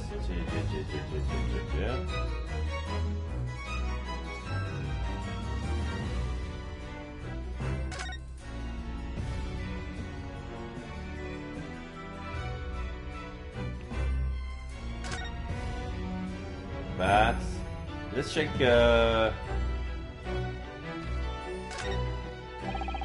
cask floor to ceiling, just like the last time we were here. Hallowed barrel, I suppose. They're arranged according to vintage, flavor, and region. Every week, they all take it out and put it back in order. What? Every week? Lord Van Zieks can't seem to settle on the perfect way of arranging them, you see. Vintage, flavor, and region don't neatly coincide. That's the problem. Gosh, being his apprentice must be a real challenge. Actually, no. Oh? Considered that's too important to entrust to anybody else, so he does it entirely on his own. So he's a barrel of a laugh here and in court then.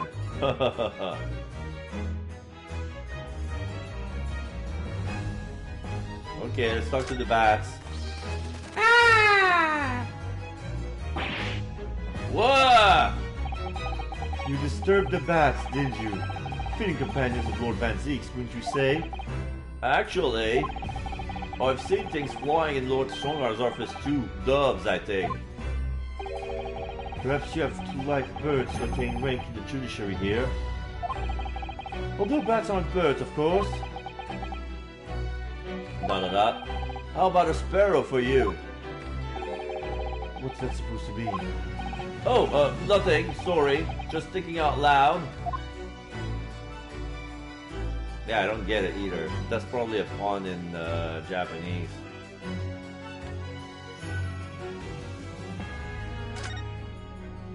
Do you really want me to present something?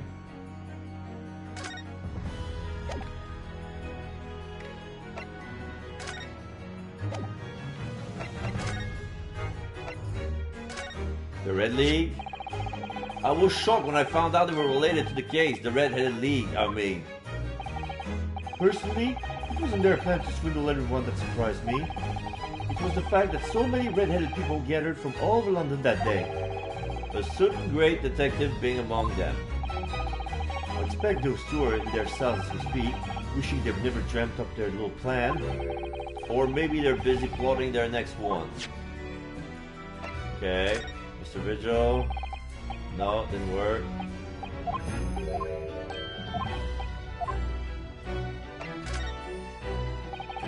Letter of introduction, that doesn't work. It had a purpose, I don't know why I still have that.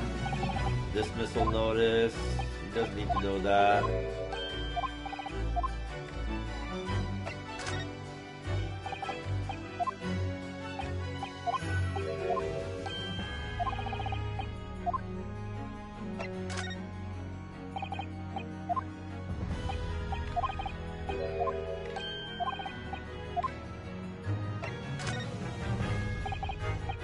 The red wig doesn't work.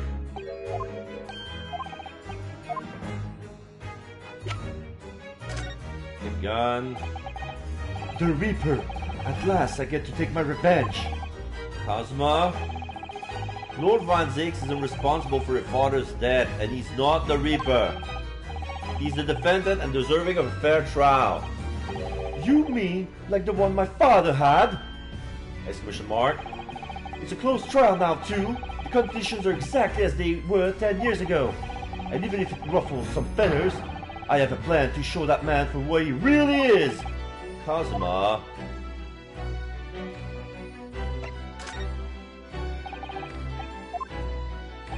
wonder why it only reacts with the gun.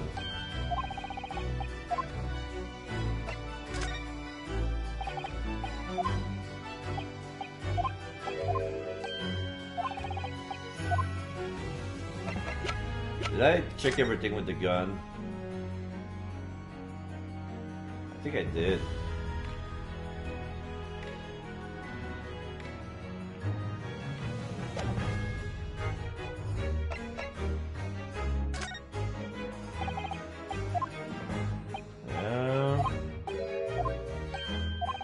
Present everything. Autopsy report. This came up in the trial, didn't it? As something a little dubious, I mean. The fact that no time of death was recorded on Inspector Gregson's autopsy report. Yes? There were some unexpected turns in the courtroom earlier. The suggestion you came up with certainly took everyone by surprise. The idea that the victim died the previous day at some other location is quite something.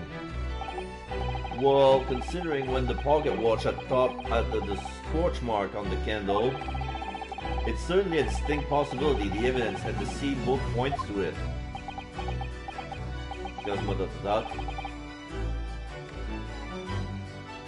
To be honest, it bothered me too. So I paid a visit to the autopsy room earlier. The coroner responsible wasn't there, but I got a name. It's Dr. Gory. If it wouldn't trouble you, Kazuma-sama, we'd very much like to speak with the coroner too. Of course, the last thing I want is for anything to be brushed under the carpet. Scotland Yard's autopsy's laboratory is behind Lowgate Cemetery. Lowgate Cemetery by Barclay Prison, you mean? Ah, you know it, do you? The prison where my father was incarcerated and robbed of his life. Kazuma-sama. Well, thank you. We'll pay a visit to the laboratory after today. Oh, that was the only trigger. Alright, now I can leave. Ryunosuke, I want to thank you. What for? For this. Karma. You safeguarded the soul of the Asogi clan. Well, it's a famous sword that's been your family for generations. My only slight regret is that I never got the chance to draw it before I returned it to you. Karma is said to have been forged by a master swordsman during the Sengoku Warring State period. I come from a long lineage of warriors, many of whom were expert swordsmen. Well then, you're a chip off the old block, I'd say. This blade, Karma, is the symbol of the Asogi clan's honor and might. Apparently, one of my father's apprentices even took the blade's name for a surname.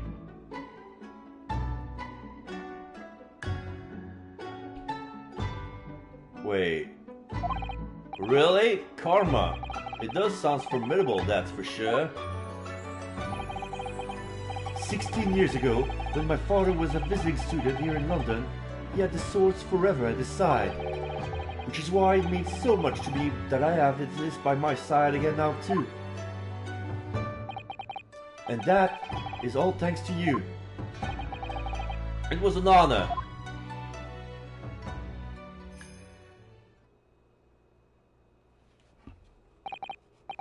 Now I have preparation to make for tomorrow. Perhaps I said a little too much. Kazuma, you've changed. No. No, Ryunosuke, I haven't changed at all. It is you who's changed. Ryunosuke ... I can completely understand your resentment of Lord Van Zieks given what happened, but the fact is, those events, in this case, are, well... Unrelated? Is that what you want to say? How can you be so sure? What do you mean? Never mind. That man is the Reaper, and it's for that reason that the Inspector was killed. I'm going to prove that as much in court tomorrow. By whatever means necessary. I can't let you do that, Kazuma. Kazuma ... You know you'll do what you have to as a lawyer. But I'm sure I don't need to tell you that I won't be taking any prisoners in the courtroom. I would expect nothing less. Until tomorrow then, in the Old Bailey. Alright, we can move now. Forensics Laboratory, a new location has been added. Thank you. Forensic Science Laboratory in the basement of St. Sinner's Hospital. Dr. Gory has taken Dr. Side's place as Chief Scalpel Wielder. You have to call it like that. Oh my god, she changed the place. 2nd of November, Forensics Laboratory. It is the same room as before. There's the same row of tools. There's the same gloomy place, but instead, Maria Gory replaced it with some of her own items. There are a row of plushies, some gloomy, interesting plushies. One of them is a hung skeleton, one is a plague doctor, one is a ghost, one is Ruby Gloom doll, the other is like a sad clown, the other is a cat. There's a black cat with a blue ribbon, there's some sort of doll with a sewn shut mouth, a button for an eye, and the other eye has been removed and put a bandage on. So it looks, and we see the plague doctor mask sits next to the skeleton, and then we see on the floor a suitcase full of balls of yarn. So she knits, and there's also a cup with scissors in it and some ribbons lying on the floor. So apparently she's into crafting. Maybe she makes her own plushies. That's what I can assume from all of that. So and the lamp has a pink lampshade on it. So it's less gloomy as before, but it still has a pink light all over the room. There's some gas lanterns, but this gas lantern has a pink lampshade, so it's like it mixes. Like it's still dark, but it glows some shades of pink. It's kind of cute. It's cute and gloomy at the same time. This place really is creepy, isn't it? Oh, well, being a dead room, it's probably full of the spirits of the dissected. But actually, there's a rather pleasant scent of roses in the air. Well, being a dead room, the coroner probably needs a bold scent like that to mask the odor of death. Oris, do you think we could change the subject?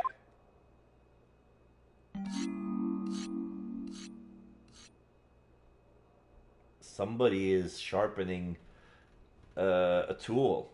That must be Mariah. What was that? Shink, shink, shink, shink, shink. Oh, we see her. Dr. Gory? Oh my god! She has a cleaver in one hand and a scalpel at the other, and she's still wearing her plague doctor mask. And she's all like, What? What is it? That noise before. I was sharpening my tools. I'd be dead meat if I didn't keep a perfectly keen edge on them. Right. When following the collagen fibers in the dermis, an expertly sharpened scalpel cuts like cheese. Would you like a demonstration? Yes, please! I would like to see! I think you'll do nicely. Huh? No, I wouldn't do nicely at all. I don't want to be cut like cheese. I mean, maybe some other time. Shit! Was that a tut? Well, we came here to ask questions, so... Chink-a-chink, chink-chink. Chink-a-chink, chink-chink. Converse. Time of death. We have actually met before. I'm a lawyer, if you remember. You're not dead yet. What? So Mama said I wasn't to cut you open. She's so strict about things like that. Well, good. Dr. Soy has some scruples at least. Oh dear. It looks like she's not interested in talking to us for the time being anyway. For the time being, you mean? Until we die? I hope that's a way off. Gory da. Sorry, but I wasn't planning on dying anytime soon. Surely there's some less drastic way of making her listen. Okay, I have to present her something. But what? The Sogi papers? No, the autopsy. Autopsy report. Dr. Gory, we actually came here to ask you about this. Gory da. He was very good. Good? Sorry. His skin didn't snag my blade once, and very little mess. His joint dislocated easily and his muscle tissue was a pleasure to work with. We can skip those details. But there is one thing about the report that's caught my attention. You don't seem to have recorded the time of death. Exclamation mark. Gory da. Removes her mask. Oh, we can see her doll eyes. She has very pale eyes, very big eyes. She looks like a doll. That's not my fault! Oh, that made me jump. Then please, tell us what happened. Time of death, chink-a-chink-a-chink. So, why does this autopsy report include the victim's time of death then? It really is the most crucial detail. Put the mask back on. I was told not to write it. What? By whom? Miles Strongheart, the Lord Chief Justice, he came here. Lord Strongheart came?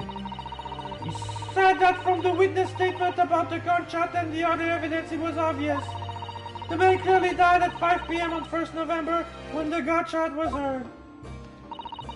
But that's not the time of death you wrote on the report. You didn't write anything. Was there some reason you didn't include it? Gory da. Dr. Gory, if you're writing something under Lord Strongheart's instructions, then sooner or later you're going to go the same way as your mother. Give it here then. What's she scribbling so fiercely? She's gonna write the time of death. There. You've written. What's she written? Tell us. Indeterminate? But The details of the autopsy report have been updated in the court record. The autopsy report from the examination of Inspector Gregson's body, according to the coroner, Dr. Gory, an accurate estimation of time of death is not possible. Okay. Indeterminate? What do you mean by that? What was the time of death so indeterminate? when the specimen was brought in, it was still fresh. So the time of death could easily have coincided with when the gunshot was heard. Mask back on. But there was one small discrepancy. What discrepancy? There was some fried fish in the pocket of the specimen's overcoat. And that fish had started to rot. What? If the victim liked fried fish, he presumably liked to eat it before he went off. Well, yes. What are you really trying to say? It's possible that someone tried to manipulate the apparent time of death. Manipulate the... Is that even possible to do?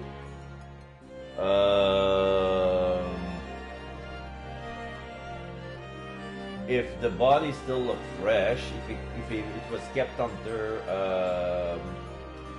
a special freezer, that could change the time of death. But if it was put in the freezer, the fish and chip would have froze as well, so it wouldn't even rot. Theoretically, if you were to chill the body on ice, you could delay the onset of putrefaction. And if the overcoat wasn't on the body at the time, then only the fish would have started to rot. Oh, okay. With today's science, it is not yet possible to determine if the body was chilled or not. But today's science is advanced enough to let you freeze a corpse, it seems. But surely, To chill a corpse like that would require an enormous electrical refrigerator. And I don't imagine many households in London are equipped with such a device. No, definitely not. But maybe in a factory or some other special places? I don't recall seeing any factories or such like on Fresno Street, though. I wonder if the inspector's body has been chilled somehow. Wait, I missed something. What might the actual time of death have been? Oh. I can't say for sure. But at the most, it might have been a day earlier. No! In other words, it would corroborate your previous deduction, Mr. Naruhodo. That Inspector Gregson was killed the day before his body was discovered at a different location. Did you inform Lord Strongheart about this possibility? He simply said that there were no electrical refrigerator of that size in the vicinity.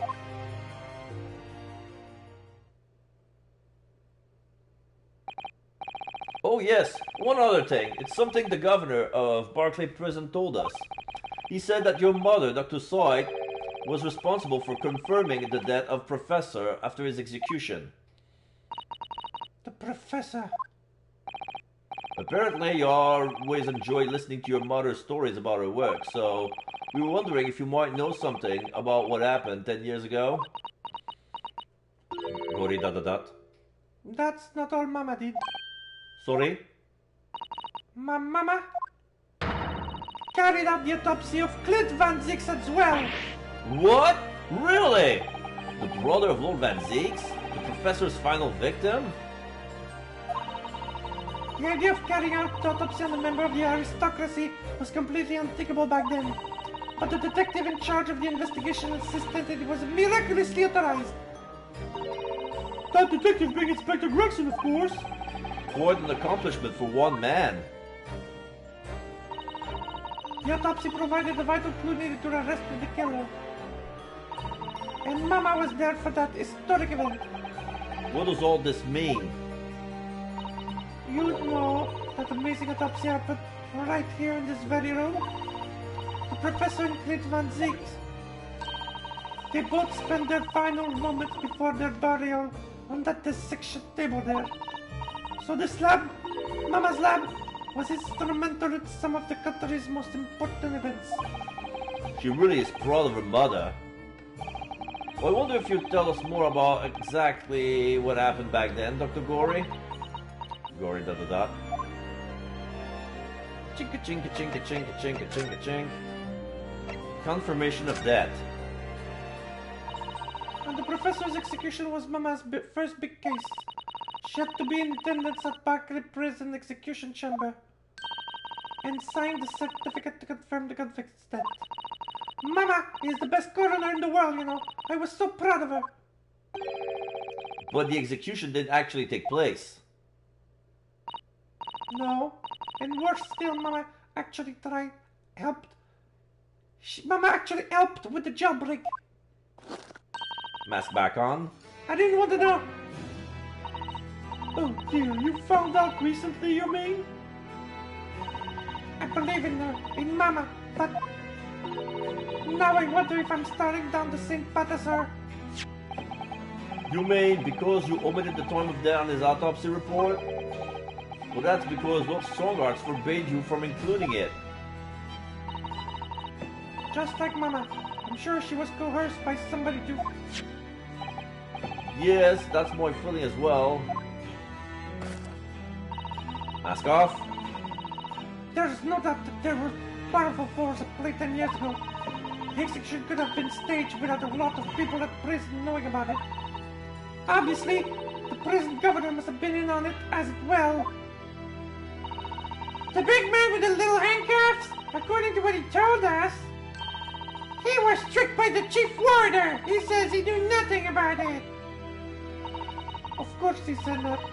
I'd say the same thing. Chinka-ching, chinka-ching. Just who was behind that jailbreak all those years ago? Clint's autopsy. You mentioned the autopsy of Clint Van Zix. It was at the time when carrying out autopsies of murder victims was very unusual. It's still not a practice that observes in our country even now.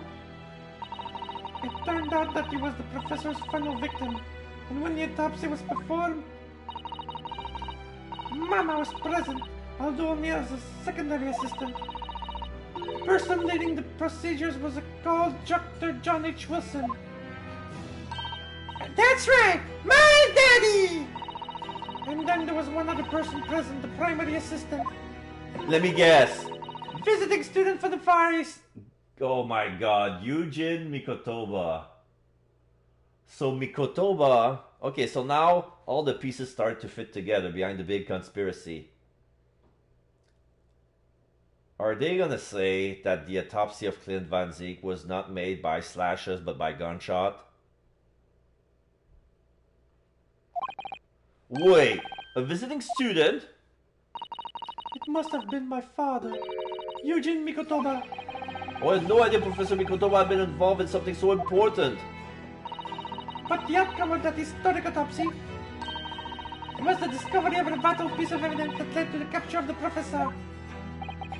So that's how they came to identify Genshin Asugi as the infamous mass murderer? Do you happen to know anything about that piece of evidence? Can you tell us any more? Mask on. Would you like to see the records for yourself? What? Would that be alright? What's the point of keeping records if people can't look at them? They're filed under V at the back of the cupboards, with the other records of the last decade. Thank you. Let's see. Van Zeeks. That's strange. What, Mr. Naruto? They aren't here. There's nothing under Van Zeeks. There must be! Perhaps somebody took them away. Mask off. No one's allowed to take documents related to Professor Case out of this room. But you're right. They're gone! Well, when was the last time somebody looked at them? Do you remember? Oh, yes, I remember now. It was 2 years ago. A consulting detective came one day saying I'd like to see the records. Sherlock Sholmes! No, you don't mean. Sherlock Sholmes was his name. Deep down, I knew that was coming. You think he stole the records? Oh no, surely not. Iris, that can't be right, can it? Let me guess, they're under the table when they put, you know that big chest that they use as a table for tea? They said they're all stuff inside that belongs to Dr. Wilson. Let me guess, I'm pretty sure that Van Zeek's files is inside there as well. Iris ... Oh, Iris! Yeah, she's sad.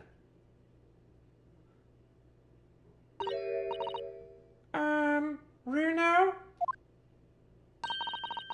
I hope you don't mind, but...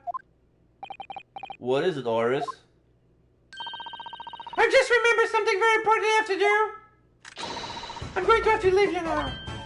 Oh! This is very sudden, Iris. Well, we'll go with you then. Oh, no! There's no need. You and Bruno can take your time here. Bye for now then, good luck. And she leaves. Wait a minute, little girl. Me? I remember now. You've been here before, haven't you?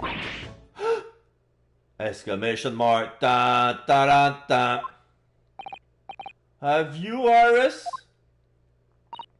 Yes, 2 years ago, when that detective came. You were there with him, weren't you? You were a living specimen then, too. That's the way it usually works, yes? Goggles on? Was I? I really don't remember. I was 8 years old back then. Anyway, sorry, but I was Dash. Wait, Iris. I'll brew a pet for you when you get home. And she leaves. What's the matter with her? She's behaving really strangely all of a sudden. Gory, da-da-da.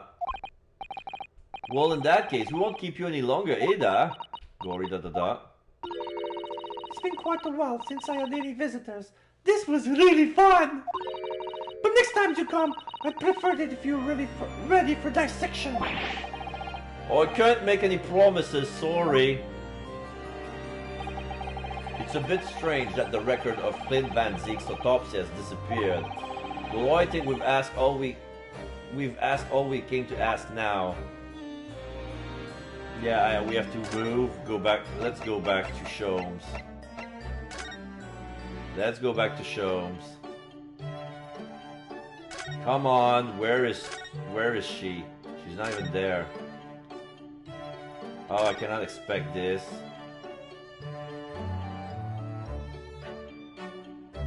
Where to go next? The violin. This is Mr. Sholmes' famous violin, the one he found being sold for a song at a pawnbrokery. What's it called again? Shodi something. Oh yes, this wonderful instrument figures in the adventures of Sherlock Sholmes. It's a world-famous Stradivarius. What? Stradivarius, Mr. Naruto. Stradivor... Sagittarius! Are you even trying now? We'll come back to this another time, I think. You cannot even spell Stradivarius. Okay. Oh, it's locked.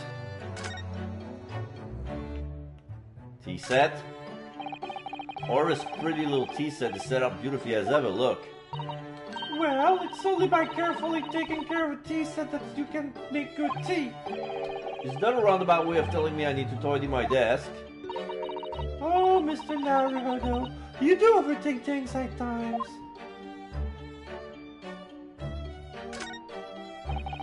This blackboard is where Ara scribbles down her latest idea, isn't it? Let's see. She seems to have drawn a lot of little stick figures all lined up, look. Cheap apples at the market is what all of them say. What? The little figures can't speak? All your questions would be answered if only you would read this month's Rands magazine. So I'm the only one who can't make any sense of this. I don't get it either.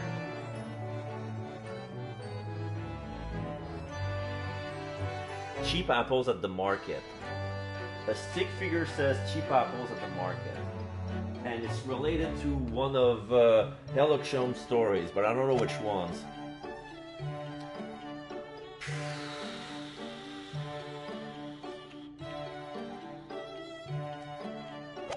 Okay, so there's nothing to do here.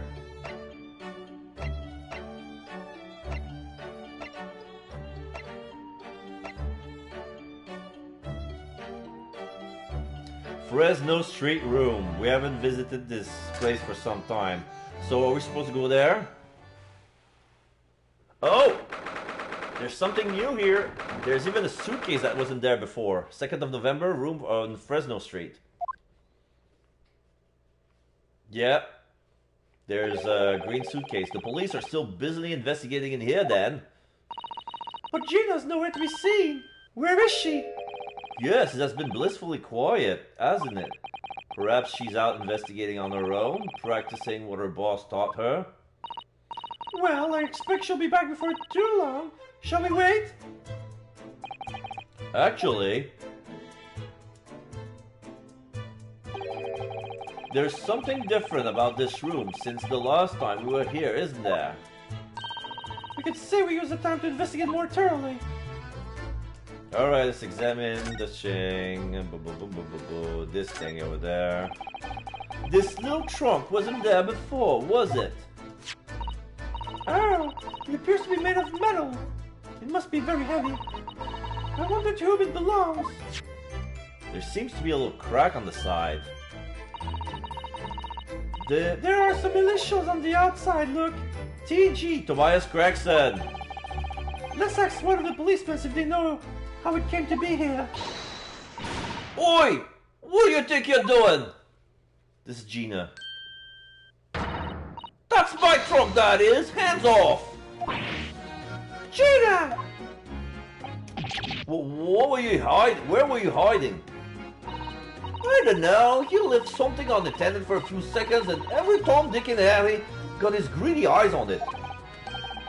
Just a wild guess, Gina, but, what? Spit it out, Udo. Is it fair to say that you're only owned that trunk since this morning's trial? What? What are you trying to say? Come on, this trunk goes with me everywhere. Always has. Where have you been the last year? Trying not to incur your wrath, mainly.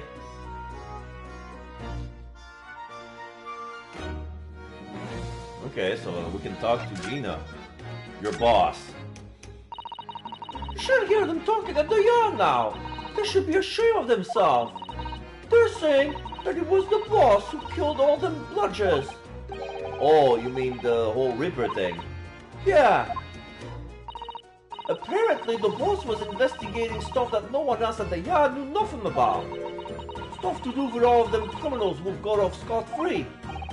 Yes, the ones prosecuted by Lord Van Zieks who used bribery and corruption to evade conviction. Well then, obviously, it was that blooming Ripper giving the orders, weren't it? But why would people be suspecting Inspector Gregson of being involved in the killings? There was a notebook hidden in his office. Oh no, this doesn't look good. It had details about how the crimes had been pegged as the Reaper's work. What? Oh no, did you see it, Gina? Did you see that notebook? They wouldn't flaming let me! Because I'm just an apprentice, apparently. But it was me who found it, and it was my boss. That's right! I was pretty miffed about it, so I sneak a peek out at what it said anyway. Oh. That's our Gina. The secret notebook. So, you managed to see what was written in Gregson's secret notebook anyway, did you? Way I see it, it's my right to read what he wrote. And what have you written, Gina? Dates, times, places, names, a whole long list of them. All details about the bludgers supposed to have been done in by the Reaper. There could be an explanation for that. Perhaps it was a record of the inspector's investigation into the Reaper's activities. Exactly! That's what I said! That's the first thing you'd think, right? As it happens, it was full of names I recognize anyway. Well, the Reaper's targets were almost exclusively known leaders of London's criminal underworld. Well, yeah, but there was one name right at the end that was a bit odd. At the end of the list, you mean? I'm pretty sure the date against it was 31st of October. Oh, the day before the inspector was found dead. So, what was the odd name? It weren't like a name I've ever seen before. It was something like, nah, it's no good. I can't remember it. I don't think it was an English name, put it that way. Oh dear, what a pity. There was something else too. I don't know if it matters, but the same name kept coming up over and over. Sheen. Sheen it was. Not supposed to mean anything, but... Suzato ... Yunosuke ... Did you say Shin? Gina ... Eh? What? It does mean something. Lord Van Zieks knew the name too. He mentioned her as well. The woman that actually did the deeds. And now we find out her name appeared in Gregson's secret notebook. Your investigation. We haven't seen you for a little while, have we, Gina? Well, of course not. I've been busy, ain't I? Investigating at that. The lads at the yard were trying to trace the boss's movement the day before it happened. The day before, that would be the undercover investigation to the Red-Headed League then. Only the boss didn't go, did he? We found some cove with the was pretending to be him, didn't you, Odo? Yes, it was Mr. Vigil who actually went to the park on Lime Street that day posing as Gregson. Well, anyway, you aren't the only one turning stuff up. I got my own ways of getting results. Toby! With me and my partner getting together, there's nothing we can track down. Oh, little Toby! He's such a faithful friend! So, have you tracked anything down then? What you think, eh? Of course we have. Can't tell you though, police business, innit? Oh. Anyway, the point is, if you lot ever need any help, you know who to turn to, Roy. Me and Hellhound here. Roy, because he looks oh so hellish, honest. He doesn't look like a hellhound at all. He looks like a nice pup, wagging his tail, tongue sticking out, panting. He looks happy to see us. The Hellhound. Gina, about your Hellhound there. Chief Inspector Toby, you mean? He's the pride of the force, he is. Yes, he is. A Japanese police dog means something quite different and not altogether nice to those involved in crime.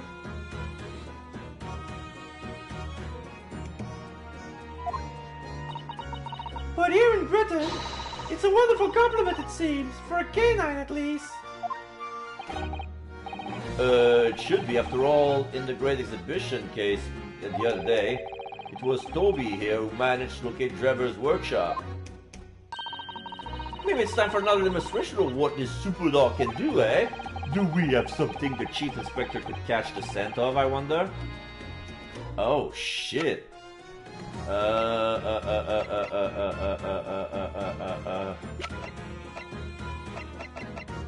How about the figurine? Take that!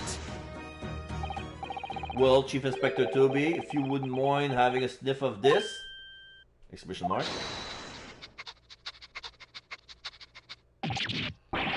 He might be a little too keen, don't you think? Ah! He almost fought Gina to get out of the ground. The Chief Inspector makes short work of Gina there. And he points at the suitcase. The metal suitcase. Look at what he's gone to. Oh my, that trunk leather still has a very strong scent of Inspector Gregson. In other words, it must have belonged to him. Gina, da. Ugh, oh, alright, it's a fair cop, I suppose. And you really got away with it too. If it weren't for that mesky, pop. Pesky mutt. You always talk so proudly to Chief Inspector Toby's nose and what he can achieve. But did it not cross your mind that he might identify something that was right next to us? Yeah, that was a bit of a bloomer, wasn't it? That's enough now then, Gina. Eh? Oh, I think it's time you told us the truth about that trunk. The metal trunk. It weren't like that, it just weren't. What are you talking about? I know what's going through that head of yours, but that ain't what happened.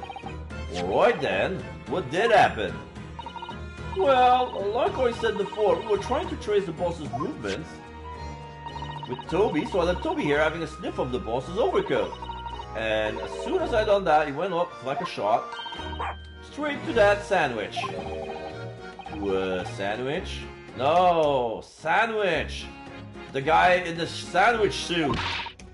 Wait, a sandwich, not a bag of chips? Mr. Naruto, I believe Gina means the witness!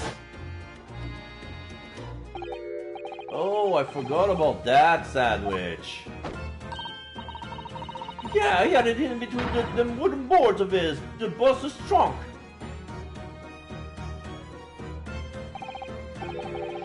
You made when they heard the sound like a gunshot and all piling here. Exactly! He nabbed it from the scene! Goodness! Me and Chief Inspector gave that sandwich a good grilling, and you know what he said? I thought it might fetch a good price, and the chap wouldn't be needing any more, so... But that's all I did. Nothing more, nothing less. Wouldn't you rather the money for the cheek of it, eh? stealing the dead boss's stuff to flog. So Miss Venus wasn't the only one to meddle with the scene of the crime then. How could they? So anyway, that's how it happened. And it's a pretty decent trunk, so I figured I might as well make use of it. Is there somewhat wrong with that, eh? Well, maybe you and Mr. Sandwich should try to find the answer to that question together.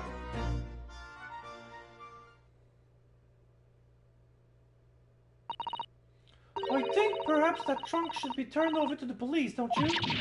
What are you going on about? I am the police! Gina, if you wouldn't mind, could we maybe examine it? Yeah, alright then. Do what you want with it.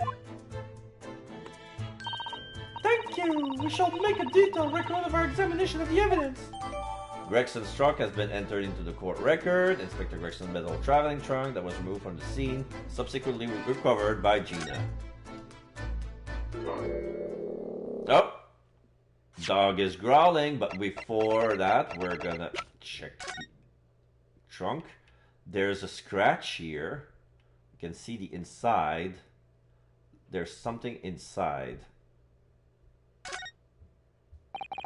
Have you seen this huge gash across the side of the trunk here? It's gone right through the leather into the metal behind. Gosh, for a metal chest like this to have been so badly damaged, whatever made the gash must have struck the side of the trunk with considerable force. I wonder how it happened. Okay, let's open this. Let's have a look inside. Oh, we can open it. Uh-huh. There's a piece. Oh! Are you for real? There's a piece of blade that's stuck in it? Do you see that? There's something stuck in the side of the trunk here. It's glinting. It looks like a fragment of metal of some sort. But it's wedged in so tightly I can't remove it. Well, don't cut yourself. You better leave it, I think. Okay, so we have a piece of metal, probably from a blade. The tip of the blade has been cut in. Hey, what's this on the side? Okay, there's a lot of stuff in here, but I'm gonna check the other side. There's a blood stain right here. Look at this dark stain here. Do you think... Yes, I'm afraid so. I think it's blood. Oh, I knew you were going to say that. So that presumably means... that this was present at the scene when Inspector Gregson was killed. It's the most logical conclusion, yes. To think Gina's been carrying this around with her. If you didn't know any better, I suppose it does look like a grease stain from all the fish and chips.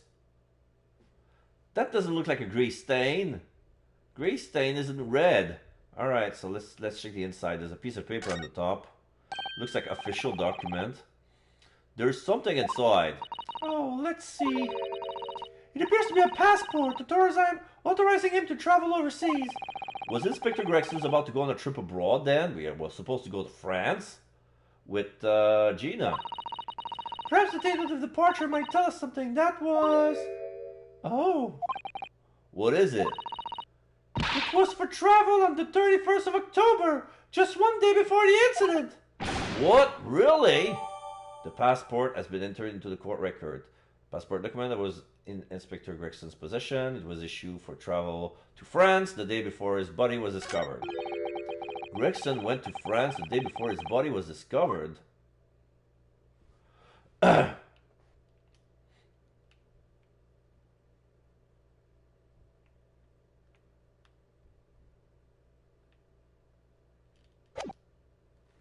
So, wait. A passport document that was an inspector. It was issued for travel to France the day before his body was discovered. Tobias Gregson, passport number ADC 0522. Date of departure within 1 week from October the 31st. Destination Dunkirk, France. Purpose of travel, police business. Note permission for the applicant and one additional person to travel. So he meant to bring Gina with him to France. Okay, so that tracks. That tracks. Let me check.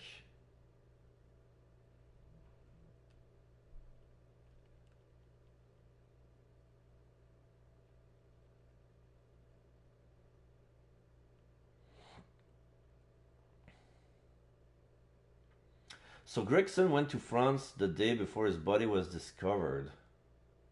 Did he? That's not what he meant.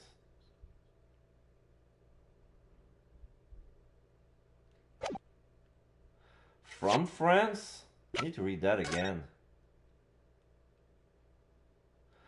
No, the date of departure within 1 week from... Oh, okay, so he left for Dunkirk 1 week from October the 31st and was supposed to come back from France on October 31st.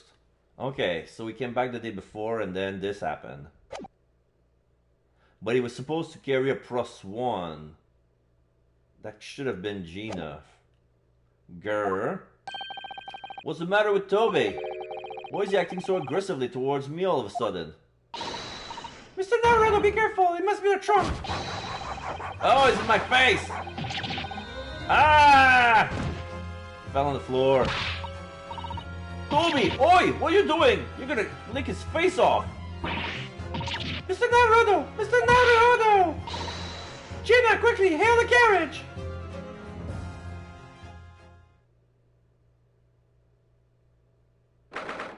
Second of November, 4:57 p.m. Naruhodo's legal consultancy. We wake up.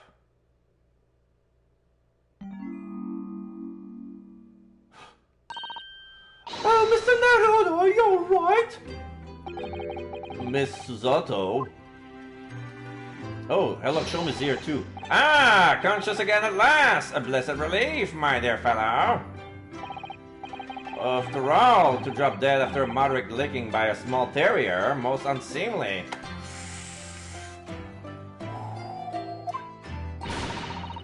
What is or isn't seemingly is irrelevant here, Mr. Sholmes. Ah! Fell on the floor. I'm so glad there's no lasting damage. How are you feeling? I'm fine, thank you. Did you bring me back here? Oh, what's this on my head? Ah, a bandage? Oh, sadly we had no ice, so that's a compress of sugar water. Sugar water? Don't worry, Mr. Naruto. It's a first aid treatment by my father that my father taught me. Oh, thank you. So, let us take tea when you're feeling up to it. But of course, no sugar in the patient's cup. Oh, the bump on my head is throbbing sweetly enough, don't worry. Hey, whenever you feel ready, then.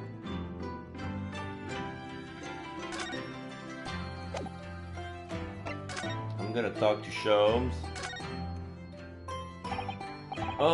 Thank you for your concern, Mr. Sholmes. My dear fellow, think nothing of it. I must say I was quite startled when I heard that you've been attacked by a dog. For a moment I feared that infamous murderer of so many had come back from the dead. You mean the professor? Fortunately, I see your prized throat is unscathed. That stiff turn-up collar of yours obviously afforded some welcome protection. Oh yeah, I forgot. Yeah, they say that the professor used a dog to attack his victim.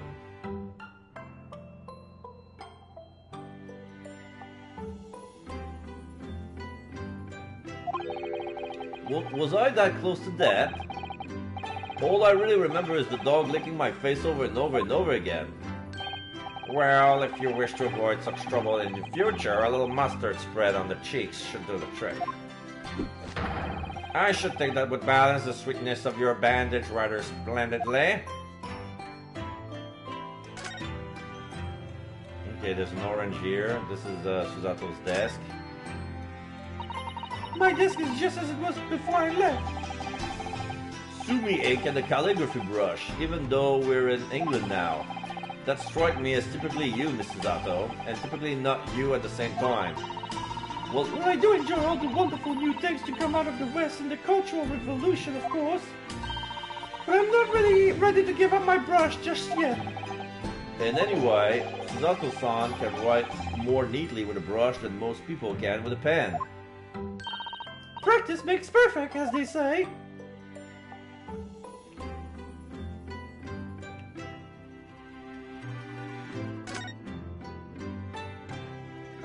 there's a tea set. Whenever you serve me tea, it always takes me back to Japan. I know you're not particularly fond of the bitter taste, are you? So I do always try to pick up less bitter matcha for you. She does often serves up an unusually mellow blend, it's true. But the anticipation of the taste in my mouth makes me bitterly worried anyway. It is very difficult for you, isn't it?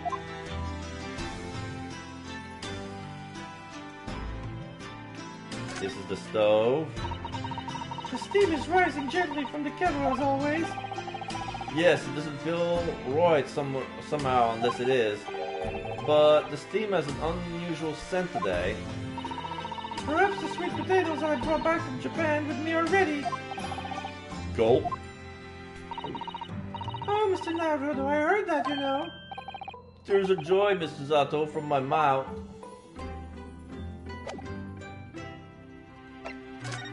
Okay, there's really nothing else we can do.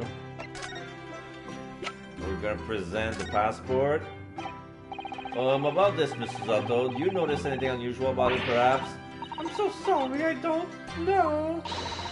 I'll redouble my efforts and spend more time doing research. Like next time, I won't let you down. I think perhaps you're taking your role as judicial assistant a little too far.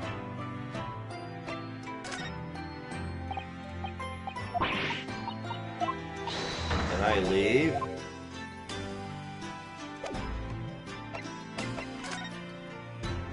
I'll go to Shome Suite.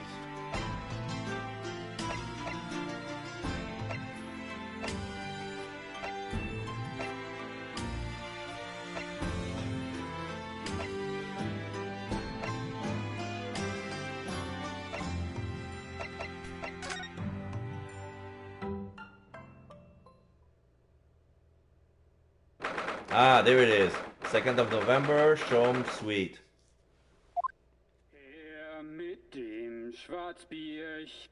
This is German.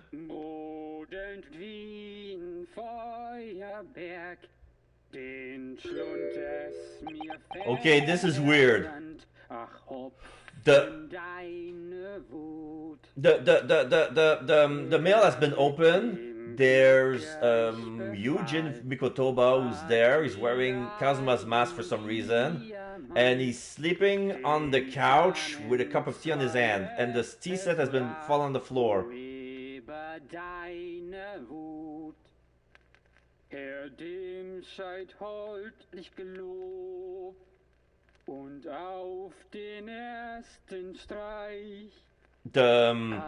The German song, it sounds like a recording in phonograph, and the song feels.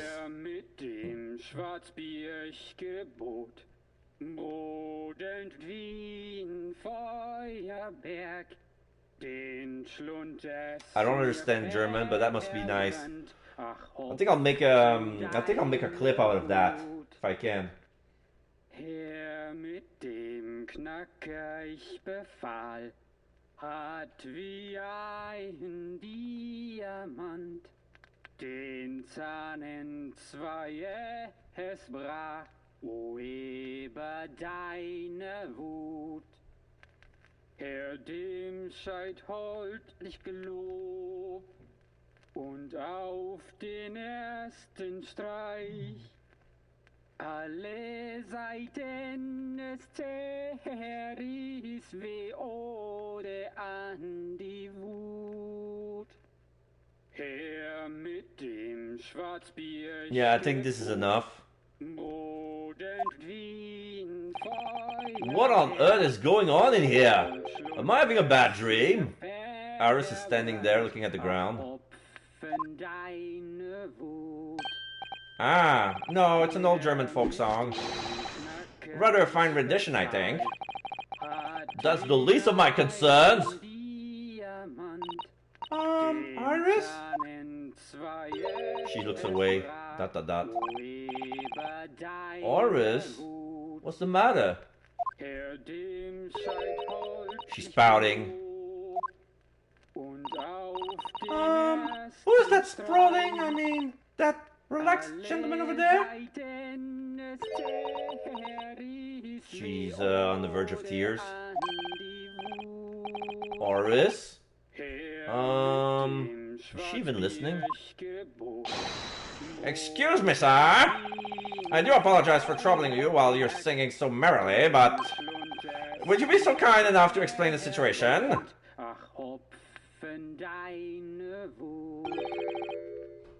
Well, that worked. A crooning gentleman and a mute young girl. A rather tantalizing juxtaposition. And one that appears to have incited the gods of deduction within me to find their voices too. Are we gonna do what I think we're doing? Inside Herlock Sholmes' room, no less? Mr. Sholmes, do you mean? Iris, ... The strains of reasoning within me are playing now as a delightful duet. One melody sings of a reunion full of nostalgia! Exclamation mark. From Iris. Whilst the other is a morose theme about the great secrets you're trying to desperately conceal, Iris. Exclamation mark, Iris. She's turned as white as a sheet. So as usual, you're instantly seen to the very heart of the matter. And by the time my own brief performance is over, I feel sure this gentleman's songs will reach its finale. So then, to Music Land, where all is sweetness is delicacy and harmony. Pray do enjoy Herlock Sholmes' latest Logic and Reasoning Spectacular! Ha-ha! The Great Deduction. The game is afoot! Topic number 1. Man's identity. It's clearly Mikotoba, come on! Spotlight on the guy. Firstly, we consider the gentleman's nationality. Clearly, he's a German with no grasp of the English language. As evidenced by the Germanic songs he sings and his apparent inability to understand when asked to desist. That's a recording. They think it's coming out from his mouth. He's clearly not moving. He's passed out. I think Iris drugged the guy. I don't know why. So why is the man here at all and in such apparently high spirits? The answer, of course, Iris is clearly known to you! Exclamation mark. And she's looking at the body, but she's looking at the phonogram that's actually playing right in the back. And yeah, we see spotlight on the eyes. Indeed, we need only follow the gaze of those bright young eyes to unravel that particular part of this mystery. Iris, exclamation mark. The reason for the man's mildly irritating warbling is revealed by the herbal tea! Question mark. Spotlight on Iris. You obviously offered our German guest a cup of your latest herbal blend. The tea's delectable flavor had made the man's spirit soar and resulted in his joyful ditty tumbling insensately from his lips. I eagerly await sampling the flavor myself, that I may join the fellow in his states of elation. Now, to the next question. Who exactly is this gentleman availing himself so thoroughly of the city? Exclamation mark. Iris ... Spotlight on... Okay, a reconstruction of the events. As it happens, a number of years ago now, a certain gentleman of German origin engaged my services in solving a particularly delicate case. He required a retrieval of letters once sent to an acquaintance that might have proved problematic. In order to conceal his noble identity, he also arrived at my office in a mask. The gentleman's name was Wilhelm Gottreich Sigismund von Ormstein. Of course it's not. We know that Wilhelm Gottreich Sigismund von Ormstein is a little boy. The King of Germany! The King of Bohemia, you mean? Exclamation mark. Spotlight on the mask. In my memory served, the mask worn by this gentleman is identical. Yes, there can be no question that masks belong to the King of Germany. Question mark. It would appear that His Majesty remembers the fine service I afforded him and has decided to show his face again, mask and all, in order to express his gratitude. A well-mannered monarch indeed, wouldn't you agree, my dear fellow? And Iris is shrugging her shoulders at us.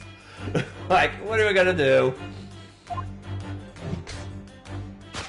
spotlight on Sholmes. So the identity of this masked visitor is in fact my former client, the King of Germany. Indeed, his son is currently in London as well, enjoying the wonders of the Great Exhibition. Oh, okay, it's his father. Okay, they have the same name, but one of them is the second.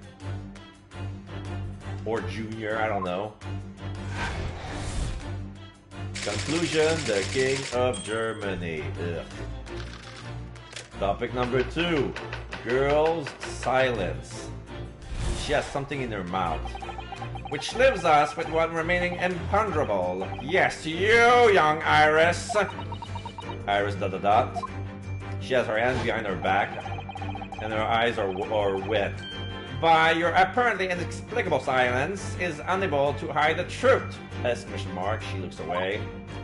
Exclamation mark. Oh!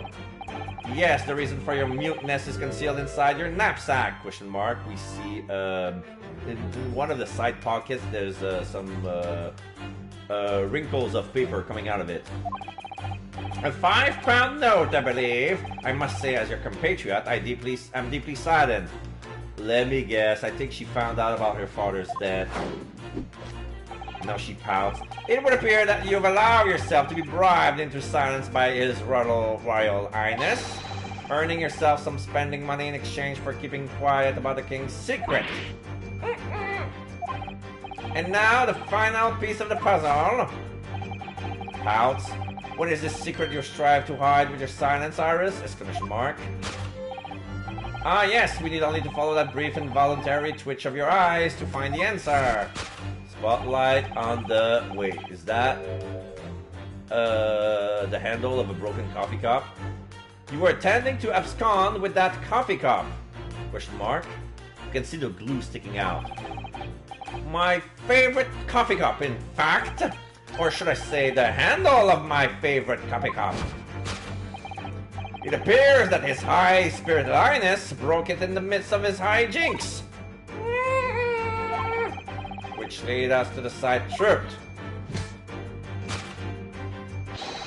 My favorite coffee cup has been broken by the King of Germany, and Iris, you tried to conceal it from me. Oh, I shall have a bill sent via governmental channels to the German royal family for its replacement. Conclusion, to hide the coffee cup.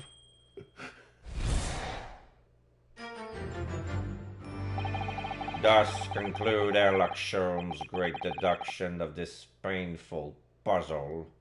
I'm sad.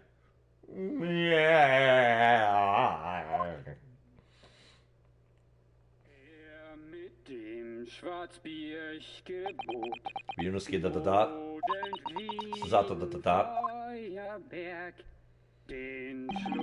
With your silence as well, the fellow's jovial warbling rather rings in the ears, does it not?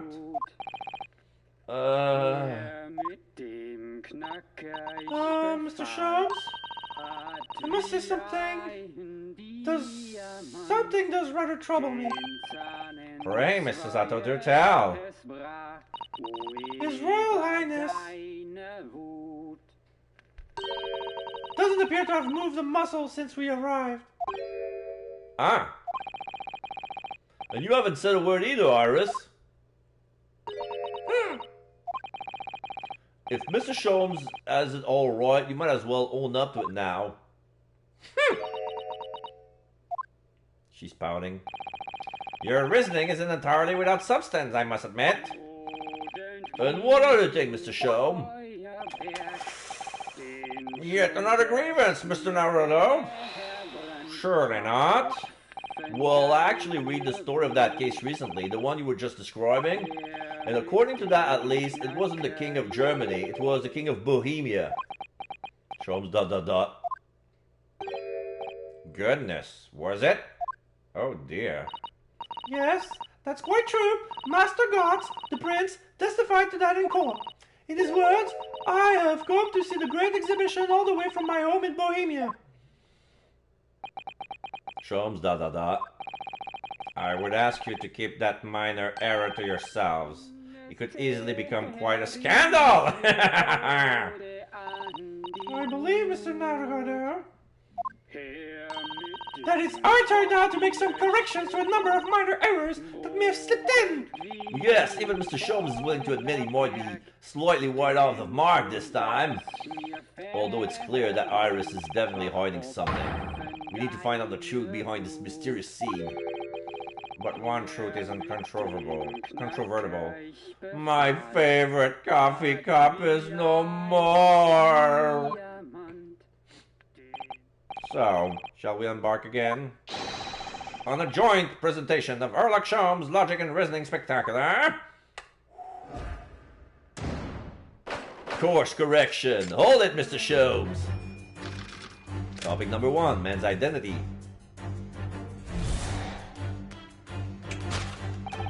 Firstly, we consider the gentleman's nationality. Clearly, he's a German with no grasp of the English language. As evidenced by the Germanic songs he sings and his apparent inability to understand when asked to desist. So, why is the man here at all and in such apparently high spirits? Their answer, of course, Iris, is clearly known to you! Exclamation mark. Indeed, we need only follow the gaze of those bright eyes to unravel the particular part of this mystery. The reason for the man's mildly irritating warbling is revealed by the herbal tea. So what is some mix of herbs that gives you the urge to sing? Goodness, I should like to try some. And I would like to hear you singing, but this man, just how long does he intend to keep up with that tune, do you suppose? As I said, he's been stock still the entire time, and if you look closely, his lips aren't moving either! Oh. So I'm not sure what's actually responsible for the spirited singing, but I suspect the answer lies at the end of Iris's gaze. Okay, so... Okay, I can move here. The gramophone. It has to be the gramophone. Take that! Break! The reason for the man's mildly irritating warbling is revealed by the gramophone. Indeed, for no well-bred gentleman would break into an obscure folk song when making a social call. Spotlight on the scene. In other words, this gentleman isn't singing at all. In fact, it would appear that the fellow is unconscious! Exclamation mark from Iris.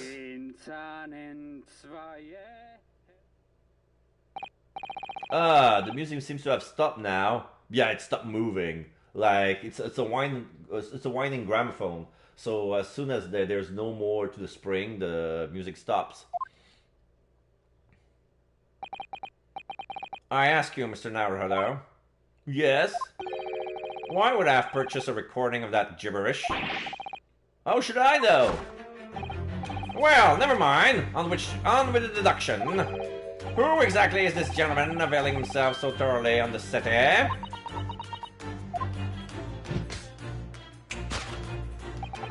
As it happens, a number of years ago now, a certain gentleman of German origin engaged my services in solving a particularly delicate case. He required the retrieval of letters once sent to an acquaintance that might have proved problematic. In order to conceal his noble identity, he also arrived at my office in a mask. The gentleman's name was Wilhelm Gottreich Sigismund von Umstein, the King of Germany! If my memory served, the mask worn by this gentleman is identical. Yes, there can only be no question that mask belongs to the King of Germany. Although we already established that he was actually the King of Bohemia. It seems Mr. Sholmes intends to persist with his Germany theory for some reason. Come to think of it, the young prince was wearing a mask as well, wasn't he? Master Gox? The boy you had in tears? Don't remind me, or anyone else, please. Do you suppose all members of the aristocracy or of Midland Europe wear masks? I'm sure they do. Well, probably. Anyway. The point is, that mask doesn't belong to any king. No, that's right. As well as we well know. Because we can identify the true owner of this mask. Okay, the true owner of this mask is... Maria Corey. No. She's 19. Okay. 25, 26, sandwich, question mark. Kasuma Asogi, age 24. Take that! My best friend, the whole world. Breakthrough. Yes, there can be no question that mask belongs to Kazuma Asogi. Oh, in other words, my memory is sublimely unreliable. Only you could try to make that sound positive. Spotlight on the trunk. Kazuma's mask has been languishing on his metal chest for several days. Though that doesn't explain why the gentleman is wearing it now. But it is now a simple matter to determine our guest's true identity. After all, the gentleman is unconscious. Let's remove the mask. We need only excuse ourselves in advance, gently lift the mask, and peer beneath it. Ba-ba-bam-bam. Of course it's Yujin Mikotoba. I don't believe it. Ah! Father!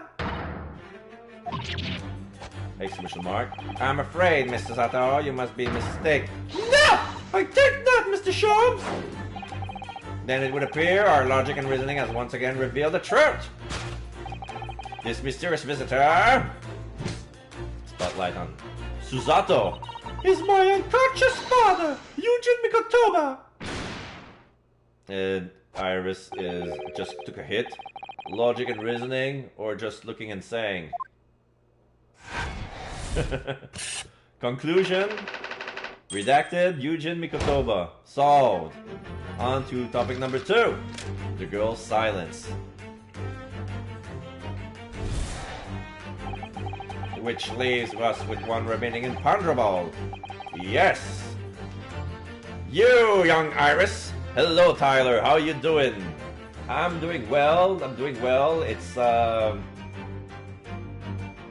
we're on the second leg on the second day of the investigation. I believe that if we solve this, we're gonna be trial tomorrow. But I've been streaming for almost 6 hours. I'm doing very well. Very well. You're catching me at the tail end of the trial, but right now we're in correcting Sherlock Holmes' mistakes, and there was so much breakthrough that Iris did something and didn't send anybody, and now we're trying to break through her silence through her secrets.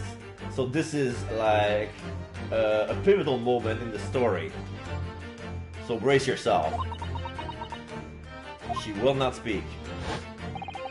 But your apparently inexplicable silence is unable to hide the truth. Yes, the reason for your muteness is concealed inside that knapsack. So that's a 5-pound note poking out from Iris's knapsack, is it? Oh dear, I can't be sure. Most money that we encounter is a coin form. Oh, I know. I'm not even sure if we've seen any banknotes here in Britain at all, have we? But anyway, Father would never have paid money for Iris's silence. He certainly seems like the silent type himself, though, judging by his present state. There must be some other reason for Iris' silence, I suppose. Oh, and also, Tyler, I managed to ban a follow bot today. They came back, but it's like, I was kind of surprised. Oh my god, they came back. There was, I had 3 weeks of respite, and then they're coming back. It was quite interesting. Perhaps what Iris is trying so hard not to give away with her eyes is something entirely different. Okay, so let's see what she's There's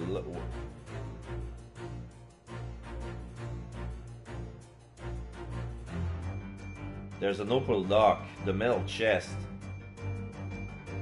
I think the muteness is concealed inside the metal chest because she saw it. I want to check this.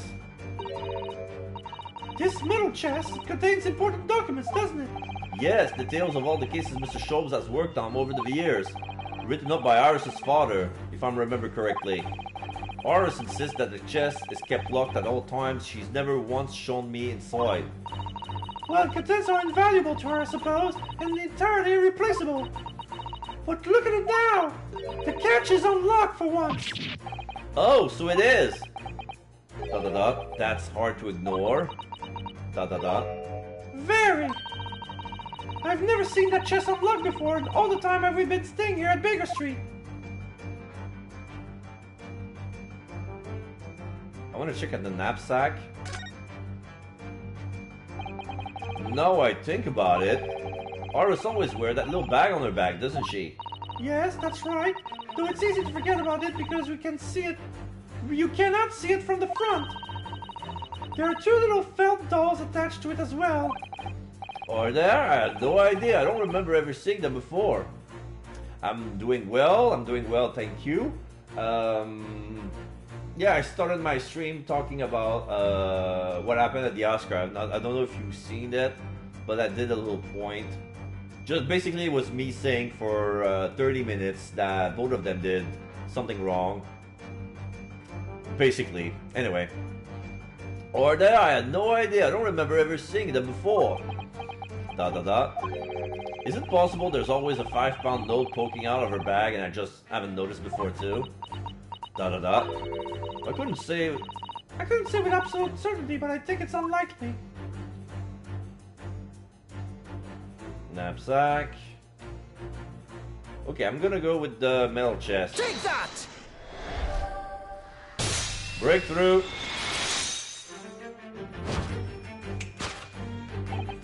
Yes, the reason for your muteness is concealed inside that metal chest. An excellent observation. From upon closer inspection, there is something different about the chest's appearance. Yeah, the doily is on the body and the tea set is on the floor broken. It's kept locked at all times, yet now the catch is open. Exclamation mark from Iris. Evidently, this has something to do with your refusal to speak, Iris. But it's simple enough matter to incite you to speak, I'm sure. I merely need open this chest.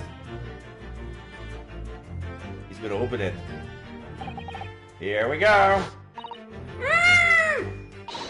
No! Hurry down! There's a punching glove that came out. It's a booby trap. Oh, I see. Okay. Mr. Shomes, hurry! Alright, what happened is the punching gloves, well, as soon as the latch was open, okay, he's dead, Jim. No, he's not dead. Okay, so basically what happened is that once he opened the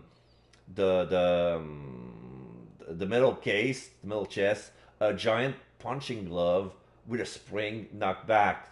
So basically the chest was booby trapped. It knocked Herlock into the air and fell exactly on top of Mikotoba in the same position, all in all. So it's like one on top of the other. So I think that Mikotoba found the latch, he opened it, and then he got knocked out and he fell on exactly where he was.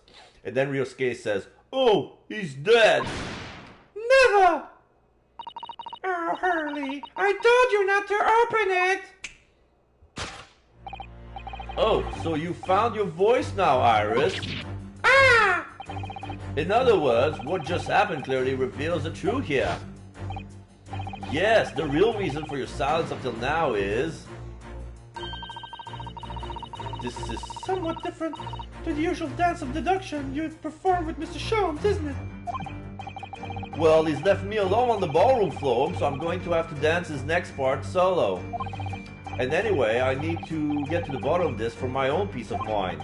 Now then, Iris isn't usually the silent type, so... You mean you don't actually know the answer yet? Despite that knowing point of the finger before? Miss Susato. Sometimes a man needs to point his finger first and think later.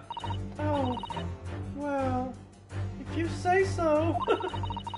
I think we better examine Iris more closely and try to rescue the situation then. Okay, so we're gonna check.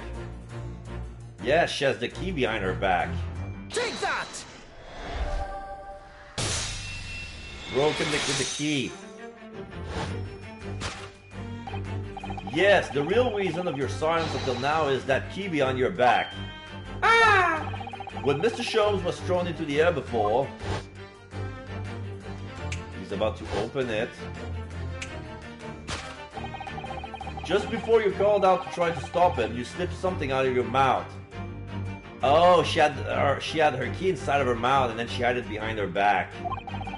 That something is the key now in your hand, no doubt the key to the chest. You're so clever now. So now it becomes clear.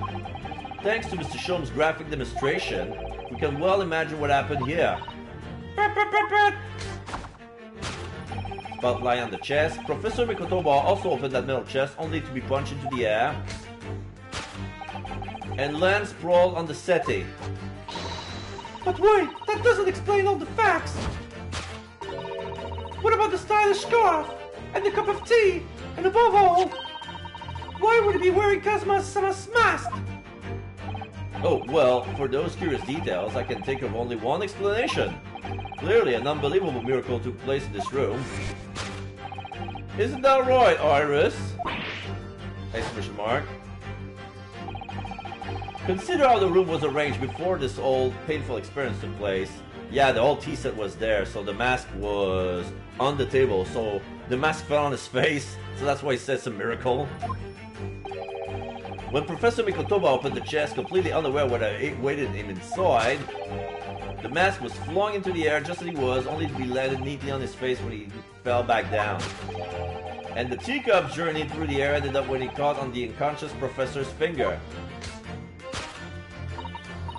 You mean to say that the stylish scarf is actually just a tablecloth? This is the great detective's office, after all, a place of miraculous deduction. Okay, now we're gonna do the dance with Susato. Alright, now do it with me! Would you expect anything less? Iris, da. Yes, you're right. It happened exactly as you said. Brilliant, Werner! Thus conclude Ryunosuke Naruto's great deduction of this punchy puzzles.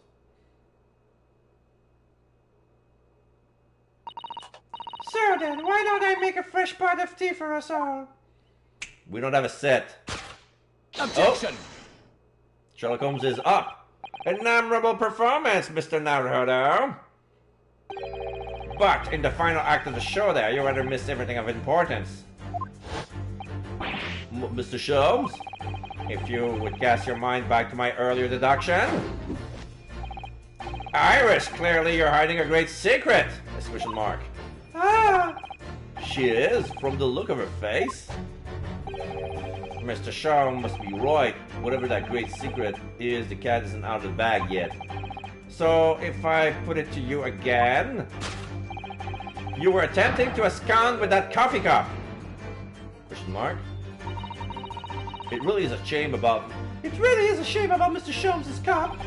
It must have been smashed when Professor Mikotoba opened the chest. Oh dear, so many things seem to have been broken here. But now that the deduction has taken a different direction, Iris doesn't seem to be trying to hide a broken cup anymore. In other words, a great secret is something else. Let's put our observation skill to work one final time then. Let's see. What secret is Iris trying to hide? You are pretending to abscond with that coffee cup. This is the handle. There's the plate. Oh, there's a piece of paper. There's a case file that she takes with the finger hidden inside the silver platter. Can we read this? We can examine it, that's for sure. Oh look, there seems to be more papers there. Is Iris trying to hide them underneath the tray? The insignia, Mr. Naruto. It's an official Scotland Yard document. What? But why would Iris have? We must ask her. An official Scotland Yard document? Okay, case file. Take that! Boosh! You were attempting to abscond with that case file. Iris, as you know very well, nothing escapes the attention of a great detective. Oh no!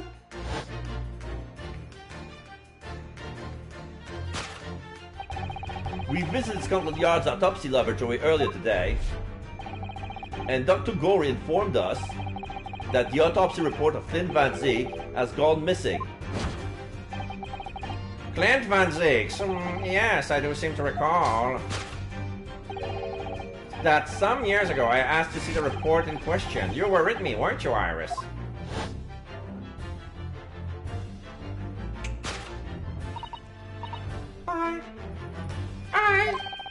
You made it was you, Iris. So those papers you have there are... I'm sorry. Forgive me! That was the case file for Clit Van Zieks. Conclusion rectified. She wanted to hide the case files. Solved. Deduction complete. Elementary.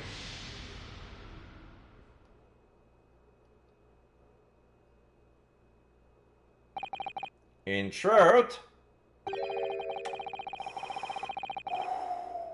I would like to have thought I could have predicted the booby trap chest, but it caught me completely off guard. I was very nearly too delayed consulting Detective Sherlock Holmes. I'm sorry, Hurley. So you mean this autopsy report really is...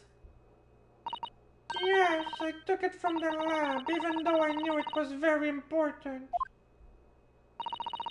Was there something in there that troubled you, Iris? ... Not exactly something that troubled me. Something I've been looking for. When I saw this report, when I saw the writing in it, I knew it was Daddy's! The writing? Your father's writing? What do you really mean?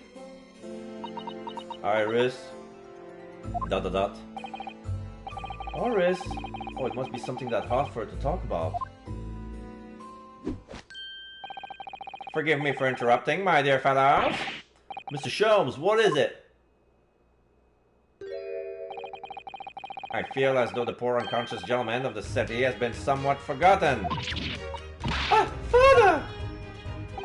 Perhaps we should find our guests somewhere more peaceful to rest? Mr. Naruhodo! Yes? Would you be so kind as to lend him your bed? We must do our very best to make him comfortable, I feel. Oh, yes, of course. I'll help you carry him up. So will I! No, I can manage alone, thank you. You have tea to enjoy. We wouldn't want Iris Brew to stew. Oh, and then he takes the body and he laughs. Because there's no better way to make the professor comfortable than dragging upstairs like a trunk. Let me guess. Charles grabs the body by the leg and then the head hits the stairs. Ow, ow, ow, ow. I wonder, perhaps that was deliberate. Maybe Mr. Sholmes is making himself scarce to give Iris a chance to talk more freely. We must use this opportunity to talk with Iris. And find out what's going on. Yeah. Your daddy. Would you like to tell us about it, Iris? About your father? I'm sure I told you before, didn't I? That Daddy used to be Hurley's partner. Yes, and that notes about all the cases they solved together and kept inside that metal chest. That's right. Hurley told me, you see. He said that Daddy's somewhere far away now, so we cannot meet. That's one way of describing it. Then, when I secretly unlocked the chest and read through the papers inside, I started to build out a picture in my head of what Daddy must be like. Well, that's only natural. You're just like any other girls of your age. I read that Daddy was a professor of medical science, so I studied and took my degree too. Well, that's only natural, I suppose. In that respect, you're not quite like any other girls of your age there. But there was one thing that I could never find out. Daddy's name! Oh! His name wasn't anywhere on any of the notes that had been made about his work with Hurley. But then one day... That's what happened, is it? When you saw this autopsy report, you finally managed to work it out. Is that right? Yes. So it was the handwriting in the report that caught her eye. The autopsy report. When I saw the writing on that report, I could hardly believe it. I know that handwriting. I thought to myself. Because it was the same as the writing you seen on your father's case notes? Exactly. I was desperate to compare the two properly. I needed to see them side by side. I asked the doctor in the laboratory, but I was told I couldn't take the report away. And even worse, I was told that it was the first and last time we'd be allowed even to look at it there. So you decided to steal it. Iris ... When I compared the autopsy report with the case notes I had there was no doubt. The handwriting was exactly the same. It was Daddy's. And the signature of the coroner at the bottom of the autopsy report. Read Dr. Joan H. Wilson. So that's how I finally found out. I learned Daddy's names at last. I see. Ever since then, I've called myself Iris Wilson. And that's also when I had the brilliant idea of writing stories all about Daddy's exciting times with Hurley. I decided there and then that I would write the adventures of Sherlock Holmes. Oh, Iris, I had no idea the stories has quite such a deep personal significance to you. I can see why the autopsy report was so important to her now. And why she was prepared to break the law to get her hands on it.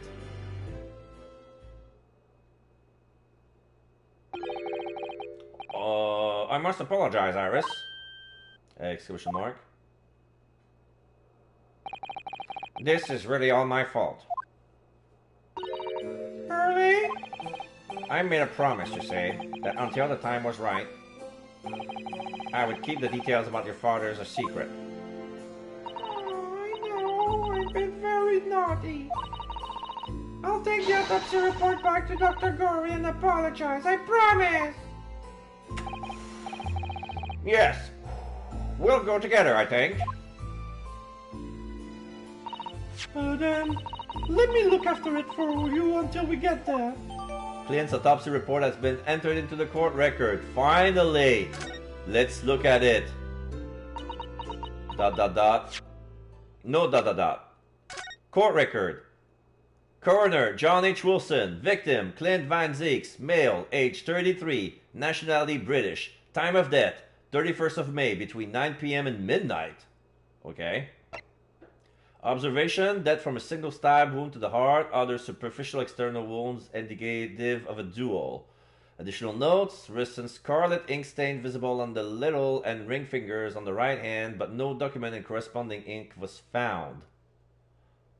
Scarlet ink stains visible on the little finger and the ring finger of the right hand. Autopsy findings, vital evidence recovered from the victim's stomach during autopsy. Credit to Inspector Gregson for petitioning so doggedly for the autopsy procedure. No internal trauma noted anywhere in the body. John H. Wilson. Okay. So what gave him away was the ink? Because since there were no documented corresponding ink was found, it means the ink was foreign. Single stab wound to the heart, superficial external wounds from a duel, no internal trauma noted anywhere. So they fought. He was not killed, he was just... he fought a knight's death. Basically, that's what happened. That doesn't mean that... Yeah. Okay, so basically what happened is probably... Asogi was killing aristocratic scumbag, but when he found Clint Van Zeek, he's been asked for a duel because he was an honorable man, and they fought to the death, and Asogi won. So it was not murder; it was death by duel. But since there were no witnesses, it kind of felt like, oh no, it's murder, murder. Fuck you, man, murder. Okay, Iris ... I must go and water my herbs, I think. I'll see you all later. Poor Iris, she must be feeling awful. Oh, I know Mr. Sholmes is here for her, but still. Oh! Yeah, she read that. What? What? How? What's the meaning of this, Mr. Sholmes? Mr. Sholmes? Oh, dear me. So, you've noticed, I say. But that would mean... What on earth's the matter, Mr. Zato? You've turned as white as a sheet. It's this autopsy report, Mr. Naruhodo. The one from 10 years ago. The writing isn't Dr. Wilson's at all! Huh? What do you mean? How could you possibly know that? Because I know this writing very well. Oh my god! It's signed Dr. H. Wilson, but it's actually Mikotoba? What does that mean? Oh my god, are they stepsisters? No, I refuse. I refuse! I know this writing very well. This writing is my father's! Dun dun dun! What? Professor Mikotoba's? Indeed, it's true. And now you know, my dear fellows.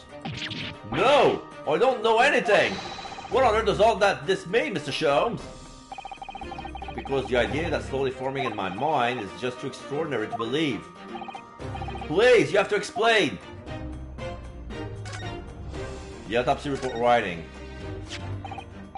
So this autopsy report was actually penned by Professor Mikotoba then? But that makes no sense. It's not possible, surely. Not possible? My dear fellow, pray take a deep breath and think again. Yes, you're right. In some ways, it actually makes a great deal of sense. It does? 10 years ago is when Fathers returned to Japan after his extended study toward Britain.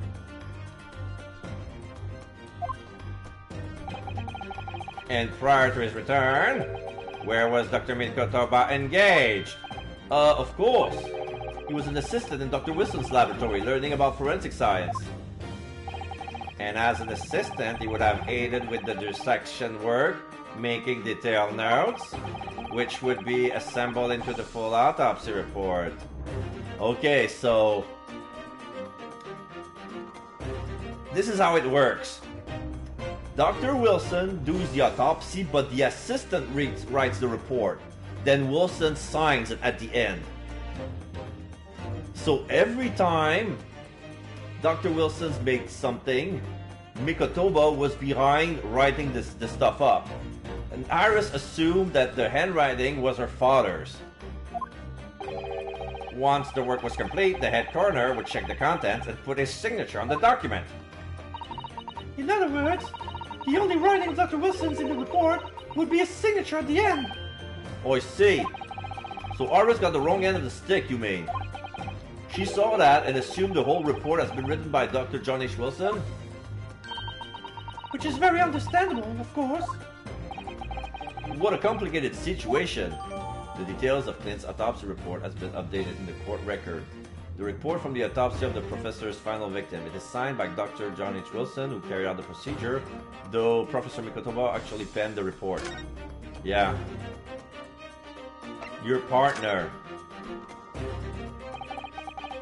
Thinking about it, most of what we know about you, Mr. Sholmes, comes from the published stories of your exploits.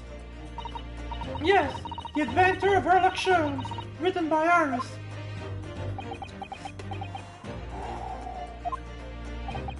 And we really have no way of knowing what's fact and what's fiction. Most troubling for you, my dear fellow, I'm sure. So what about this supposed partner of yours? Did he really exist or not? Ah, you've come straight to the point, I see. And please come straight to the answer. I believe Iris explained it once in her installments. He was a trusted comrade and the only person I could truly have called a friend. And did this partner of yours truly make a record of all your cases? Are his notes really stored inside that metal chest? Absolutely, my dear madam. Absolutely. So, where's your partner now? We're really mate. You say, he lives on the other side of the world. Okay, so he's saying that... But if this autopsy report in the records of all your old cases were penned by the same hand... Yes. But basically what he says that his partner, his real partner, is actually Eugene Mikotoba. So, Eugene Mikotoba is the real Dr. Watson. And if the autopsy report was written, though not signed by your famous partner, there would be only one logical conclusion. Pray, impress me. Your partner would have to be Eugene Mikotoba. In other words, Miss Suzato's father. Sholmes, ... Upon my word, Mr. Naruhodo. Yes? You are coming along wonderfully. You have hit upon the method at last. You finally grasp the art of deduction. You mean to say... Allow me to introduce you to my great friend and partner, Mikotoba. Professor Mikotoba! He smiles. Sholmes and Mikotoba. Does this mean that you're the real Dr. Wilson? Oh, no, my dear. I'm still my old self, Eugene Mikotoba, your father. Oh, of course. This is obviously too much for Susato-san to take in. Well, I must say, though, my old friend has attained worldwide celebrity as a great mystery solver. Is the greatest mystery of all. Oh, I still remember the first time we met. Pray remind me. When was it again? When was it again, Mikotoba? Oh, 16 years ago, Sholmes. Ah, yes, quite. 16 years ago. I just arrived from Japan with Seichiro and Genshin. I was in search of lodgings close to the hospital, some comfortable rooms at a reasonable price. But rents are devilishly high in that particular area. Well, that's right, so I decided I needed someone to share lodgings at the expense, and was fortunate enough to be introduced to Sholmes, who found himself in a similar situation. That's pretty much canon with how Sherlock Holmes met Dr. Watson. I was a callow fellow back then, the mere shadow of the great detective you see before you now. I was working at the hospital's chemical laboratory at the time, indulging my curiosity for a little gain. And the situation of our cohabitation led us to pursuing cases together, you see. Hard to believe, it was a mere 6 years. We had a great many adventures. But in the last year Mikotoba's stay in Britain, that most famous of cases presented itself. The case with which you've come rather familiar yourself, the Professor Killings. After the trial, Seichiro and I were summoned back home. Hardly surprising given the circumstances. So there you have it. And as you know, all the details recorded by my trusty chronicler remains in that metal chest. This is just amazing. Professor Mikotoba really is Mr. Sholmes' famous partner. Susato ... Father? Goodness, my dear, what a cunning look. As your daughter, I'm very proud to learn that you were the great detective's great partner. But nevertheless, there's another mystery that I finally must ask you to explain now. And that is? You know very well what it is. The unresolved matter of Aris's father! Oh, of course! I almost forgot about that one. Yeah, because of da. Oh, I should have seen this coming, I suppose. Aris's father.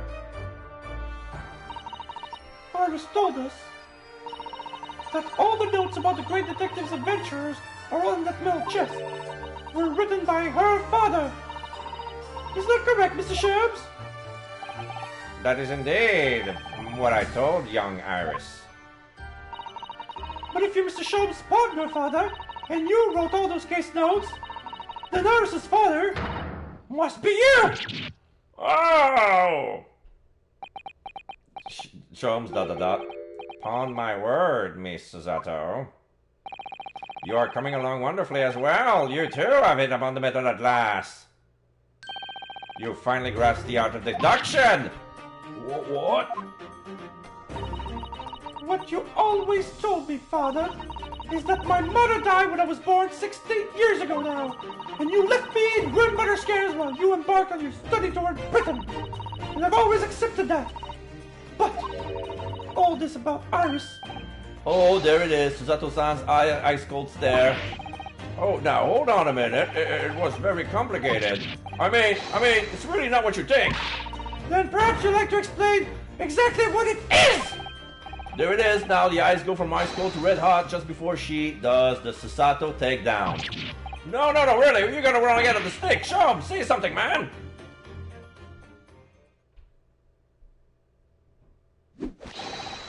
That's quite enough, my fiery fellows. Mr. Sholmes, what did he get all dressed up? When did he get all dressed up? Well, sir, I don't like to interrupt this exciting exploration of the past. Mikotoba and I have an urgent matter that requires a short excursion. But it's very late, Mr. Sholmes. Where must you go? Why, my dear madam? Is that not obvious?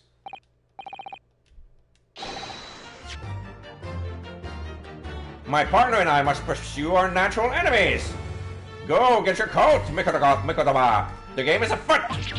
Oh, but Sholmes, I really must give Susato a full explanation, I think. Later, my dear fellow, later. Our carriage awaits downstairs already. They're gonna make us wait until the end of the game. They're gonna make us wait until the end of the game, those assholes. You haven't changed one iota, have you? I mean, really, I visit our home after 10 long years, and when I open that chest, in a fit of nostalgia, I quite inexplicably pass out. And it was as if that wasn't enough. When I eventually regain consciousness, I plunge straight into all of this. Father, please! Go with Mr. Sholmes now. What? I've no doubt that whatever happened, you were acting in everyone's best interest. And trust you completely. Susato.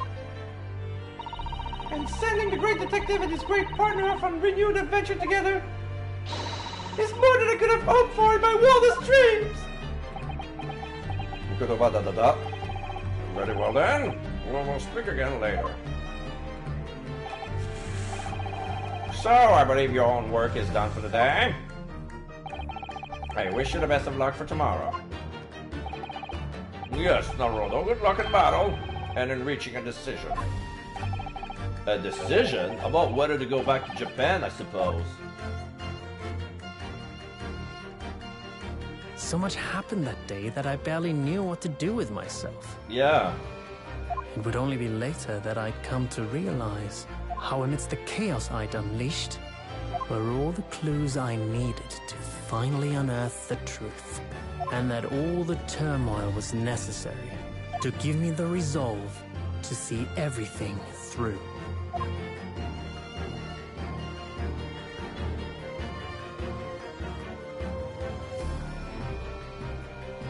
And? Wait, that's not how the chapter 4 ends. No. I understand that this part was very, very long. The legendary pair, you gotta be kidding me. Save your current game. The game ends like that? There is actually no... It's gonna continue with chapter 5. Am I right? Let me check. In either case, I'm gonna end the game here, but... Yes, final, the resolve of Ryunosuke Naruto, trial part 1. There are 4 cases, not 5. But the 4 cases is split into 2. I need to check something. I'll take a little peek.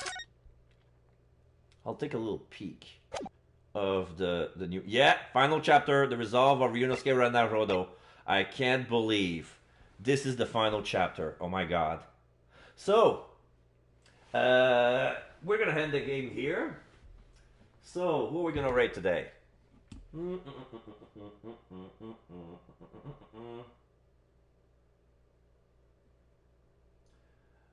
We have Lost Judgment, Elden Ring.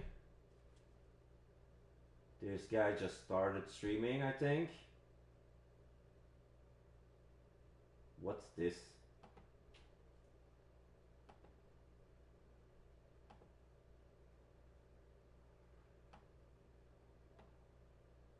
Oh, yeah, I guess.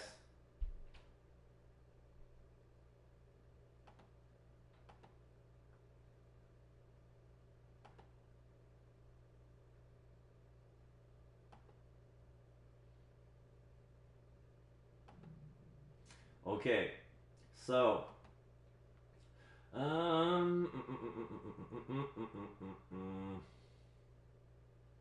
we have a choice between.